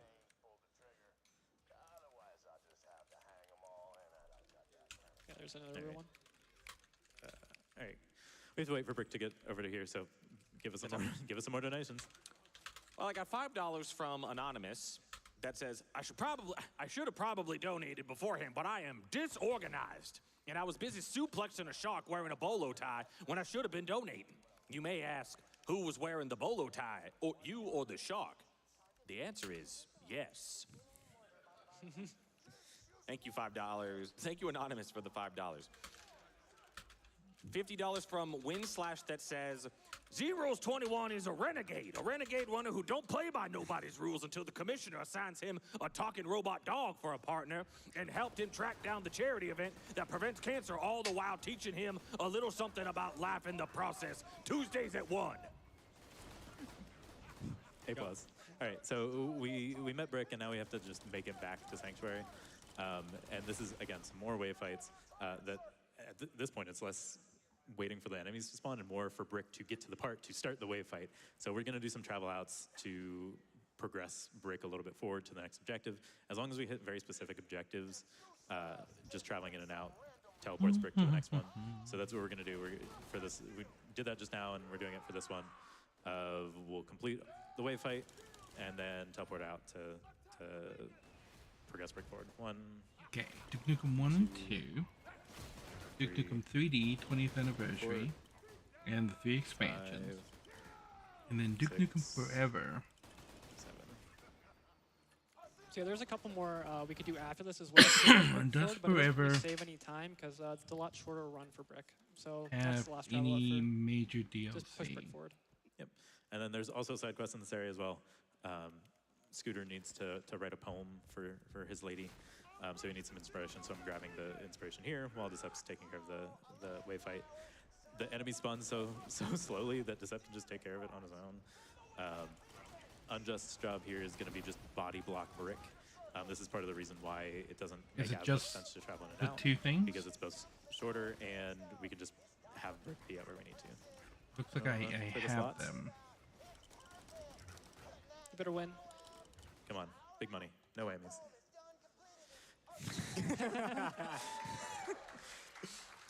I think that's sounds about that's right. perfect. For So I was absolutely expecting an this is dang the it. hill to the icons. No, we get a grenade instead.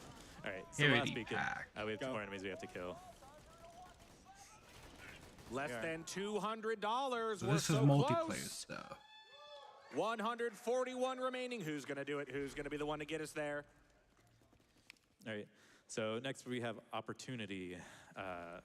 The map in an 80% run is Okay, about so a this minute. is Go.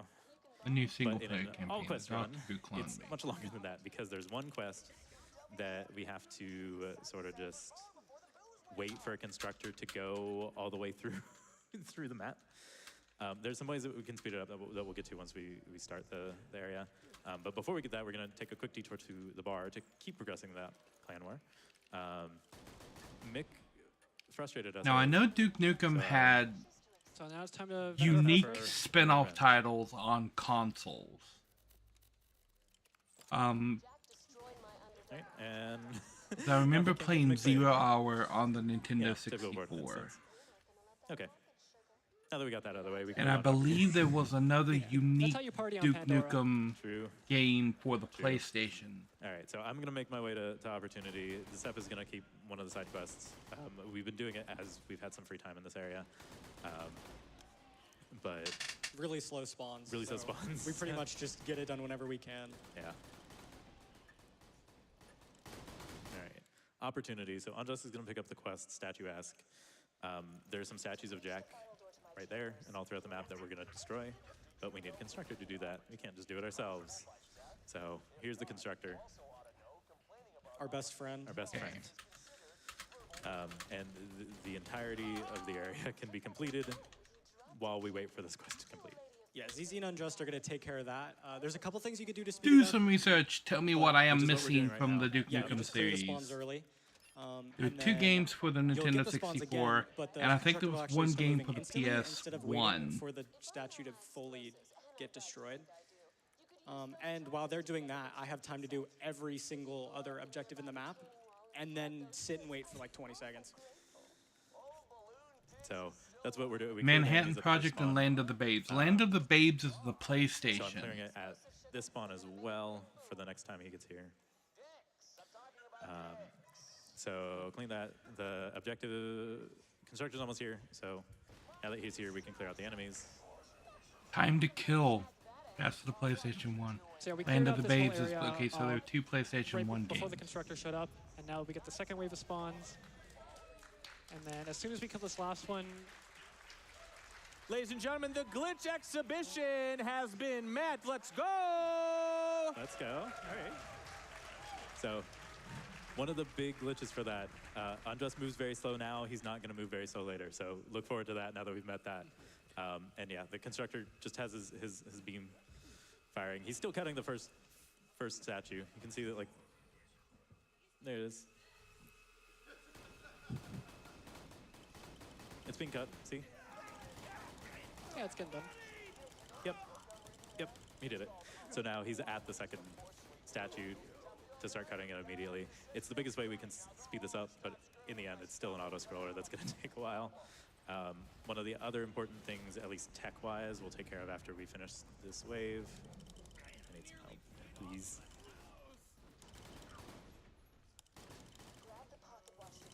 Where are you reviving me? Okay, there we are. So one of the quests we completed gave us a Moxie weapon. So Moxie weapons have the priority, the unique property of healing you for the amount of damage you do. That is also an effect that we can duplicate. Time to on Kill weapons. and Land of the Babes So we're gonna are grab the ruby that we just, PlayStation games. from that quest. 0 Hour is the Nintendo And we're 64 going to do game. that I on our already know character. about I am that. very low. Manhattan That Project. constructor. So once I finish duping this, I'm not I'll dupe this right here, and then I'll sure shoot my about the favorite Manhattan enemy, Project. this ammo crate, and now I am full again. Now I'm full again. So now Giuseppe and I can dupe this, and now just our shotgun will heal us. That's the other bit of survivability that we'll have throughout the course of the run, along with the buck up that we can get from Gage. So a lot of survivability is typically not the issue with this run. It's sort of just remembering where everything is and making sure we actually complete all the quests and objectives and avoid all the soft logs that happen in this game.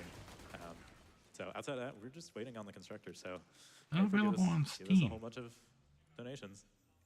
Oh, I have a lot of celebratory Hayos, so get Let's ready. go. We got $5 from Where Hayo can I that find the says, Manhattan Project? Heyo. We got $25 from Steve that says, Heyo. We got $25 from Jeebus33 that says, Heyo. And we got $10 from Bird Dog that says, for the incentive, Heyo. We got $100 from Mr. Torque that says, these Hayos should be more explosive. There you go, perfect. now that that incentive is met, I do want to get all our attention to that Space Mustafa showcase. We want to focus our energy, our attention on that. If met, Starfy 99 will show off the coolest space battle mission in that game. So that is the thing we want to be focusing on right now. We are at 66% of that incentive met. Let's get it done. You guys have time for more? Oh yeah, a while longer. Yeah. Oh yeah, you mentioned an auto scroller. My ears perked up. I'm like, ooh. 25, man, Mr. Torque is $25 from Mr. Torque that says, that sentence has too many syllables, apologize. Heyo. Heyo, yeah, just add the heyo to it. We got $250 from Legendary to Tenel that says, I have the shiniest meat bicycle. See, there's stuff with Krieg that we could show off, but he's not available in this patch, which makes me sad, because I love his any % run.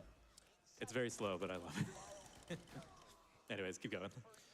$10 from Pablina that says, all hail majestic Queen Butt Stallion. Become the Manhattan Project. I really hope someone came into the stream right at that moment. That would have been great. Let's see, we got $50 from Henry Cooldown that says, after AGDQ 2025, we found out that my dad had cancer. Luckily, they got it all out with surgery, and almost a year later, he's had no issues. Where can I Borderlands find is one that? of my favorite games and loves the On I the love the Zoom glitches and mods to make him OP, so this is for him. Thank you so much, Henry. Can we round of applause for Henry's dad? $6 on the Love the to Zoom hear stories platform. like that. Keep them coming. PCF does What else amazing, is available wonderful work. on Thank you all this so very platform? much. Are you guys playing? We're speedrunning. This came up when I was that looking looks for like speedrunning to me. I'm not gonna. stuff. I'm not gonna. Wolfenstein enemy territory is free. We got like 5 seconds, by the way. Get ready. That's the only Wolfenstein stuff here. We have a speedrun complete. What? And What go. Duke Nukem stuff That was is like here? really quick, 5 seconds. The Atomic Edition 1 and 2 is here, and the Manhattan Project is here. All right, so we're done with that area.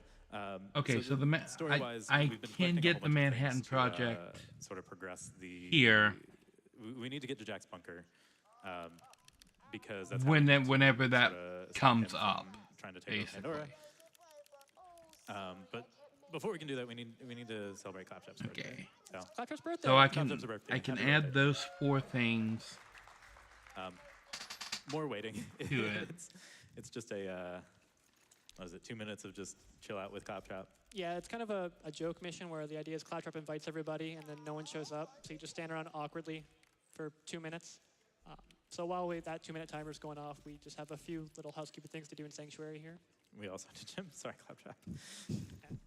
Okay. We have some things that we can speed up.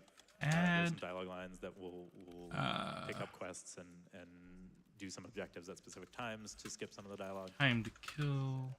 Time row kill. And then there's another side quest that we have to take care of in this area as well. Evo hour. Zachalog, Land so of the we can Babe. actually pick up.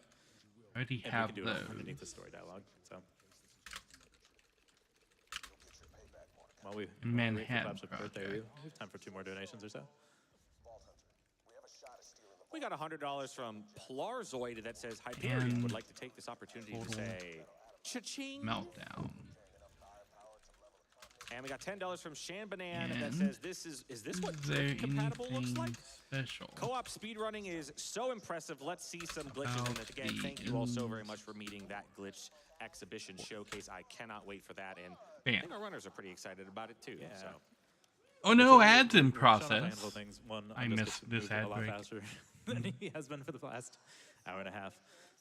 And then we're also showing off some of the New Game Plus things that we're not showing off in this. You don't do in this run, but it's another way that you can speedrun Borderlands 2 that just gives the game a whole bunch of speedrun replayability. So it's a game that if you loved it casually, there is something for you to do in a speedrun. So Claptrap's birthday is just about done. So that was Claptrap's party. Happy birthday, Claptrap. Happy birthday, Claptrap. All right, back to the main story. We're gonna do some more dialogue skips. We're actually gonna fail a mission as part of a dialogue skip. Oh, I didn't actually talk to him. Sorry, we gotta go back real quick. Oh, I forgot to give him his gift.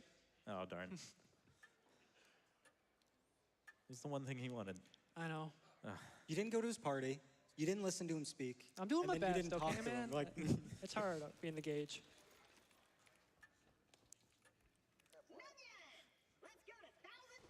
That's actually the story thing. We completed his birthday. That's the thing for the story to progress. All right, so we're in 1,000 cuts. We're going to progress the story. We're going to do a dialogue skip and fail a mission as part of the dialogue skip. So he's going to talk to Claptrap, and we're going to swap to the quest. And then we're going to end up failing this quest, so we're going to have to re-pick it up later. So we need Claptrap to get us through this beacon. If we run into it, we'll die. But, or beacon, deterrence field. If we run into it, we'll die. He needs to open it up for us. We totally can't go around it. It doesn't save us time to do it in this run, but in other runs, we definitely just go around it. So we just have to run through this area to get to the bunker. Jack's safe haven. It's totally a place that we need to get to. So there's a handful of enemies we have to kill over here. There's specific enemies that we need to kill to trigger the next portion of it, and you got both spawns. So we have Unjust Death Warp over here so that he can help clear enemies. I'm just going to run through and bypass another wall that we totally have to run through. If we're fast enough in killing enemies, it doesn't save any time. Actually, I'm going to die, so it's not going to save time anyway. That's fine. I'll just ram my face into the wall. There we are. And we make our way to Jack's bunker. So coming up is also another RNG quest, except it's an RNG story quest. There are a bunch of turrets that are going to spawn that are going to try and kill us while we're in the bunker. The place, definitely a place. Oh.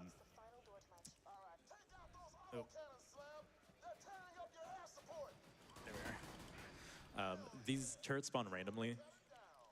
In a solo 90% run, it's a big source of RNG. Because your gauge, you cannot run very fast. But no in-game music on the around this map, so we can kill the turrets Nintendo as fast 64 as they spawn. port. It's not as much of an issue. So Giuseppe and I can handle this up top. Well, Unjust, where are you? I'll be doing a bit Steam of an Keep out with of bounds. Diddly Tap. Typically after You you're didn't finished have with to everything do in this that. I area, was going to there's get some it doors when the open, and funds then you came have to through ride this tomorrow. elevator all the way to the bottom. But one thing we can do is, I got the dunk where I drop without bonking.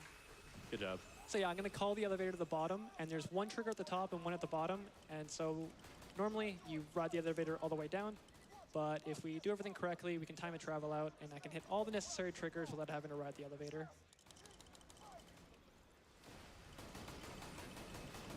Come on. You can do it. I believe in you. You got it, Giuseppe. I'm getting this one. This one's easier. Yeah, that works.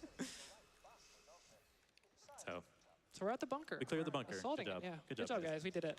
You really think I'd protect Angel with nothing but a couple of Wait, what? bots and some flimsy turrets? You see, you're not at the bunker right now. What? The bunker isn't a place. No way. What? Plot twist. Plot twist. So this is a boss. We actually have to. Bunker's an enemy. We actually have to wait for bunker to like kind of do a perch animation, and then we're gonna take care of it quite quickly. But we do have to wait again for the bunker to go into a death cycle.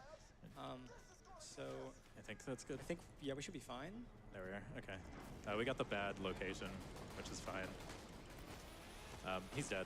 Yeah, but he has like 1 health remaining, and he's not gonna die until he Ha! gets another lap around the arena, and then perches in a death animation. There's one more enemy throughout the run that'll do this. It's very annoying and very slow. So we just kind of have to wait for this. Yeah. Afterwards, we're all in place Deadly to Power of Monster. To progress to the next area and hit all the triggers really quickly. I wonder how long this game is. Guaranteed. Guaranteed, champ. There we are. So now he's actually dead. So then we'll have one more quest swap here. Skip the dialogue. Go. I'm gonna travel out with a grenade jump so I can get back to the elevator in time to hit all the necessary triggers. And that's the bunker. Did you see the sham? Yeah, it was. Yeah, it was right there. Right there. While these things are So there's a updating, cutscene that we're gonna do another travel back to the bunker just to avoid. It's where you meet Angel for the first time. And now we get to do every speedrunner's favorite map, Control Core Angel. Yeah. Control Core Angel is a 5-minute wave fight. So yeah, we were talking about like how slow wave fights are. main story This around is 3 to 4 the hours, slowest main by story far, extra and around the 5 hours, pretty much the only one we completionist can't around skip. 7 That's a lot of just hours. waiting for this So this is really a long one spawn stream animation game. over and over again. famously, there is a bounty that's out. If you can figure out how to skip any of these injectors, you can get $50. It's been open for what, 10 years now? Something like that, yeah. We don't think it's possible to skip, but if anyone can prove us wrong. If you're feeling ambitious, then go for it. Borderlands games, No, at least the main story quests, are coded incredibly tightly that it's very difficult to skip objectives. So pretty much every game in the series, there's very little that you can skip objective-wise in the main story. So we just have to wait for these. We can speed these up a couple of ways. Okay, I don't think there's anything special about the N64 port of Duke Nukem 3D. It's right here. I'll swap to a quest, and this will skip a huge back and forth. This is probably the area where quest swapping saves the most amount of time. There's a lot of dialogue in this section, and it probably saves around like almost a minute in this section alone or something. Yeah, I'd say so. And then there's one other small thing we can do to speed up this area where Roland up here, he's basically lowering the shields surrounding these injectors, and he has to path to certain places. So after we destroy the first one, he'll fall to the ground, and whenever he's on the ground, he'll actually follow the host character. So my job for this section is basically put Roland on a leash and lead him to where he needs to be. And aside from that, it's just clearing the enemies as quickly as possible. So we have time for quite a few donations here. Sounds good. We have $100 from. So I've kind of lost the plot on what they're doing Co-op Borderlands 2 on the GDQ stage with great this run. Great cause. Thank you so much, Sleepy Time, for the $100. I do want to announce very quickly we have opened up 2 new incentives. We have the Bill Nye the Science Guy. Bill Nye the Science Guy coming up in a couple of hours. It is a Bill Nye game. We have an incentive going on for watching the cutscenes from that game. We're going to need $5,000. I mean, how many people out there in Twitch land grew up with Bill Nye? The incentive for Drive the Worst Hedgehog. How many people grew up with Mr. Wizard? We're going fast. I'm thinking Sonic. Listen, That's where it was at. I remember Mr. Wizard. And we're going to need $15,000 for that. And a reminder, every donation that you put in gets us closer to that milestone incentive. Bill Nye had a catchier theme song. Snake versus Monkey mode after the Metal Gear Solid Delta run. But the most important thing is that Space Mustafar showcase for the Star Wars Battlefront 2 run. And I've been told that You mean Mustafar? wrong. Tell me you don't know anything about Star Wars, dude. Mustafar? I'm not going to listen to the crowd. I'm not going to listen to what the crowd tells me. I just want to know what you... Did the crowd just correct him that he pronounced that incorrectly? How that is supposed to be pronounced. Yeah, Mustafar is how it's supposed to be pronounced, dude. If he can't pronounce Mustafar... Now my brain is melting. If he can't pronounce Mustafar, I wonder what would happen if someone gave him Kashyyyk. Like, what word has 3 Y's in it? Currently undergoing treatment. Incredibly thankful for all the work that GDQ does to raise money for the cause of preventing and defeating cancer. Let's keep the momentum going. Less than 3. Thank you so much for that. Duke Nukem 3D plug and We're just about play. done with this. I don't remember that being listed anywhere. We're gonna use some of these echo logs again. We're actually gonna turn one of the shortest quest dialogues in the game into one of the longest ones. So they're gonna play the echoes in a specific order. And Total Meltdown includes the plug and play episode. We're gonna turn the Bane quest dialogue and apply that onto Maya's echo to turn it into much longer. Do you need a launcher? Yeah, I need a launcher. I got one. Okay.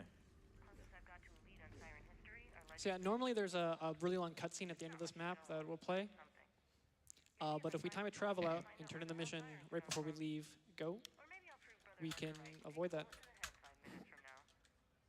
Oh, that's not gonna work. Go again, sorry. I wasn't sure if the dialogue was gonna skip.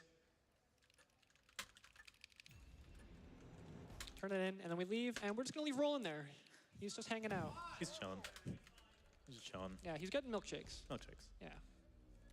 So normally you're supposed to, you watch a cutscene, you get teleported to a place that allow you to go back to Sanctuary. But instead, we traveled back to the bunker. And when you don't have an active new use station, it just defaults you to the fast travel. So I can just travel out instead. It's a good opportunity to give ZZ one of his only buck up stacks I can give him in the run. There are a couple times where I can get it, but it's more important for us to have it for those specific points. So we're back in Sanctuary. Roland's just chilling. So again, we have more quests to pick up.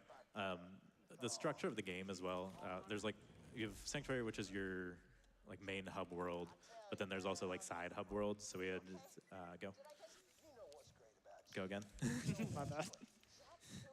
So we have Sanctuary, your main hub world, and then you have 3 Hordes of Divide, which opens up to 3 areas, and then you have Highlands, which opens up to 3 areas. Okay, so basically, yes. The next hub world coming up, at least that's what the story is going to tell us to do. We have some side quests to complete, so we're going to finish the clan war finally. And then there's a side area that we don't go to in an 90% run because it only has side quests in it, but we have to go there. So going to finish some of these quests. You can go.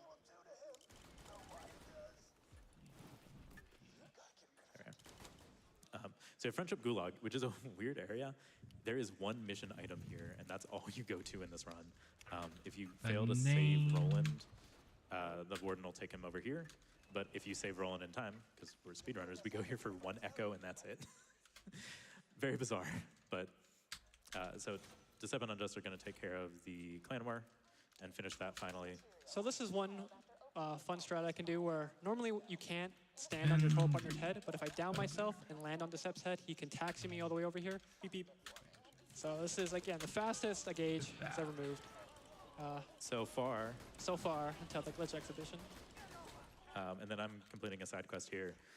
It's going to give us a very important relic that's going to give us increased XP from combat, which we need. We mentioned a little earlier, we need to hit level 25 coming up soon, so this is going to get us a lot closer there. Go. I don't think I got it. Never mind. Oh, nice. Do you need your launcher back? No, I do too. Okay. So welcome to Lynchwood. This map, usually you don't go to a 90% run because this is only side quests. This also is one of the biggest differences between the solo and the co-op all quest route.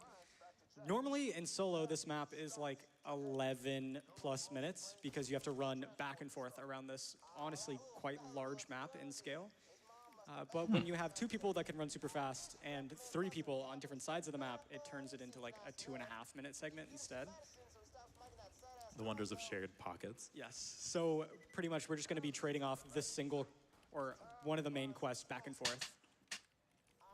Okay. So I'm on this one and I'm going to blow up a train, typical Borderlands fashion. 1 Where's and 2, Mr. Torque? 20th anniversary It's more World of him. War. Plug and And then Pray. Unjust is going to rob a bank. Total Meltdown. Typical Borderlands And things. then the 3 expansion. So there's the train. There we are. That has 4, and then that's the 5th one. And then I'm over here. I'm gonna grab some dynamite for that bank robbery, and that quest of that really loud gun. Forever Here it down is. here. Well, you have to shoot it now. I have to shoot it now. Once I pick up the bomb. Warning to everyone's ears.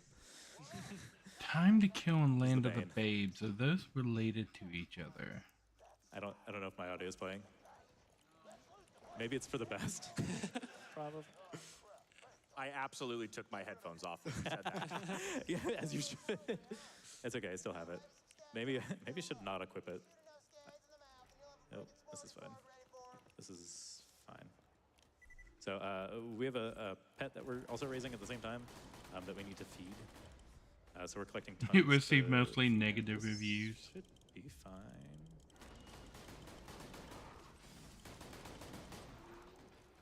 There we are. So this is one of the RNG quests where this one generally isn't too bad, but it is an RNG quest, so it can go wrong sometimes. There's one behind me. I have 3. 4. Okay. I got the last. All right. I got 6 just for good measure. Okay. Didn't have to run back. It's fine. Okay. Yeah, an RNG quest, but that's not nearly as bad as one of the other later RNG quests that we're going to run into. Now that we completed the 2... This one is a just about sequel completed to the 2 main quests in this area. It unlocks a 0 third quest that Hour. I'm going to take care of. If you played the pre-sequel Nisha, this is her one appearance in this game. And if you remember from the pre-sequel or have done a max build of Nisha, she's very broken. That's not going to be the case here. So she must have gotten nerfed in between. So make it to Nisha. Howdy, Nisha. And she's dead. Bye, Nisha. Bye, I'm Nisha. going to. So this up is going to travel, and I'm going to take the last quest that we need here. So yeah, very quick section in co-op. In That solo, away. this is, I think, the longest, if not one of the longest maps in the game. All right. So now we took care of that detour, and we're going to go to the last hub map, Iridium Blight. That's going to open us up to the last 3 areas of the game. Trying to Story-wise, we're actually kill close to the end. and If you look at the land quest log, you wouldn't think that, because we have a lot of quests that we still complete, but a lot of them we're holding off until we get level 25. It's going to be a lot faster to complete them once we get to level 25, and it's going to open up a glitch that's going to break. Yep. Good job on Dust. So Giuseppe and I are going to split up. Undust is going to pick up some quests to skip some dialogue, and I'm going to trigger the trigger that's going to open up the next area. So yeah, coming up here is Sawtooth Cauldron, which is a very infamous map in both, like every speedrun category, basically.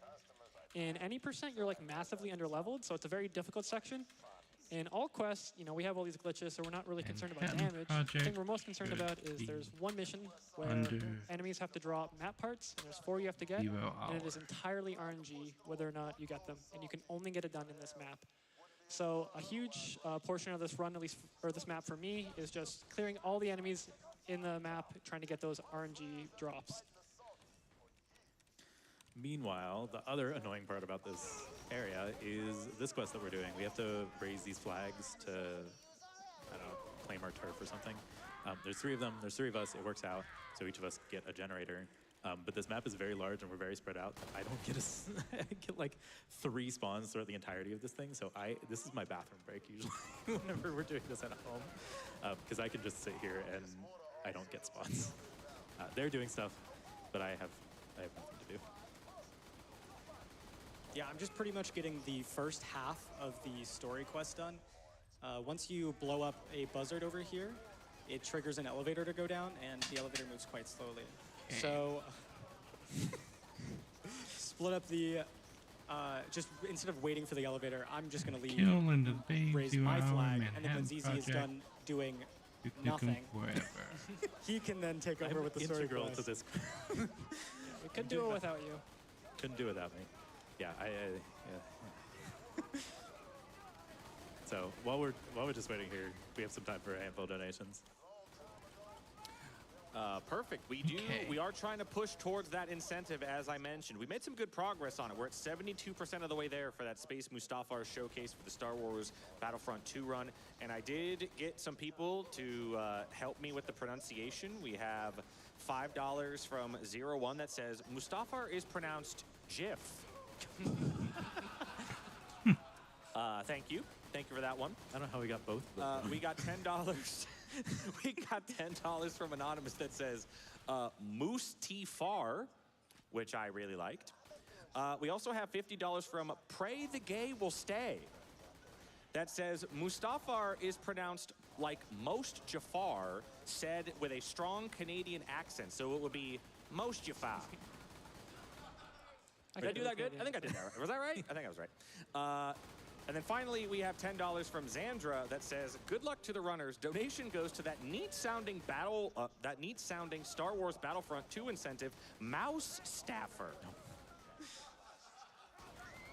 Again, 72% of the way to get that incentive met. Let's take a look at Duke Nukem Advance. So I actually get some of and Duke Nukem Critical Mass. I can't imagine these are going to be great. So I actually get to do something now. Congrats. It was very difficult. Just fire and pray that a crit hits. While we're doing this, we're also completing a side quest with that E-Tech weapon. It's sort of introducing the E-Tech rarity. That's usually the only E-Tech that we actually get in the run. So my generator is done. I can actually play the game now. I get to do nothing. Now you get to do nothing. It's a nice trade. So I'm finishing the story quest. One annoying part, again, about solo all quest runs, if you see that exclamation mark on my minimap, that is a side quest. It is on top of this elevator. So whenever you're doing this solo, you have to ride the elevator, pick up the quest, take the elevator down to get the quest item, and then ride the elevator back up. But thanks to shared pockets, I can pick up the quest, and then Decept can pick up the quest item, and I can just turn it in without having to leave. So it makes it much less annoying from this portion. So pick up the quest here. And then the story thing, I need buzzards to spawn, but we need to clear enemies for my buzzards to actually be able to spawn. So I'm just gonna, those buzzards spawn, they don't count. Usually they're the spawns from some of the other quests. So I just have to kill every single buzzard that spawns and hope that it's for the main story quest. Okay, so there's 1. 2, 3. Come back. Okay. 1 more somewhere. There it is. Okay, and we got all the RNG parts, so. Yeah. Awesome. Nice. Okay, I was kind of getting nervous there. Dude, I know we run 1 of 4 for so long. Yeah, that quest is like very hit or miss. Like, I think the worst we've had it is like we've lost, what, 4 minutes today before? Oh, easily. Yeah, so very lucky we got that. If things go well, I don't have to care about map parts because I don't get spawns usually. Whenever I do have to care about map parts, that means stuff went very wrong. So place the beacon that I totally picked up, turn in the quest, and go. Go whenever you're ready.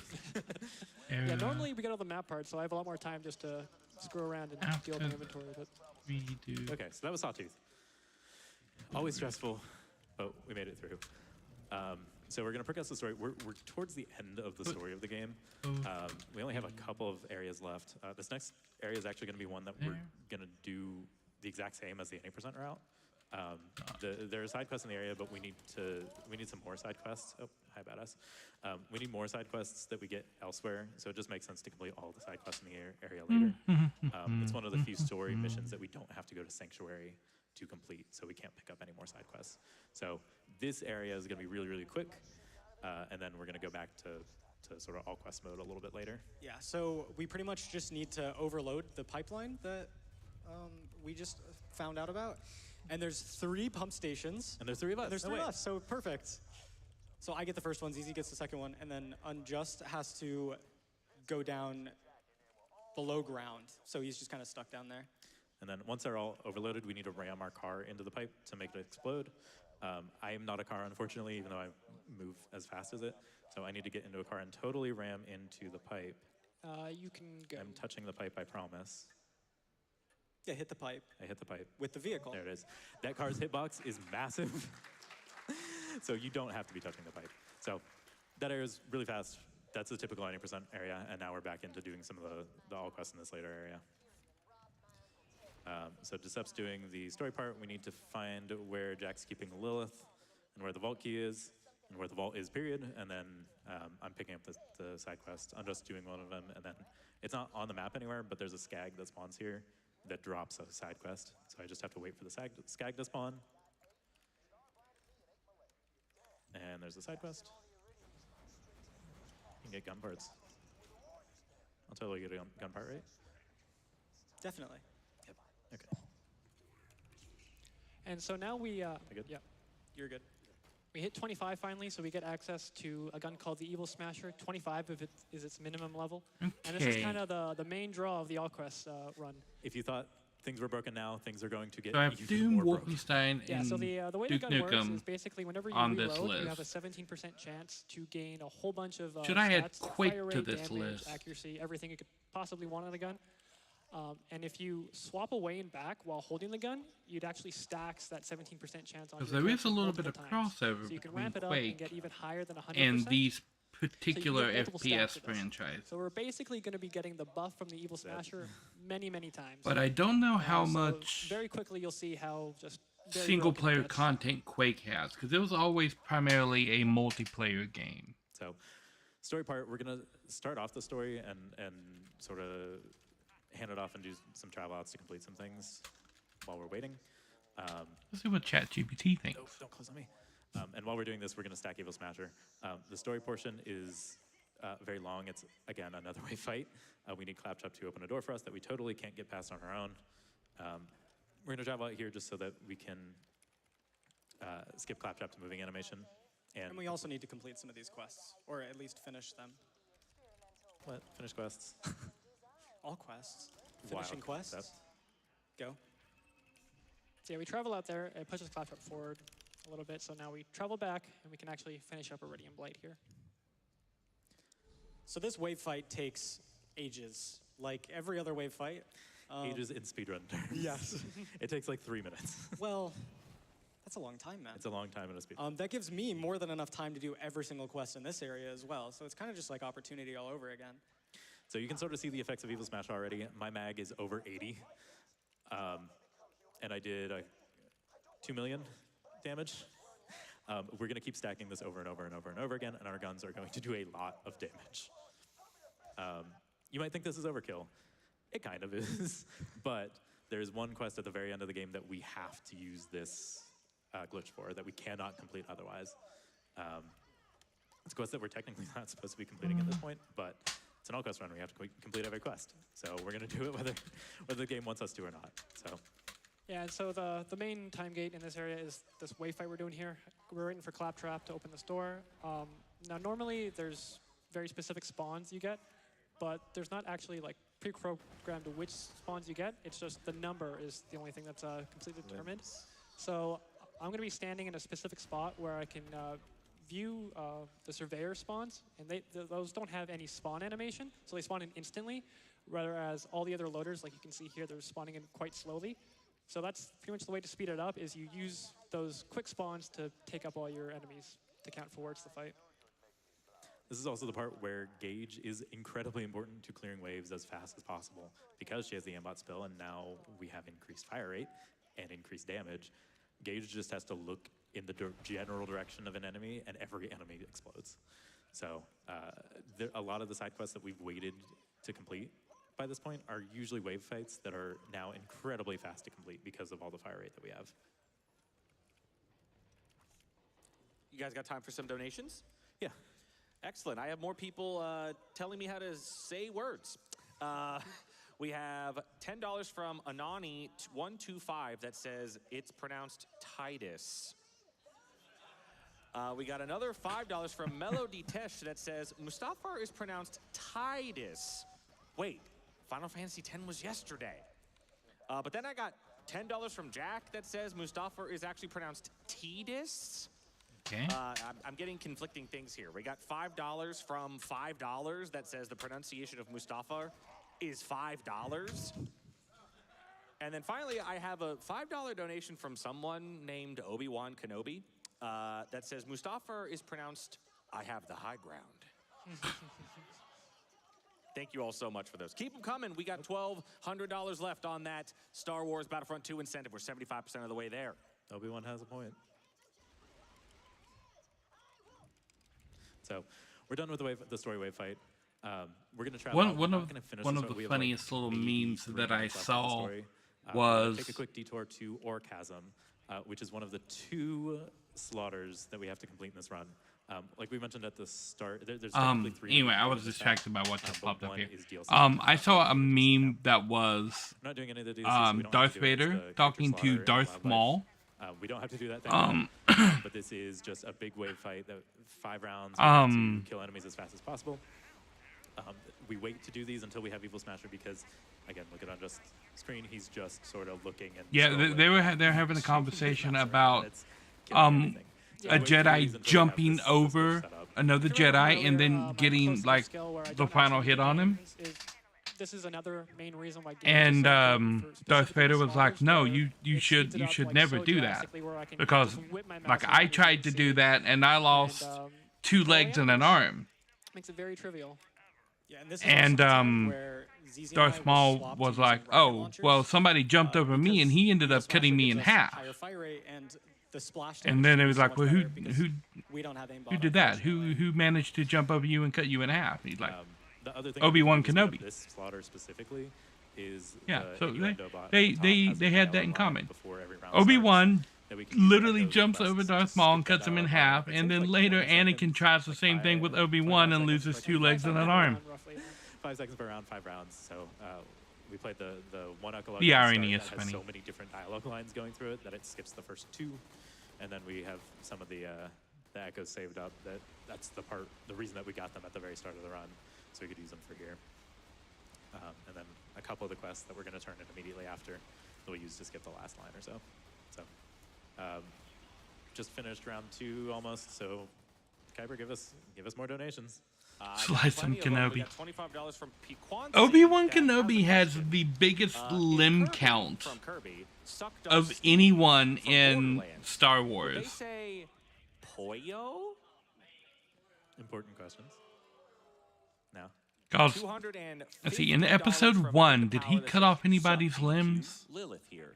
We asked Dr. Zed to help with curing cancer, and he said, "Son, that might sting." He decapitated many droids in episode 1.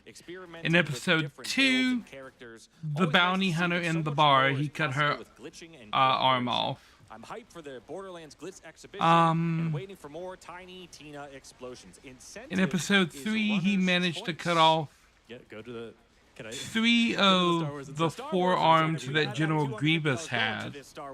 Yeah, in episode 4, he cut off the arm of the guy in the cantina. Also in episode 3, he cut off Anakin's arm and both of his legs. I don't think anybody has cut off more limbs than Obi-Wan Kenobi has. Stop cancer. Congratulations, Benji. Congratulations. And that's not even counting the people he probably decapitated during the Clone Wars. Because I haven't seen the Clone Wars. I need to watch it, being a Star Wars fan. But I'm sure he probably decapitated several arms and legs and stuff during the Clone Wars. Away from that Star Wars Battlefront 2 incentive. Are we going to get 2 incentives met during this run? I think you all can make it happen.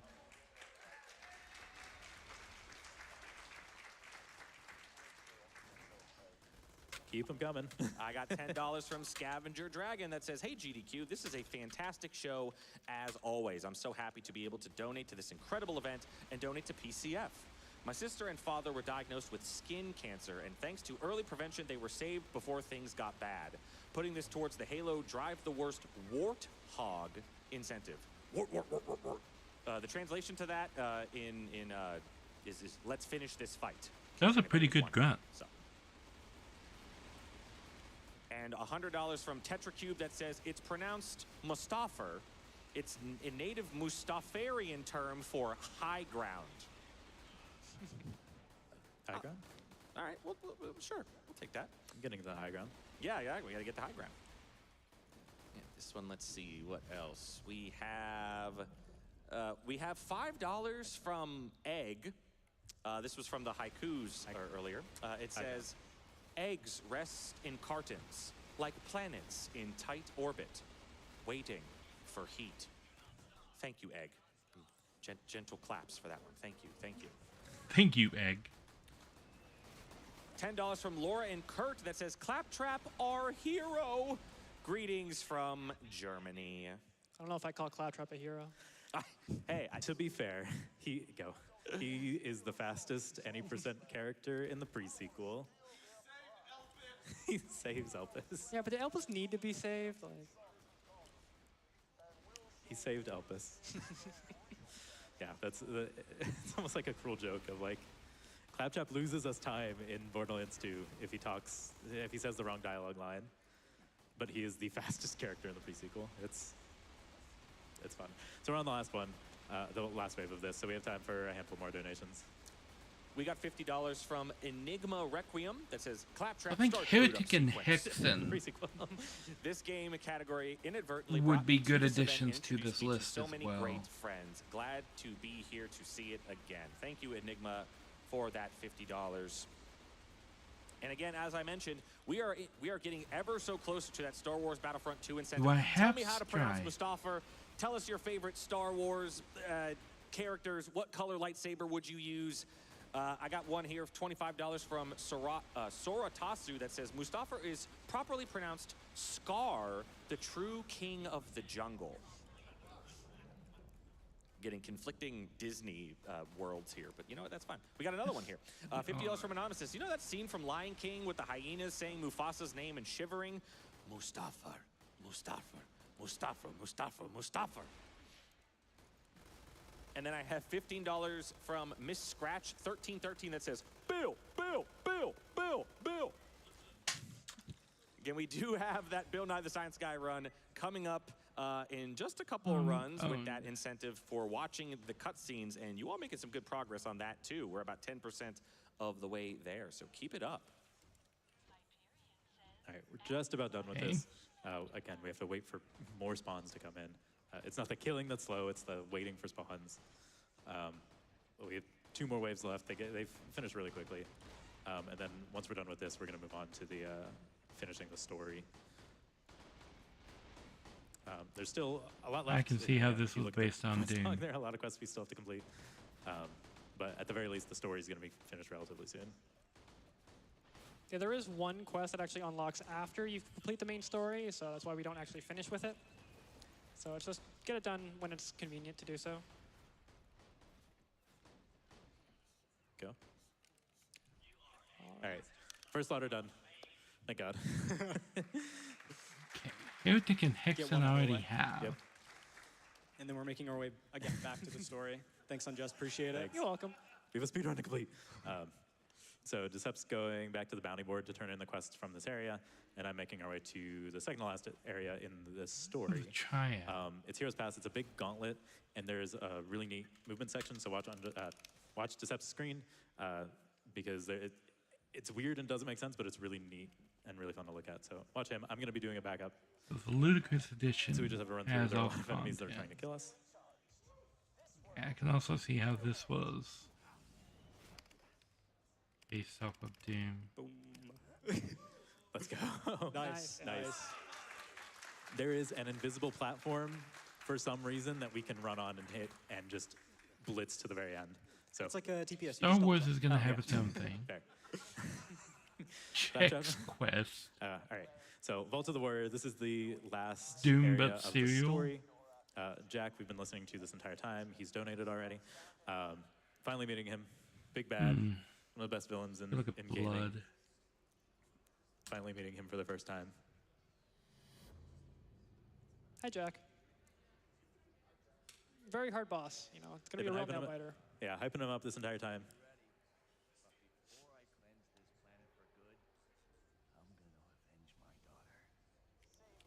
Bye, Jack. Bye, Jack. Evil Smasher makes this very true.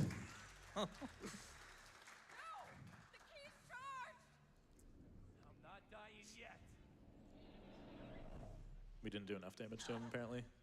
No, he's still going. Should have stacked Still more. going, yeah. It's tough. And we weren't fast enough. He said we're too late. Yeah, I guess. 2 hours in. Whoops. He had fast charging on the key. Oh, true. USB-C. Yeah. Yeah, okay. So, here's the warrior. Here's the actual final boss. Again, hyping us up. This series, To be but a very only list difficult fight. one.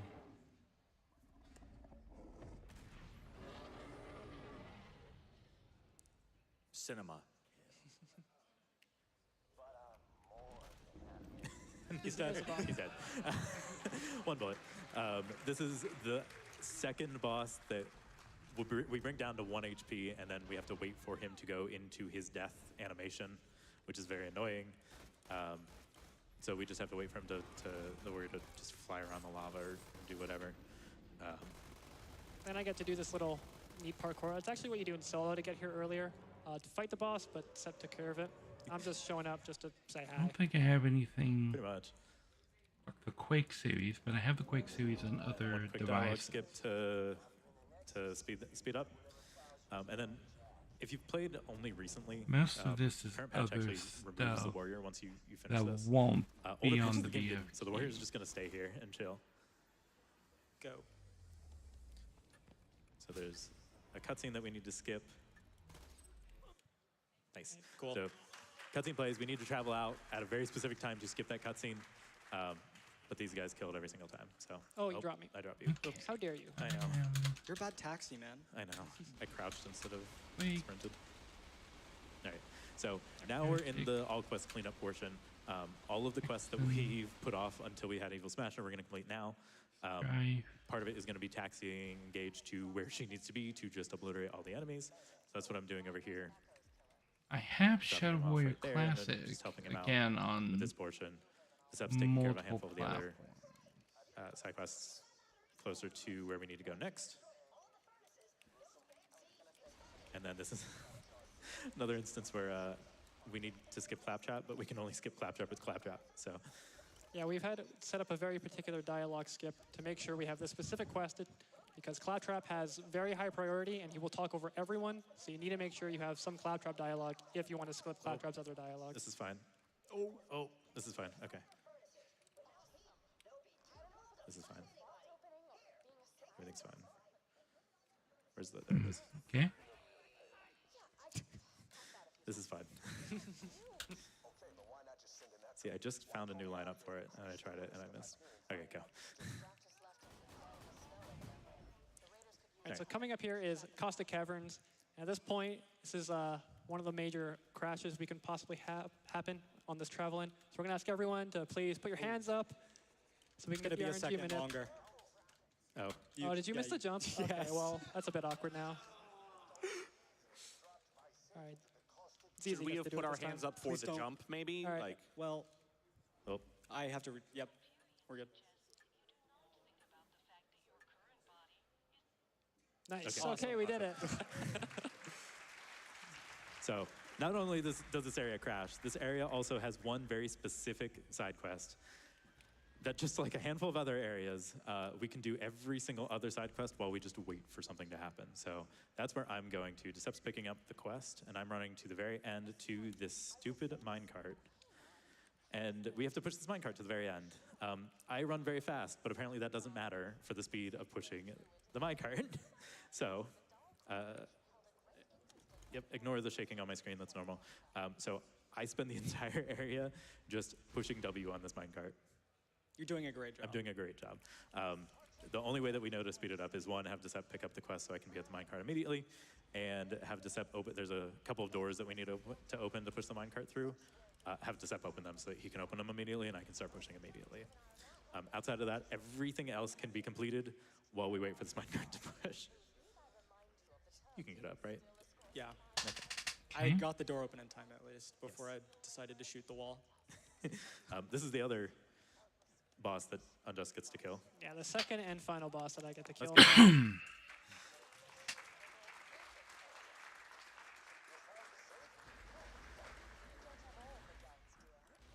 So while I'm pushing this minecart, Kuiper, give us a couple more donations.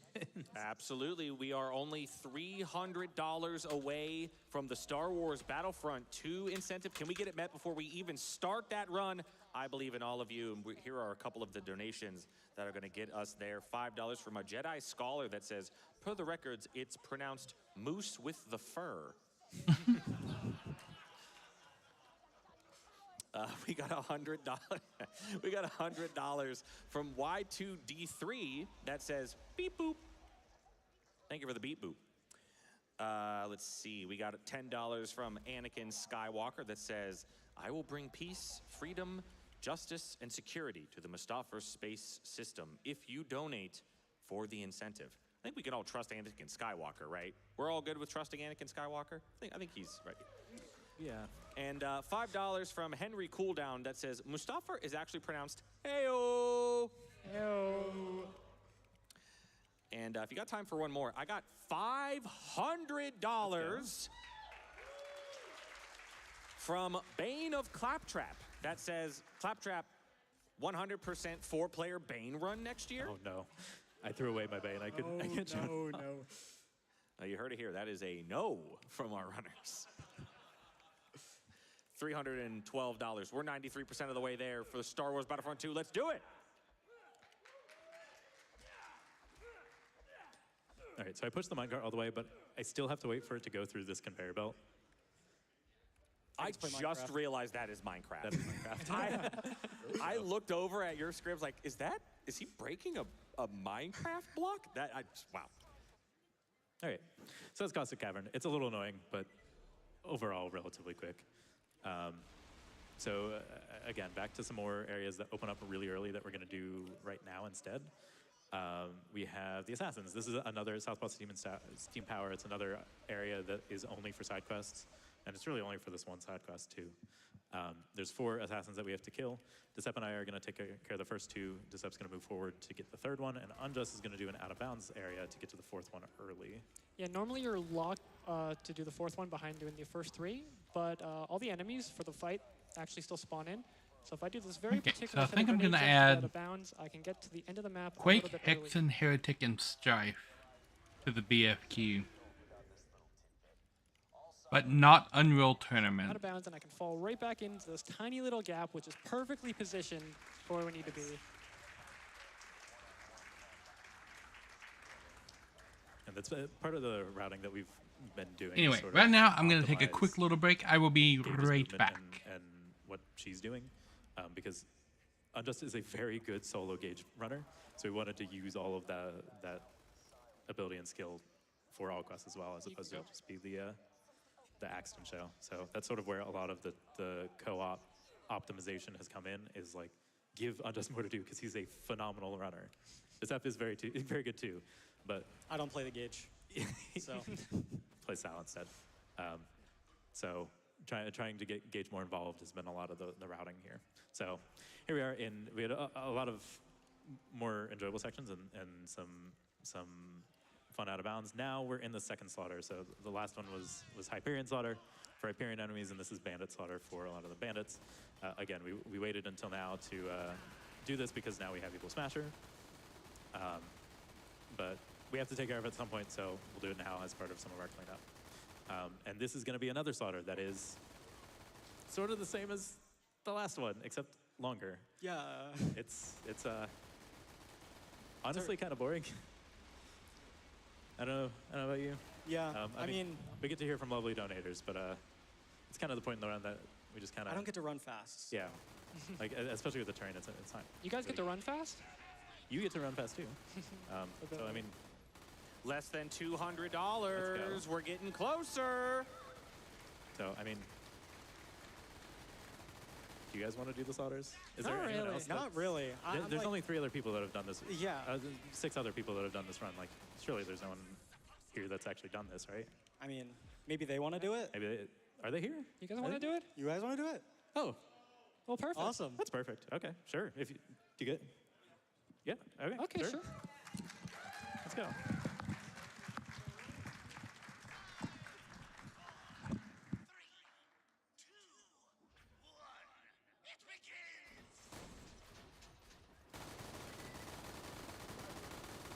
All right, hello. What's up? Hello. Long time no see, right? So I'm Amerlin.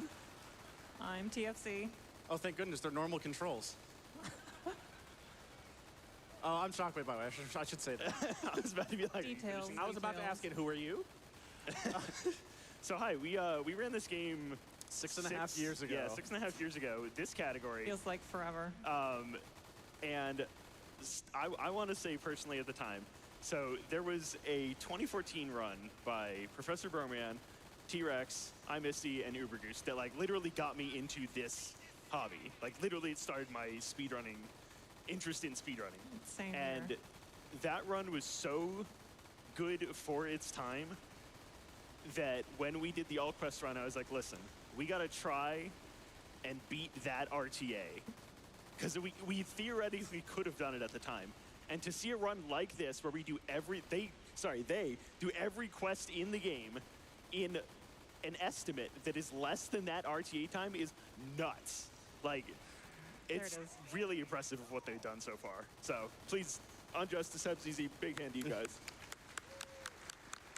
I'm using a free scroll mouse, by the way, that's why I can keep firing. I promise I'm playing the game properly. You promise, for real? Yeah, for real, for real. So you guys get to have fun. I get to go come out here and hit a button. Yeah, I mean, that's how it be.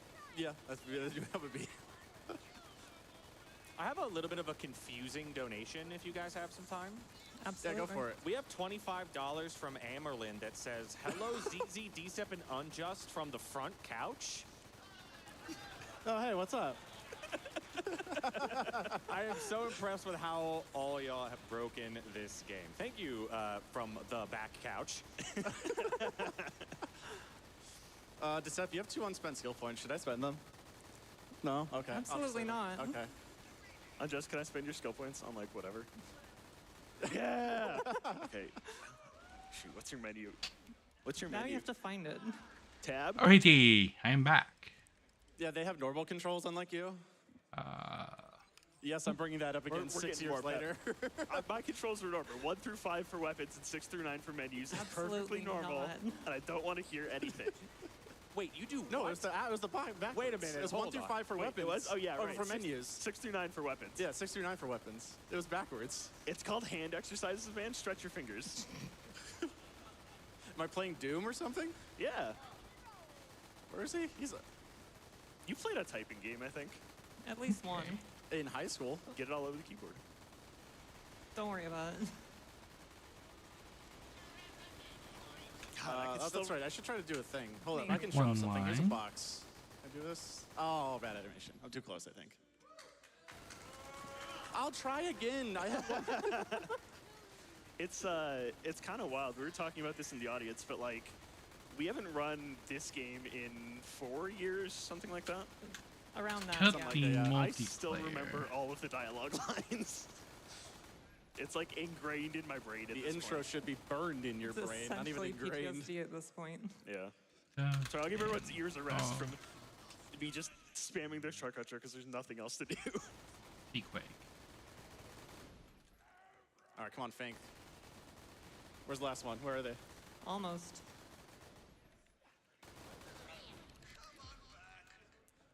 The Sep, I also just noticed you play with a tilted keyboard. Are you playing Counter-Strike?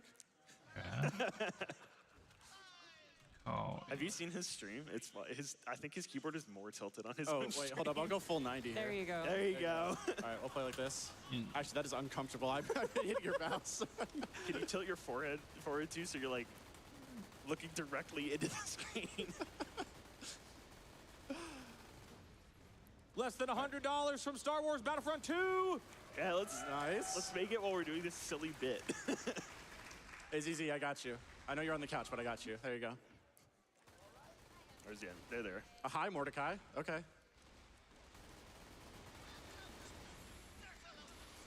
Man, it is weird to be back up here doing this like so long. Extremely. It's like a blast from the past bit.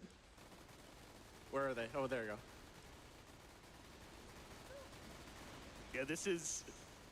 Oh. It is about as easy. Oh yes, at the incentive. Oh, I should shoot stuff. And the Star Wars Battlefront 2 incentive has been met. Thank you so much. 2 incentives met during this run. You all are incredible. Thank you so very much. Good job on the mouse staffer incentive. Wasn't it pronounced heyo? Heyo. Yeah. For people wondering about getting into this speedrunning this game themselves, this category is probably the most interesting to me personally, just because there's a lot more to do. It is as easy as it looks for this part. Evil Smasher is kind of free, but it's so much fun. It's so Your much laptop fun. updated its You make any BIOS kind and of it's laser broken pointer. all the hotkeys. Oh no. Oh, it's easy. I got you. Hold up. That's not good. Can you roll back the BIOS? I know ZZ20 is pretty cool dude though. All right, I can try one more time. Where's the box? I believe.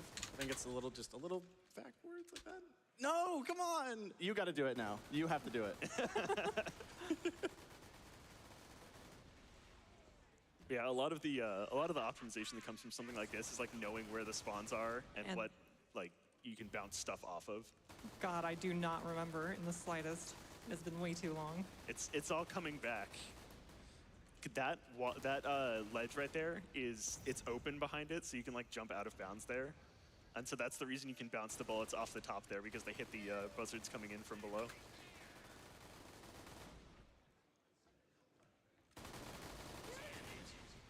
All right. Let's get back up to the top. And yeah, I think this is where we'll hand it back. Thank you very much for letting us come up here. This was a lot of fun. Much Thank you. appreciated. We're done doing We're this. done.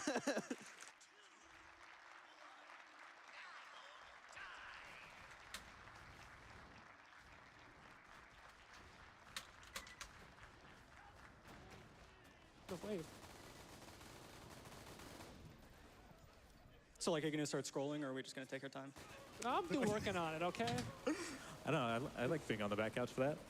That was nice and comfy. That was comfy. Yeah, it was much better than doing this. We have to do this again now? I gotta play the game. All right, fine. Well, as much as that is playing the game. Yeah. Thank you to Shock Gaming and FC for that. And thanks to production for allowing us to do this. They're sort of the reasons that some of us got even into running to begin with. I remember watching their streams I knew this route more than I ever thought I did before we started running.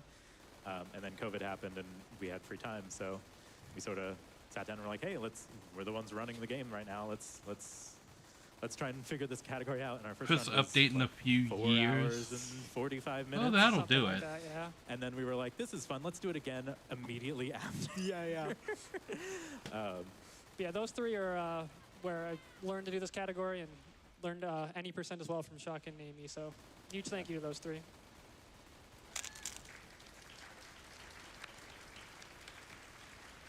So round 5, it's the longest round, but we're just about done, which is great. We have a handful more side quest areas that we have to take care of afterwards. But while we wait for this last bit, Kuiper, more donations. Let them roll. We got them here for you. So we had $25 from Azzy. I think that came in when you guys did that little swap there. It's, oh, new people. Heyo. Heyo. Heyo. We got $15 from Severin that says it's pronounced spice. That was supposed to be Tim Curry. I hope that came across. $25 from General Grievous that says another speed run to add to my collection. We must see the science guy, and that is correct. So now, the incentive that we want to see hit is that watch the cutscenes incentive for the Bill Nye, the Science Guy, Stop the Rock run. And all of you have already gotten 16% of that incentive met already, and we still have another run coming up after this one to get that met, but I want to see some more progress getting made there. Let's see it. Do I have to try it now, since you fell in like a one crevice? Look to the right. To the right. Not that far. Okay, well, never mind. Okay.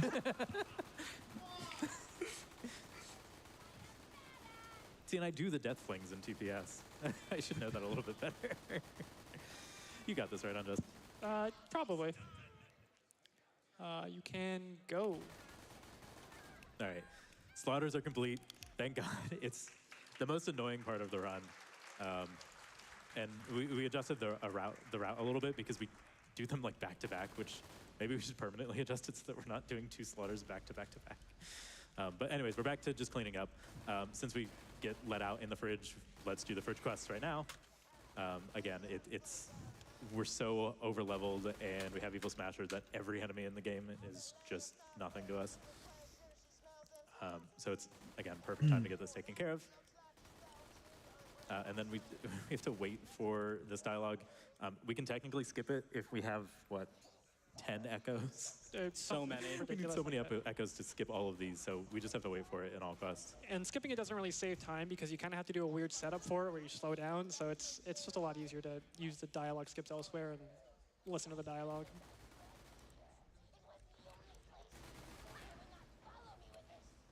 And then when ZZ completes this objective, it unlocks the ability for this quest to spawn. Quest item, right? Oh, there it is. Yes, quest. Well, or no, that's the quest. It's the quest, yeah. It's an item that gives you the quest. And so ZZ's going to take care of that. Don't kill me. Go. And now we will go back to wildlife. We have another quest we have to do here. This is the last note for production that we mentioned at the start. So again, there's that big invisible wall, which is locked behind a wave fight. So we're going to be doing this funky little out of bounds again, just to avoid doing that wave fight. Because again, wave fights are very, very slow. I mean, you just watched like 10 minutes of it, so. Yeah. So we don't want to do more. I'm going to run to a very specific point that we want the gauge to be because there are a lot of enemies that we need gauge to just obliterate. So we're going to have Unjust Death Warp to me relatively soon. Now. And then the Zep is doing the out of bounds that I'm going to Death Warp to. There's 3 animals that we need to save from bodyguards. So there's 3 of us. There's 3 of them. So we each end up taking one. Unjust is doing the first one right now. Decep is going to get me to the out of bounds section. And my whole job here is basically I move in a particular way to, one, avoid the save so ZZ can actually death warp correctly, but then also clear as many of the spawns in the map as possible, because the main issue with this section is just us being in 3 different locations, all having a whole bunch of spawns. Because again, only like 25 enemies or something can be on the map. So I have to backtrack a little bit. Here, you guys are used to this area from the any percent portion. And I just need to wait for the stalker to come over here, and then the enemies spawn. Decep is taking care of the first one that he's doing second. It's not confusing, I promise. Bam. And now I just get to spam this. This is the day of things not working. BIOS update, messed up laptop. The Ring doorbell camera thing I bought keeps telling me a person is at the door, and it's just a trash can. The little blips of 1 XP. And the neck massager that arrived doesn't work. That is a bad day. There it is. Oh, there you go. The Ring doorbell the game, man. is probably working as You were intended. really focused on that though. I was really focused on. They've always spawned on that one door. There's 2 doors. To be fair. So that's part. Tundra, again, more cleanup over here. We need to blow up a train and then have a tea party. You know. As one does. Typical Borderlands things. Average day on Pandora. So we're What day is it again? death warping Unjust as well. Day 2 on Pandora. So I need to lure Flesh Stick over to the tea party. I'm double his level with Evil Smasher. If a single bullet hits him, he's going to explode. So I need to lure him over here without actually shooting him. So whenever he stops to throw something at me, I can't do anything. Come on. Stop doing gymnastics. There we are. Okay. So Tina has the other quest, so I turn in, grab the TNT for Deceptics, and then I'll start the tea party for Unjust to clear. Have some tea, Princess Fluffy Butt. And then there's just a short wave fight here while Decep finishes up the other quest in this area. It's the one time where a wave fight doesn't actually lose time, because the other mission is Because we have another piece of slower. waiting. Yeah. Fire weapon. My fibber's fire. Does it, okay, Jeremy, we're good. There's another quest that we need where we need a fire weapon, that they don't give us a fire weapon. Usually we have enough quests turned in at this point that we'll get one from one of the quest turn-ins, but we don't always. Yeah, you can see some of the funny ragdolls in this game that Shock was trying to do earlier. So we finished the story, and like we said earlier, there's a quest that we have to get from Sanctuary after the story completes. So that's where we're going to go right now to actually get that part completed. While we wait for the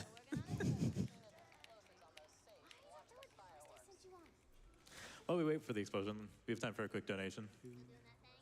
Sure, we got $5 from Anonymous that says, Bill Nye the Science Guy. Bill. There's a lot of bills. I only did a couple of them. But thank you for the $5, Anonymous. Getting us closer to that Watch the Cutscenes incentive for Bill Nye the Science Guy. And we also have $25 from Plot Panda that says, yay, Borderlands 2. Yeah, Yay! 2. So the quest that Decep is picking up is the raid boss quest. So typical Borderlands endgame, you have all the raid bosses. For the base game, they didn't expect you to do the raid boss in normal mode. So the quest for that is level 50. We're not level 50, but since it's one of the quests in the game, we have to complete it. So that's where Evil Smasher comes really into play. It gives us the damage that we need to take on this level 50 raid boss that's coming up. 777 lines to this JSON file. By being 20 levels underleveled, this is easily the biggest quest that I've made so far. Of the damage that we do, and we're going to be using level 30 guns instead of level 50 guns. So this is, while it might be a bit overkill for this part, we absolutely need Evil Smasher to be able to Door. No, it's just a trash can. Boss. Door! So again, some cleanup in Air Nexus. We picked up the quests after. Are you sure you bought the Ring camera and not the Squirrel camera? We need one more. All right. It's one of this is again one of the random quests, but the it's BFQ. a lot less stressful than the. It is other the ones. Doom series. Saying that we're not gonna get The Wolfenstein series. Go. The Duke Nukem series. The Quest series. The Quake Hey, so series. Frostburn, we started this. The quest Hexen / Heretic 2 hours series. ago at this point. And then So clean up Strife. Now. Now that we have Evil Smash and can kill all the enemies. I think now all we of need to these light these things on are fire, kind so of we need to related fire to weapon. each other. And then steps running through the area to get to the wave fight. I'm doing again. There's a mini boss. He's gonna explode because we have so much damage right now. Yeah, but it's the reason Yes. we wait this But- long is because that quest isn't available till way later in the story. And so we just get the other part of cult following done now. And I think Go. There we go, yeah. You gotta grab Benny board. I don't think I'm missing anything. So Westwood.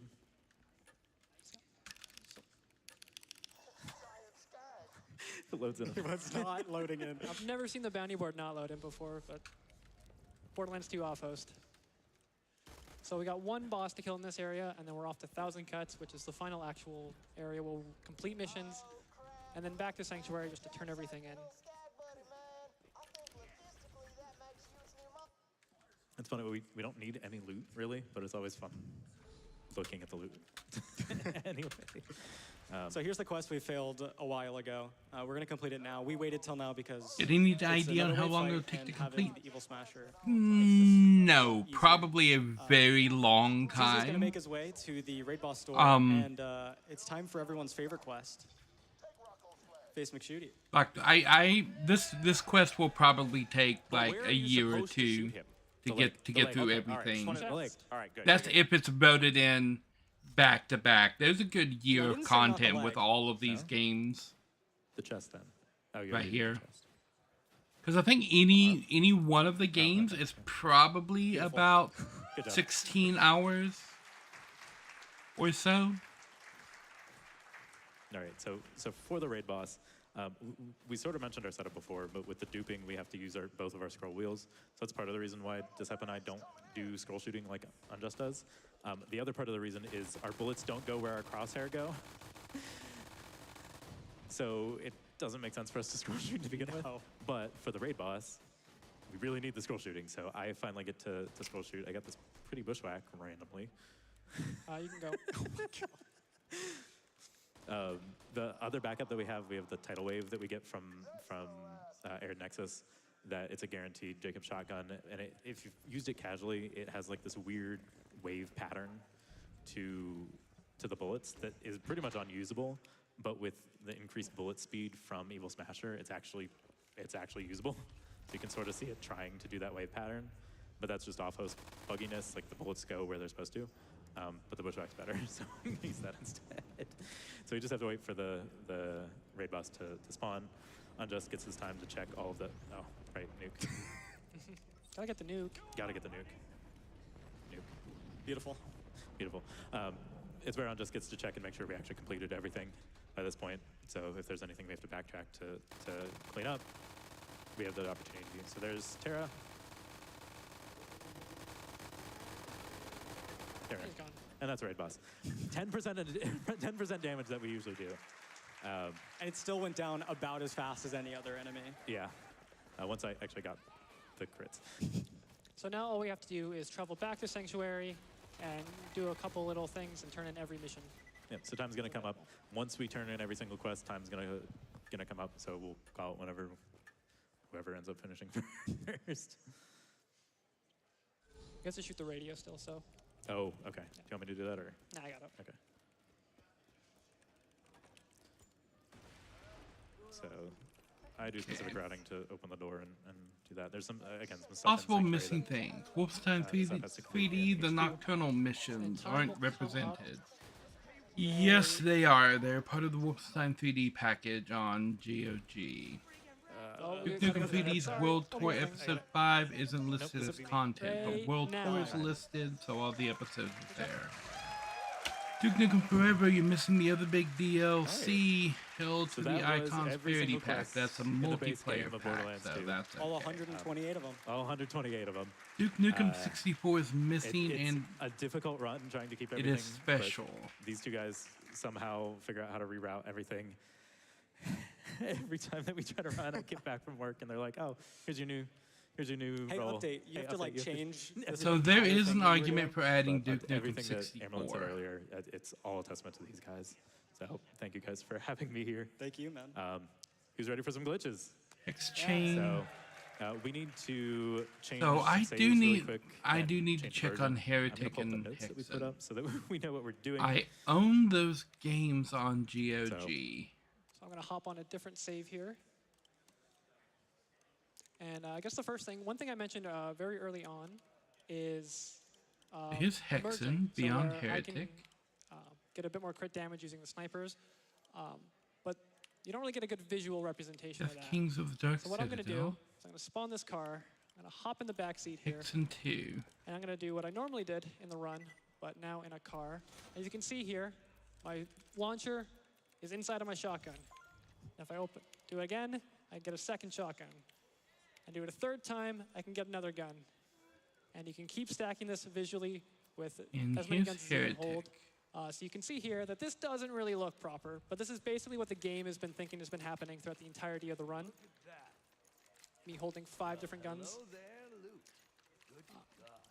Another fun little glitch we have. I need a launcher for this one. Do you have a launcher? What am I missing Oh, for okay. Hexen? I'm going to go Heretic into... and Hexen. Sorry, I'm just trying to get speed for later. Whatever, go. I'm going to come into here to Tundra Express.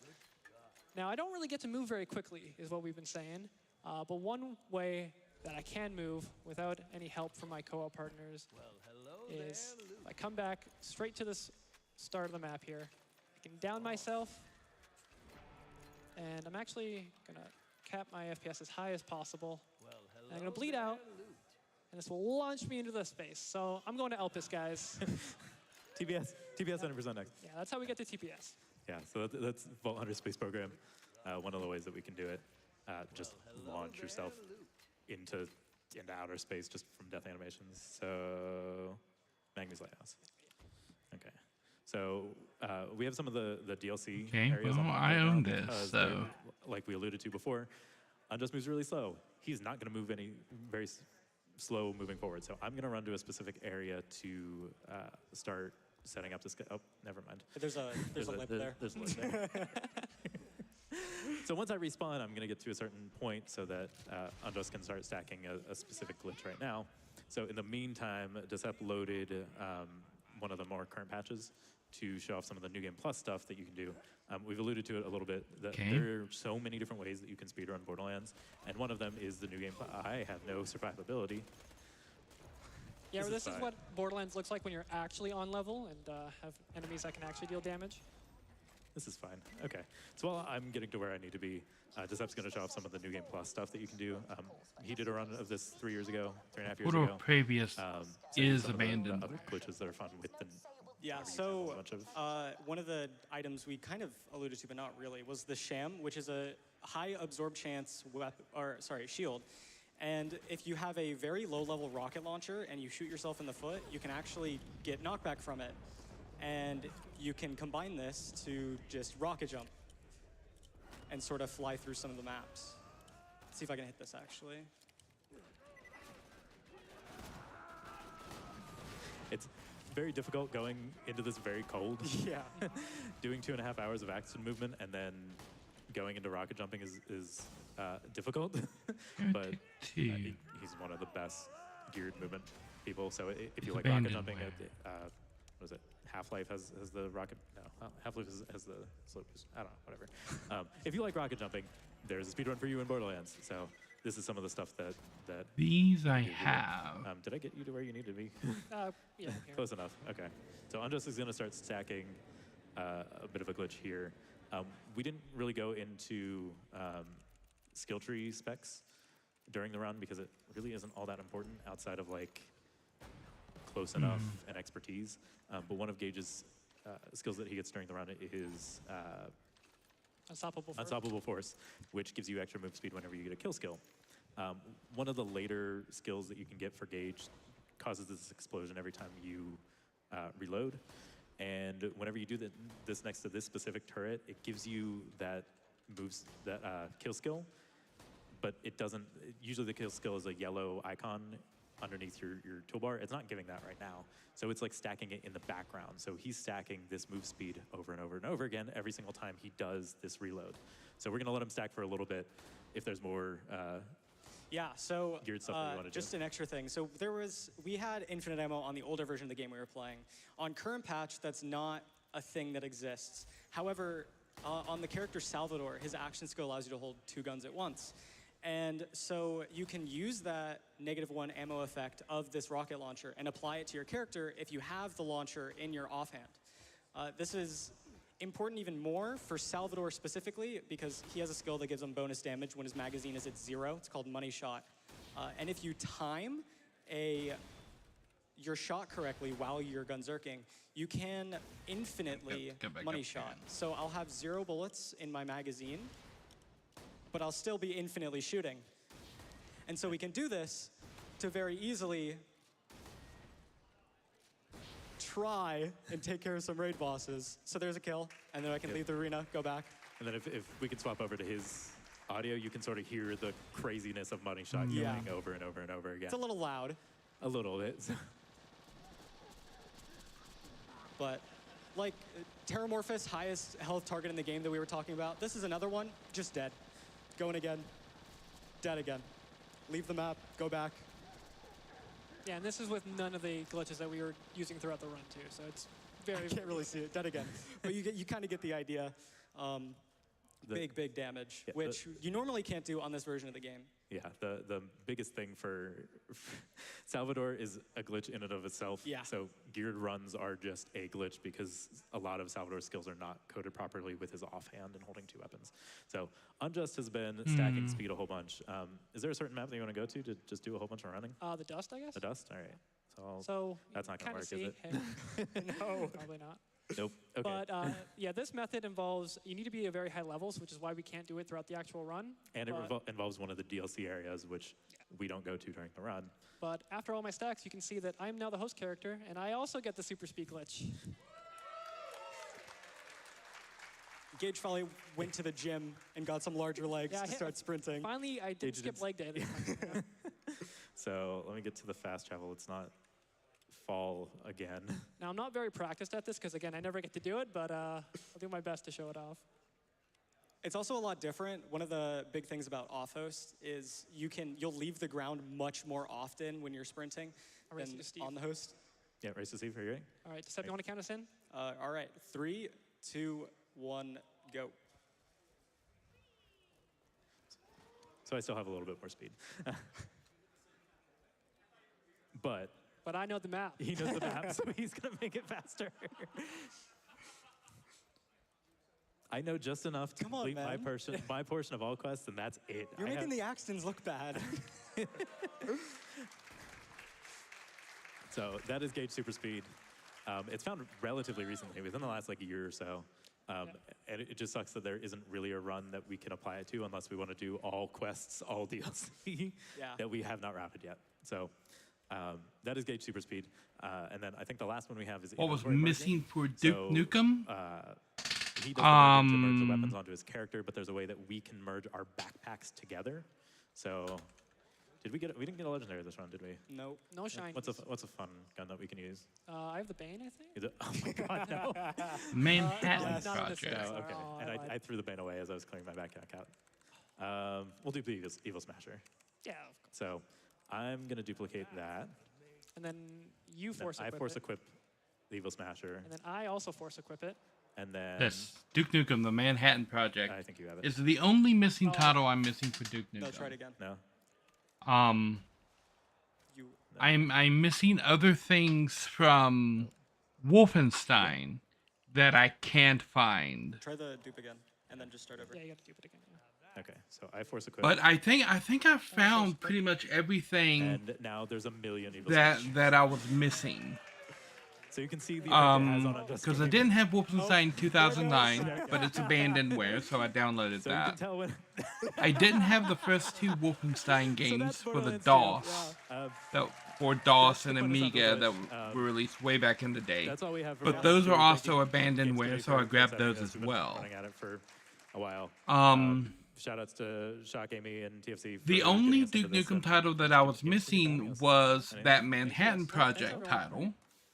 Thanks everyone, and enjoy the rest of the marathon. But that's available on Zoom. It's like $5 on Zoom, so. What is going on, Games Done Quick? My name is Jar Jar Mello, and I'm here with the one and only We Super. Hi, We Super. How you doing today? Hello, I'm doing pretty good. I hope you're having a good day too. Oh, I'm having a great day. I'm so excited to talk about LEGO Star Wars, the Complete Edition, or TCS as they call it, with you. Hey, I heard that you just checked in, right? Yeah, I just got here this morning. Wild that they make badges so small for our tiny necks. Anyway, I'm really excited to learn more about LEGO Star Wars, but I gotta say I'm jealous of your force powers. Can you show us a little of your flight ability? Maybe? Yeah, check this out. Check this out. Wow, you're flying so desperately slow. Yeah, give it up for that flight. Wow, everybody. Wait, you left me behind. All right, wait, come with me. Okay, woo! That was my R2-D2 impression. Yeah, that was pretty good. Oh, wait, we're people now. Yeah, hi. Oh, What's up? hi, everybody. Hey, I'm Mello Acevedo, joined here by We Super. How you doing, We Super? Doing pretty good. Like I said, so excited to talk with you today about the complete saga. Up first, I have a bunch of questions. I know this run is super hype. People are so excited for it. But I want to learn more about kind of the history of the speed run. I know that it's a huge community. Y'all do a lot of events. So what do you got for me? What do you want to start with? So I started speedrunning this all the way back in 2018. So, I mean, 7 years at this point. And when I started speedrunning, the world record was 3 hours and 9 minutes. The world record is now sub 2 hours and 20 minutes. It has gone down almost a full hour. And it is an extremely, extremely broken game with so many cool glitches. And it has very much been a slow progression over time of so many cool discoveries. Yeah, I know. Well, first of all, it's the complete saga, right? So you're playing through, we were talking earlier, it's 6 episodes. Within each episode, it's 6 levels, so 36 total levels. But also, I know you could play the episodes in any order. So can you tell me more about like what that episode order looks like and why? So you would think, well, let's just go 1, 2, 3, 4, 5, 6. Or 4, 5, 6, 1, 2, 3. Exactly, but we actually kind of jump around a little bit. In certain levels, there's these red bricks, which are like power-ups, and some of them are pretty overpowered. So we actually go 1, 2, 4, 6, 3, 5. And if you want to watch the movies that way, feel free. I mean, I don't, no, but I want to watch the game that way. We've done that before as a community. We watch the movies in the episode order of the run. And I know even like the episode order itself has changed over time, because I know there's like, you know, glitches that are incredibly hard and tech that's incredibly hard, which makes sense to do it slightly earlier in the run. Is there like some really exciting tech that people can look forward to, or maybe something that's your favorite? Yeah, one of my favorite things about this game, and it's kind of something we joked about for a while, is that every time we find a new tech, it usually has exactly one use. So we find this new glitch, and we're like, oh, surely this can be applied everywhere, and we only get one. Old Games use out of it. Download, But another one of my personal abandoned favorites website? are the skips in the pod race level. Yeah. Which is the 4th level of the I will run. We actually go most out of bounds. definitely check It's called it out. pod fraud. We do some fraudulent pod racing. I usually don't mind And it's, buying probably one of the hardest tricks in the run. So like no these guarantees older I hit games it because on, they're on typically Friday. But it is, not if I do hit it, expensive. it'll be extremely, extremely cool to see. Do you have the chance to reset and like go for it again, or is it just And like you if have to finish like the race older now? abandonware That was one of those few titles tricks that if I miss it, it's just we just keep become on going. available again, a lot of that goes back to the original You creators of were it. showing me some of it earlier, and I couldn't. I Exactly don't tell know what's about this Yeah, it's kinda Zoom hard to explain, platform. but we basically, I'm gonna this have actually to a big part look of Lego Star Wars is into 1P2C, or one player, two controllers. Oh, that's right. Yeah, I forgot. do And that this, wasn't- but when I was looking originally for you stuff, couldn't do this two platform controllers. came Yeah, up so multiple years ago it was times. banned. You know, people were a little bit more strict back then. But I'm we were gonna- like, I'm hey, gonna if have we can to- just control, because Lego is a co-op game. Right, You can play with your friend. To look into this, but even right here, it's like it's $6 for this. So, But it is quite literally faster to have two characters. yeah, so let's say there's 2 things. that And you it's need to not build to anything that progress. I Well, need instead of right building now one and because building the this other, let's game just is build both at the pretty same time far with a down different the player. So line. that's become a huge There's a part of the lot run. of I will stuff that have we would hit 2 hands, before we one handing a controller, hit one on the keyboard, and Manhattan we'll be controlling 2 Project. players at once, and it's it's not easy at all. It takes many, many hours to master, but when you get good at it, it's super, super fun. And you are part of the So majority. I have it, but I'm not terribly concerned about the Manhattan Project or anything right now. I use a keyboard for player 1 and a controller for player 2. Most people are the other way around: controller for player 1, keyboard for player 2. I'm a relic of the past that still does it the other way around. Well, tell me more about the community, because like I said, this has a Okay, vibrant what do we got community. You do coming up events like right Break the Record. I now? want to hear about that, and I want to hear more about the people that put this stuff together. Absolutely. We've taken a lot of measures to try to really grow our community and keep it as active as possible. And one of the things you mentioned are the Break the Record events, where we basically corral up the top 10 or so runners of the game, and we'll spend a weekend having everyone just grind out attempts and trying to get new PBs, new world records. Like some people in person, some online? The first one we actually did in person, in a basement. That is so cool. And I mean, shout out GDQ community. Like, we know what that's like. Absolutely. Throw back to the original GDQs, but it really is a way to, activate the community and get a ton of new PBs and get people watching, because we broadcast the whole event. And, it's just a really cool way to, get everyone involved, pretty much. Right. And again, I want to hear more about like other people in the community. I know you were talking about your comms earlier, and like they have some interesting roles as well. Yeah, absolutely. So obviously, Zach is a current world record holder. He's kind of had a very successful reign in the 80% category over the past few years. And then shout outs to my commentators who are not here yet, but Chimkin, another long time ago world record holder.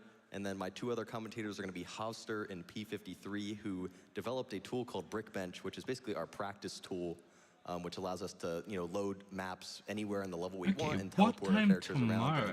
And, has made practice so much more efficient in the modern era. Yeah. Wow. And then practice so important with such a long run. I mean, and you've been running that this, like Contra game that they were talking about earlier. 8 years now. For 11. me, it's always hard to wrap my head around a run that's like multiple hours long. How do you find the resilience to like keep on going? I'm losing the resilience, I gotta be honest. No! It can be really brutal at times. Yeah. Especially at one point, the hardest trick in the run was in the second to last level. Yeah. And is that the bridge? It's the Cloud City Trap level, and you have to, well, luckily the skip has been obsoleted at this point. Hey. There was a weird out of bounds clip you had to do that was really, really difficult. And it can be really, really tough just powering through and doing all these attempts, because the run is really a nonstop. Oh, and then we push got fest. the awful block. And it, really, starting at it's 1 not easy at all, a.m. but sometimes It's you not get a challenge in life. Yeah. Well, listen, I mean, as somebody who very specifically loves extremely difficult games and challenges, this like is appealing to me. So like, what would be your advice to new runners if somebody was trying to get into the game? I think the biggest thing is that a lot of people say that 1P2C seems really intimidating, because it's one of those skills that you don't, I mean, when do you ever use two controllers at the same time? So, a lot of people will try it, and they'll try it for 2 minutes and say, oh, this is too hard, and throw it away. But, just like, learning how to solve a Rubik's Cube or, anything else, you gotta... You don't know this about me, but I love solving Rubik's Cubes. Well, now I know. Just like any new skill, it takes a lot of practice, and I guess I'll take the time to shout out that we are currently working on a new any% tutorial. We made one 5 years ago, and over 5 years it becomes a little bit outdated. So we're currently working day in and day out on trying to make a new one that Another place to check is star. Posted on my YouTube channel. Edit Dude, this has been out. such an exciting conversation. I am so looking forward to the run. Before we go, We Super, where can people find you, and like, what do you do out there? Yeah, so my YouTube channel is We Super. I speedrun Lego Star Wars. I've also been recently speedrunning Minecraft. On my YouTube channel, We Super, I do all sorts of Lego Star Wars mods, cool content, whatever. I haven't uploaded in a while, but I do plan on coming back soon. And like I said, that new tutorial will also be posted on that channel. So make sure to subscribe so you don't miss it. Heck yeah. Well, hey, everyone. Thank you so much, We Super. I'm Melo Acevedo. Look forward to the TCS run. It's about early Friday morning, Eastern time. If you are going to watch it, let us know. Oh, yeah, archive.org. archive.org. But yes. That's all from us. And now I'm going to send it over to JD Puppy. And I think their Star Wars Battlefront 2 is next. Rise of the Empire. Yeah. Yeah, they're excited for that. So take it away. Hello, AGDQ 2026. I'm JD Puppy. I'm excited to be your host for the next few runs. And Mello, you are right. Star Wars Battlefront 2 is indeed coming up. But before we get to some awesome speedrunning, we're going to take a short break. So everyone, remember to stretch, hydrate, and take care of yourselves. Okay. We'll see you soon.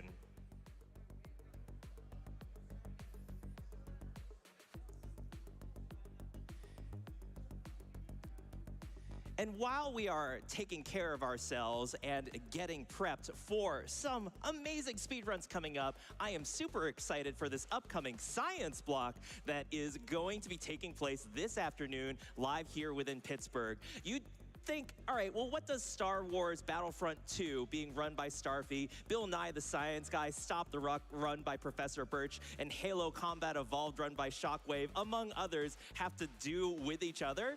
Well, of course, it's science. Of course. Well, we shall see exactly how much science we can get jam-packed into this. But before we do, I, of course, have some awesome donations that I'd love to go and share. Of course, we are benefiting the Prevent Cancer Foundation. And so I'd love to share a really heartfelt $5 donation from Wyatt that says, I lost my father to cancer in 2018. I can't express how grateful I am for all the work AGDQ does to raise money each year for such an amazing cause. Anyone going through the same hardship as I, please stay strong. I love you, AGDQ. Wyatt, oh, thank you so much for that generous contribution towards the Prevent Cancer Foundation and such important words of strength. For cancer touches all of us, whether it be ourselves, someone close to us, a family member. It haunts us at every corner, and organizations like the Prevent Cancer Foundation help bring about knowledge and hope to make sure that this is not something that we need to worry about in the years to come. The Prevent Cancer Foundation is the only US-based nonprofit organization solely dedicated to cancer prevention. Their vision is a world where cancer is preventable, detectable, and beatable for all. Their mission is to empower people to stay ahead of cancer through early detection. The foundation is all about taking the power from cancer and giving it to the people.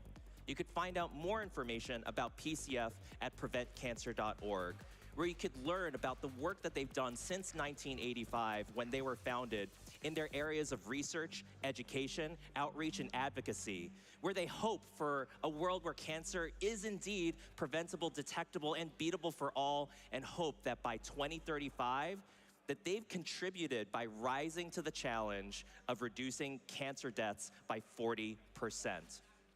We have raised over $400,000 for this amazing cause. And chat, audience, I know that every single dollar that gets contributed helps for that future to be a reality. Go ahead and visit gamesdonequick.com and click on the donate button, or go to gdq.gg/donate, type !donate in the chat, or use the Twitch charity tool to make a contribution directly from the Twitch interface. So I'm looking at the schedule and here. as you're making those donations, don't forget to put them towards an incentive, whether it be clicking directly The Star Wars the game that's coming up looks interesting, or if you are viewing but us on I'm Twitch, really there's most a interested in extension this that you can Halo use Metal within Gear 15 minutes of your block right donation here. to be able to put that So I towards an think what I'm incentive, gonna do including is take a little break, of our go get me currently open something to incentives, eat and which stuff, include the cutscene and then we'll percent of come Bill back Nye, at the Science Guy, 6:30 Stop the Rock. We've got about when Halo $3,500 starts up. left to go on that, so we do want to show that some love because it needs to be met by the end of Star Wars Battlefront 2. I think that's the We plan. have an open incentive as well for driving the worst Warthog in Halo Combat Evolved, which is gonna be And then tomorrow, a cursed run of Halo, and how better to make it Tomorrow even is more cursed weird. than driving the worst Warthog. We only Because have I want to see this $475 American Truck put towards Simulator that thing. of our $15,000 So starting goal. like We will normally wanna at give that at some 11, love, I think but would be with nice. the $5,000 But then after for the American Bill Truck Nye's Simulator, cutscene I'm not really percent, I interested know that we will watch some in amazing any of cutscenes. this. Helping us out with that was a $25 Maybe donation from F-Zero, Bill but that F-Zero says, typically goes very quickly. Jill, And the Pokemon games, the older Pokemon games drag out for a long time. In science, am I right? Mario Kart 64 and Donkey Kong 64, especially since this is a randomizer race and has Spike Vegeta on the couch. We got the right person I'm there. really interested in this.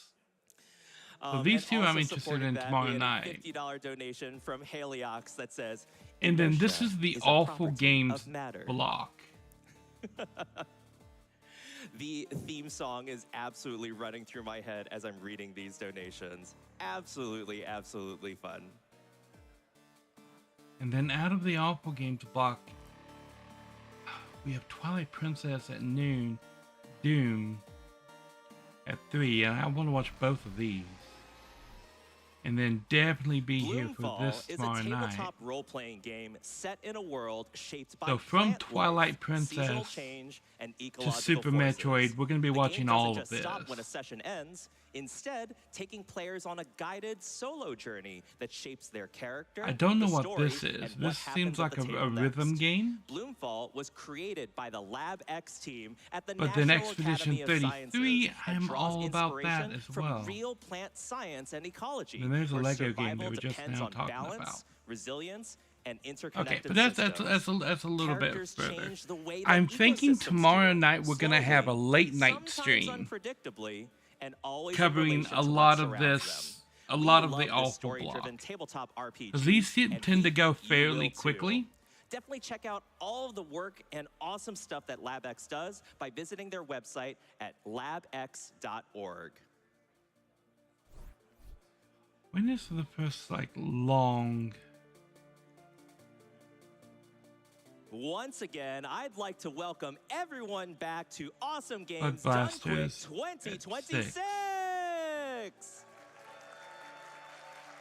I am so thrilled to be joining everyone here once again. So My I name is think we JD do the Puppy. I first use part he, of him the awful pronouns, block, and I am super excited and then we to be come here back at the donation reading host desk for today's at 11 session. with Zelda. We're starting off the science block with Star Wars Battlefront 2, run by Starfy, soon to be led into Bill Nye the Science Guy Stop the Rock, run by Professor Birch, and then going on to Halo Combat Evolved, run by Shockwave. We currently have a couple of open incentives that are surrounding these games. Okay, First yeah, off, that's I what want I'm to gonna do. celebrate once again So, that we met I'm going to cut the stream right now, and then we're going to come back at for Star Wars 6:26 Give yourselves a round of for applause for meeting that. Halo Combat Evolved. And we'll keep And that I energy will going have because I know that we had can food. meet the next incentives for this science block. We've Yeah. got the cutscenes % up category upgrade for Bill Nye the Science Guy, Stop the Rock, which And then we're gonna currently prep sits at for just under doing some of the awful $2,000 block of its $5,000 goal. later and on. we have the Drive the Worst Warthog of Halo Yes. Combat Evolved, where we make Shockwave drive So I'm the gonna worst Warthog just go at ahead and that copy point in the game, this. and that has a $15,000 goal. When you visit And I will send you guys to Games Done Quick if you want to continue watching, and then I will be cutting the stream and then cutting it back on at 6:26 when we come back to see this crazy Halo run that they're doing, and then Snake Eater right after that. So yeah. Well, thank you guys for watching, and I will be back with that, we had a in like 2 $100 hours. donation from 3 Wise Yes. Llamas saying,